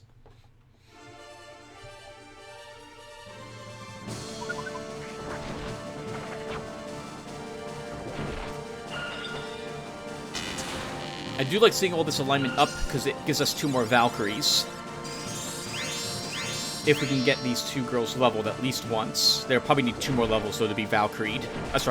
Freyed.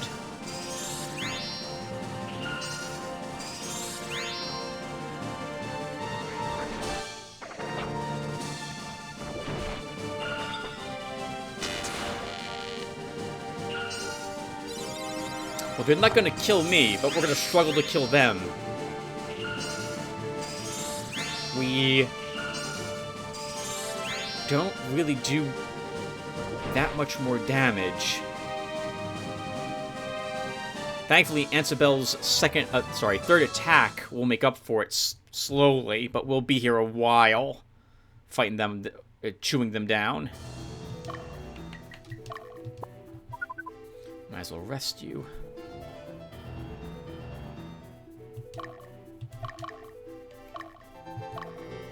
Yeah, killing the Bahamut isn't really going to do anything for your alignment either, unfortunately, Remy.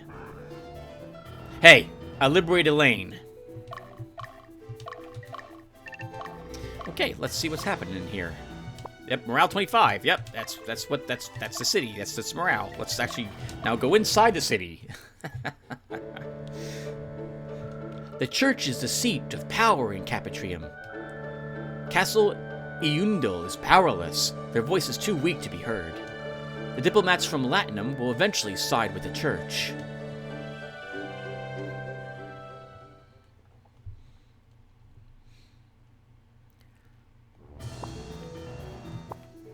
Did we go into this city? I don't think we did. So Bruno, let's have you check out what this one is all about. Have you heard of Rochefellism? They are teachings started by Prince Rochefel, who established a kingdom of Zenobia. Like Lodism, Rochefellism worships Firla. I'm pronouncing that wrong. Filler. However, unlike Lodiism, it makes concessions for other religions. Rochefellism espouses the perfection of the self.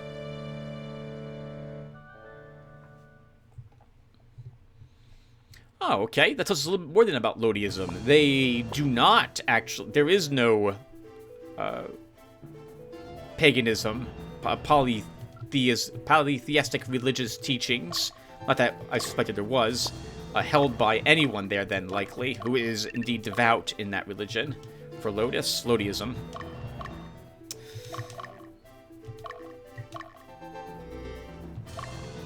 Clifford, let's have you try to wipe out this squad.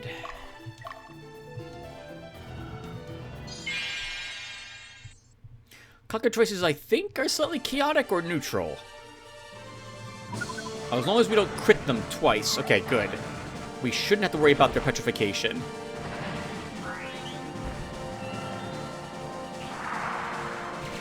I think we're killing both of them, assuming we can hit them. They're also tired, based on the damage I see them doing. Good job, Paladine.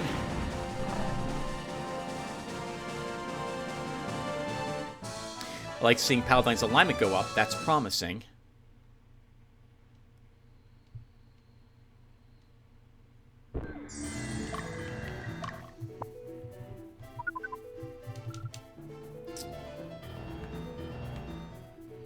Okay, so Bruno, how are you holding up here? You're good. We can probably move you up.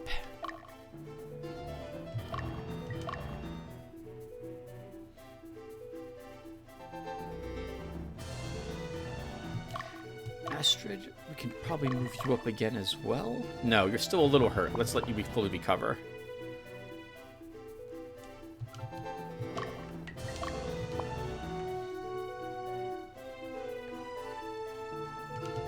Alright, Magnus. I think they've become a bit tired since the last time you fought, which will hopefully reduce the healing that they do.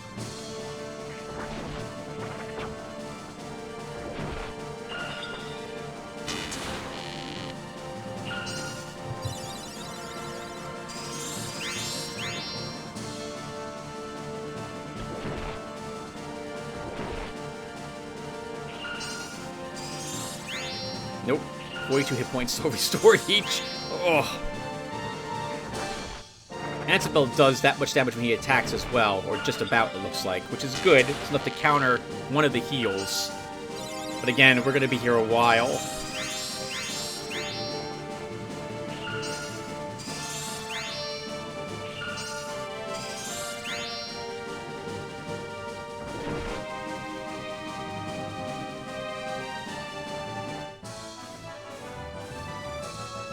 It just occurs to me, I'm going to over-level probably most folks here when we begin killing them.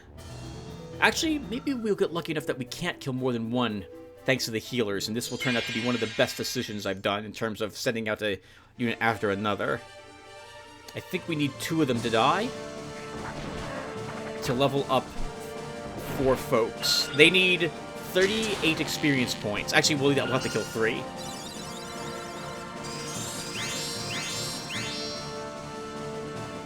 It's not a question if we're going to win or not. Like, that's not an issue.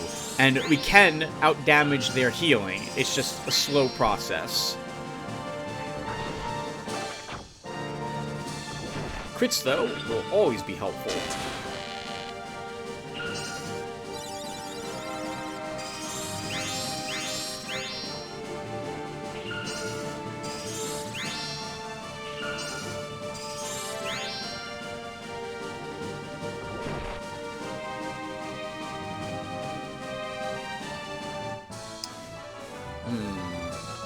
We are... Actually, if it's 11 each, we need to kill all of them to level. So this is acceptable. You didn't get any fighting on Dismiss, and we're probably not going to. It's a bit awkward. Dismiss needs a bit of experience points level. I think one more person to level 18 or 19. Okay. We'll look at our squadrons a bit more during the next army organization.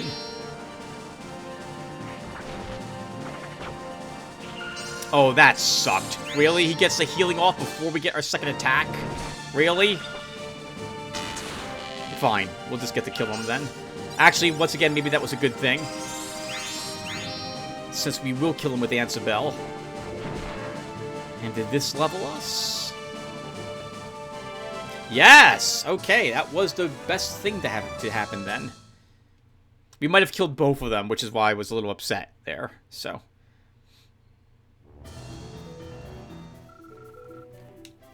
Clifford, the bad guys you want to kill is right next to you. Let's have you kill them.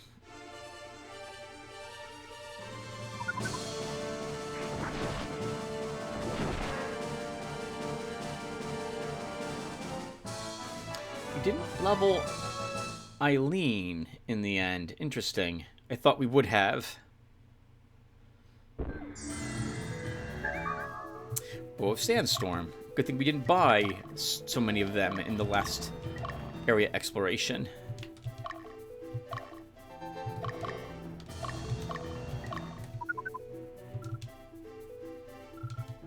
Alright, Remy, so we're done with you. I think what's coming up is a little too strong for you to handle it.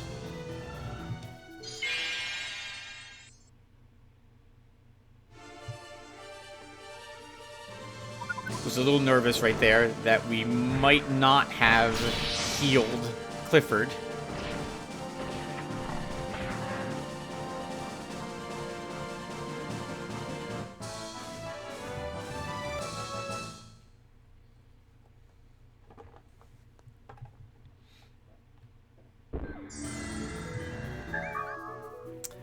Mojiner. I think that's a physical weapon for our Black Knights. I'm probably also mispronouncing it. Okay, so now we just have jail to deal with. which will not be that easy.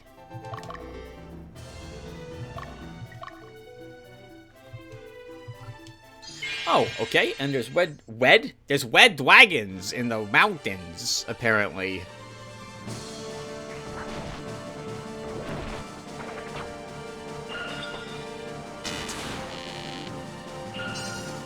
We don't need another red dragon, so as far as I'm concerned, this is free experience points.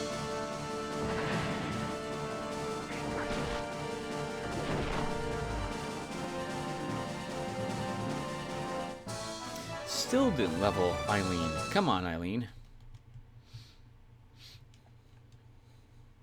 I swear.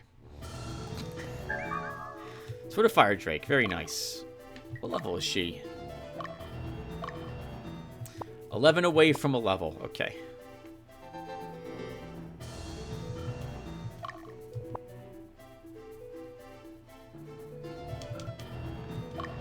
How are we looking here, by the way? He'll be moving out soon. How is... Nope, that's still Shaneberg. What does Jail's army consist of, by the way? Oh, that'll be a piece of cake in a way. He's all alone in the back and completely vulnerable to anyone else who wants to attack him? I can't say I agree with that formation, Jail. You didn't learn a whole lot since the last time we fought. A T formation would have been much better for you. With you in the back, 3 catapraxes in the front ranks, and 1 more in the second middle rank. What you currently have going on is awful.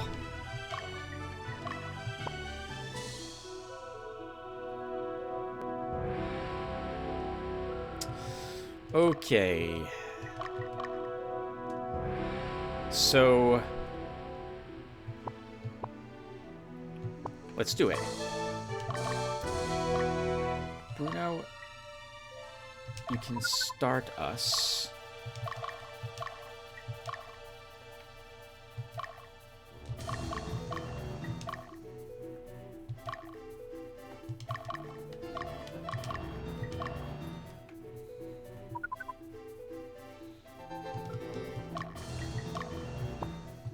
Actually, we should wait until they move out of that city first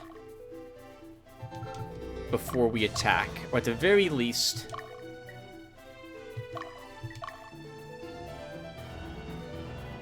I should wait till I have all the units I want to use here.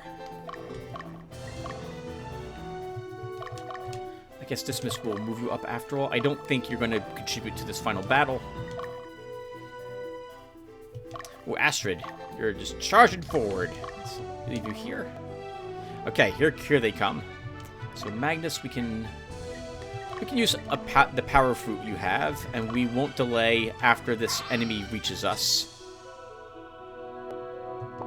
You are a little hurt, but we have a priest in your group, so you should be okay. Now Astrid's in a better formation, arguably, to deal with this.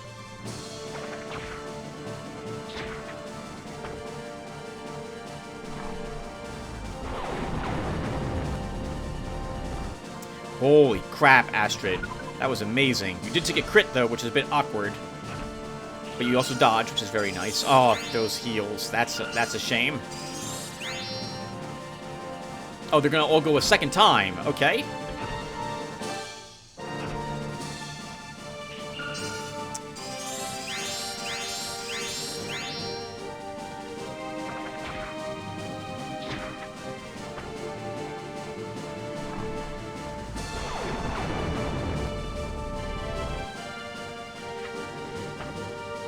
So close to killing one of them, though.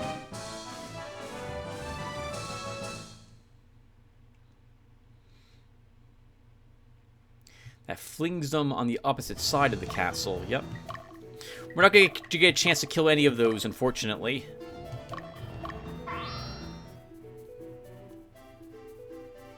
But I don't think it will matter. So let's have Bruno. You will lead the charge here.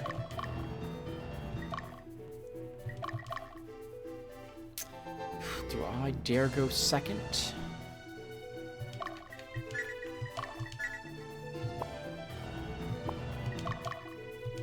Sure.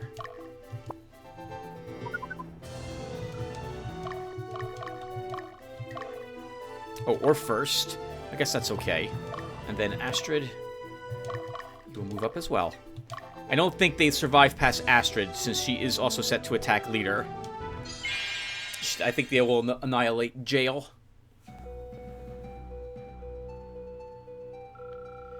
Final Hope. Tell me why you're here. Are you trying to gain support from the Eastern Orthodox Church? Let me give you a piece of advice. Don't even bother. You won't walk away from here in one piece. Your lives end this day.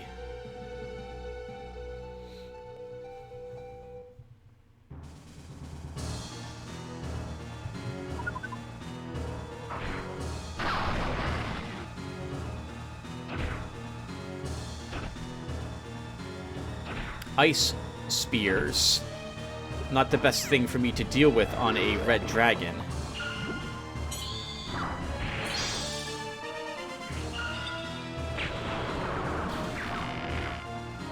Wasn't sure how much damage Jail would do in the back rank with that weapon of his, which is why I put the Pumpkinhead in the second rank. I was worried that he would kill our Pumpkinhead.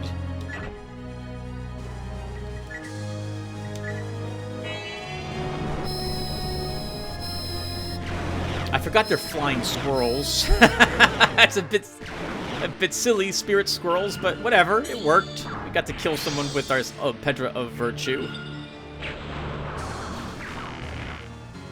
2 people, actually. Good job, Lotaeri. I think Bruto's gonna kill the rest of them here. Wow. Man.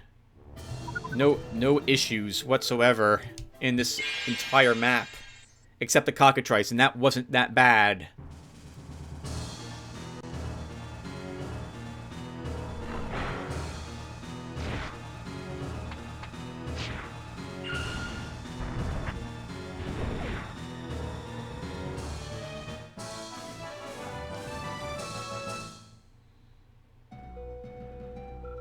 You think Eastern Orthodox Church is going to help you?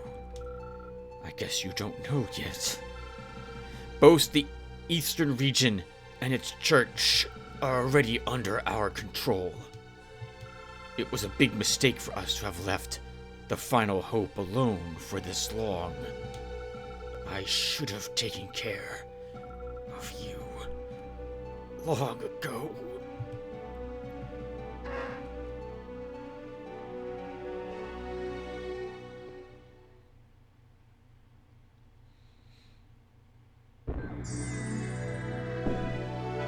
Congratulations! You just killed Jail!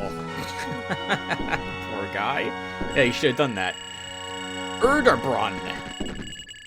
Another weapon for a Dark Knight. And of course, since you can only have 2 of them, the odds of us using it are probably low. We'll see how it compares with our Satan Bull Novas. 5,294 Goth is nice. I think that puts us back over 10,000 again.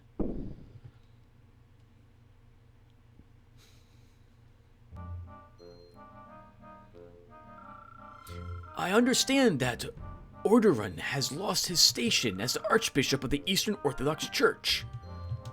As Jael said, oh, it's Jael, not Jail. It looks like the Eastern Orthodox is controlled by the Central Division. What? Why, Hugo? It's been said that he let a Berthan Sentinel be possessed by the devil. That he had contact with the Desonans of the Netherworld. That's impossible. How could Orderon... Orderon was replaced with Karakov, formerly an officer of the Central Division. It is customary that an archbishop serves concurrently as a general, so that makes Karakov the current general of the Eastern Division. But Karakov is a nobleman from the Central region. These people and the followers of Birth are against it. There's a rumor that Orderon is dealing with the Netherworld. It's highly unreliable. I presume it's just a plot to seize control of the Eastern Orthodox Church. As do I. As do I. You think it's a Central Division? Most likely. But why now? They could have done it before, right? The reason must be to stop the expansion of the Revolutionary Army. Of course, it doesn't seem to be as simple as that. Whatever the case may be, we don't have much time. We must reach the Eastern Orthodox Church as quickly as possible. Hold on, there are 2 routes to the Eastern Orthodox Church. I think it's better for you if you know what to expect. Are you ready? The first route is through the Tremos Mountains, avoiding the Central and Eastern Divisions. There are no reports of enemy activity, but we have no idea what to expect in the area. You are not guaranteed a safe trip.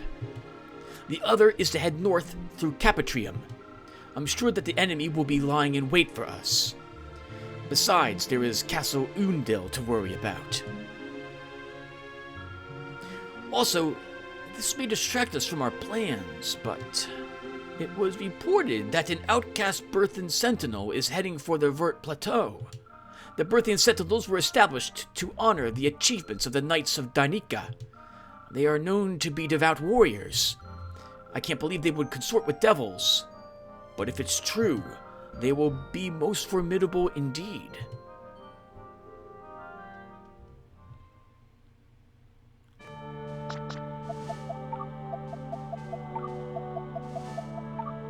Alright, guys.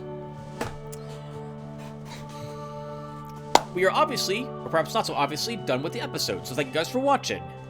However, I'm going to do something a little weird here, or maybe not so weird, because I'm going to leave the choice as to where we're going to go next up to a vote that I will let you guys decide on. Let me know in the comments section. I know that said a lot by many people, but I swear to you I read all your comments and I care about your comments, and based upon what you guys want to do, we will do that. Here's what I know about what's coming up, if I can recall correctly. If we go to the Vert Plateau, since Hugo's mentioned the Berthan Sentinel, I think this is where we will gain Europa from, the white-dressed redhead that we saw in the cutscene where the Berthian Sentinel was possessed by the devil. She will join our army, I think, with 4 Freyas, if I recall correctly, in her squadron, at some point. If I'm right. I might be wrong, but we're going to go on what I remember.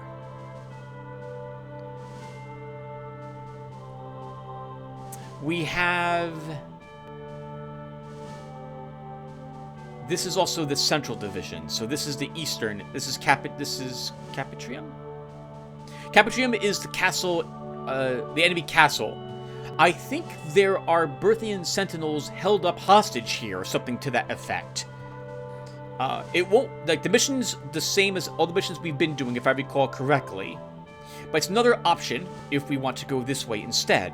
However, I think if we do the Vert Plateau first, we then have to do Capitrium second. And if we do Capitrium first, we will do Vert Plateau second.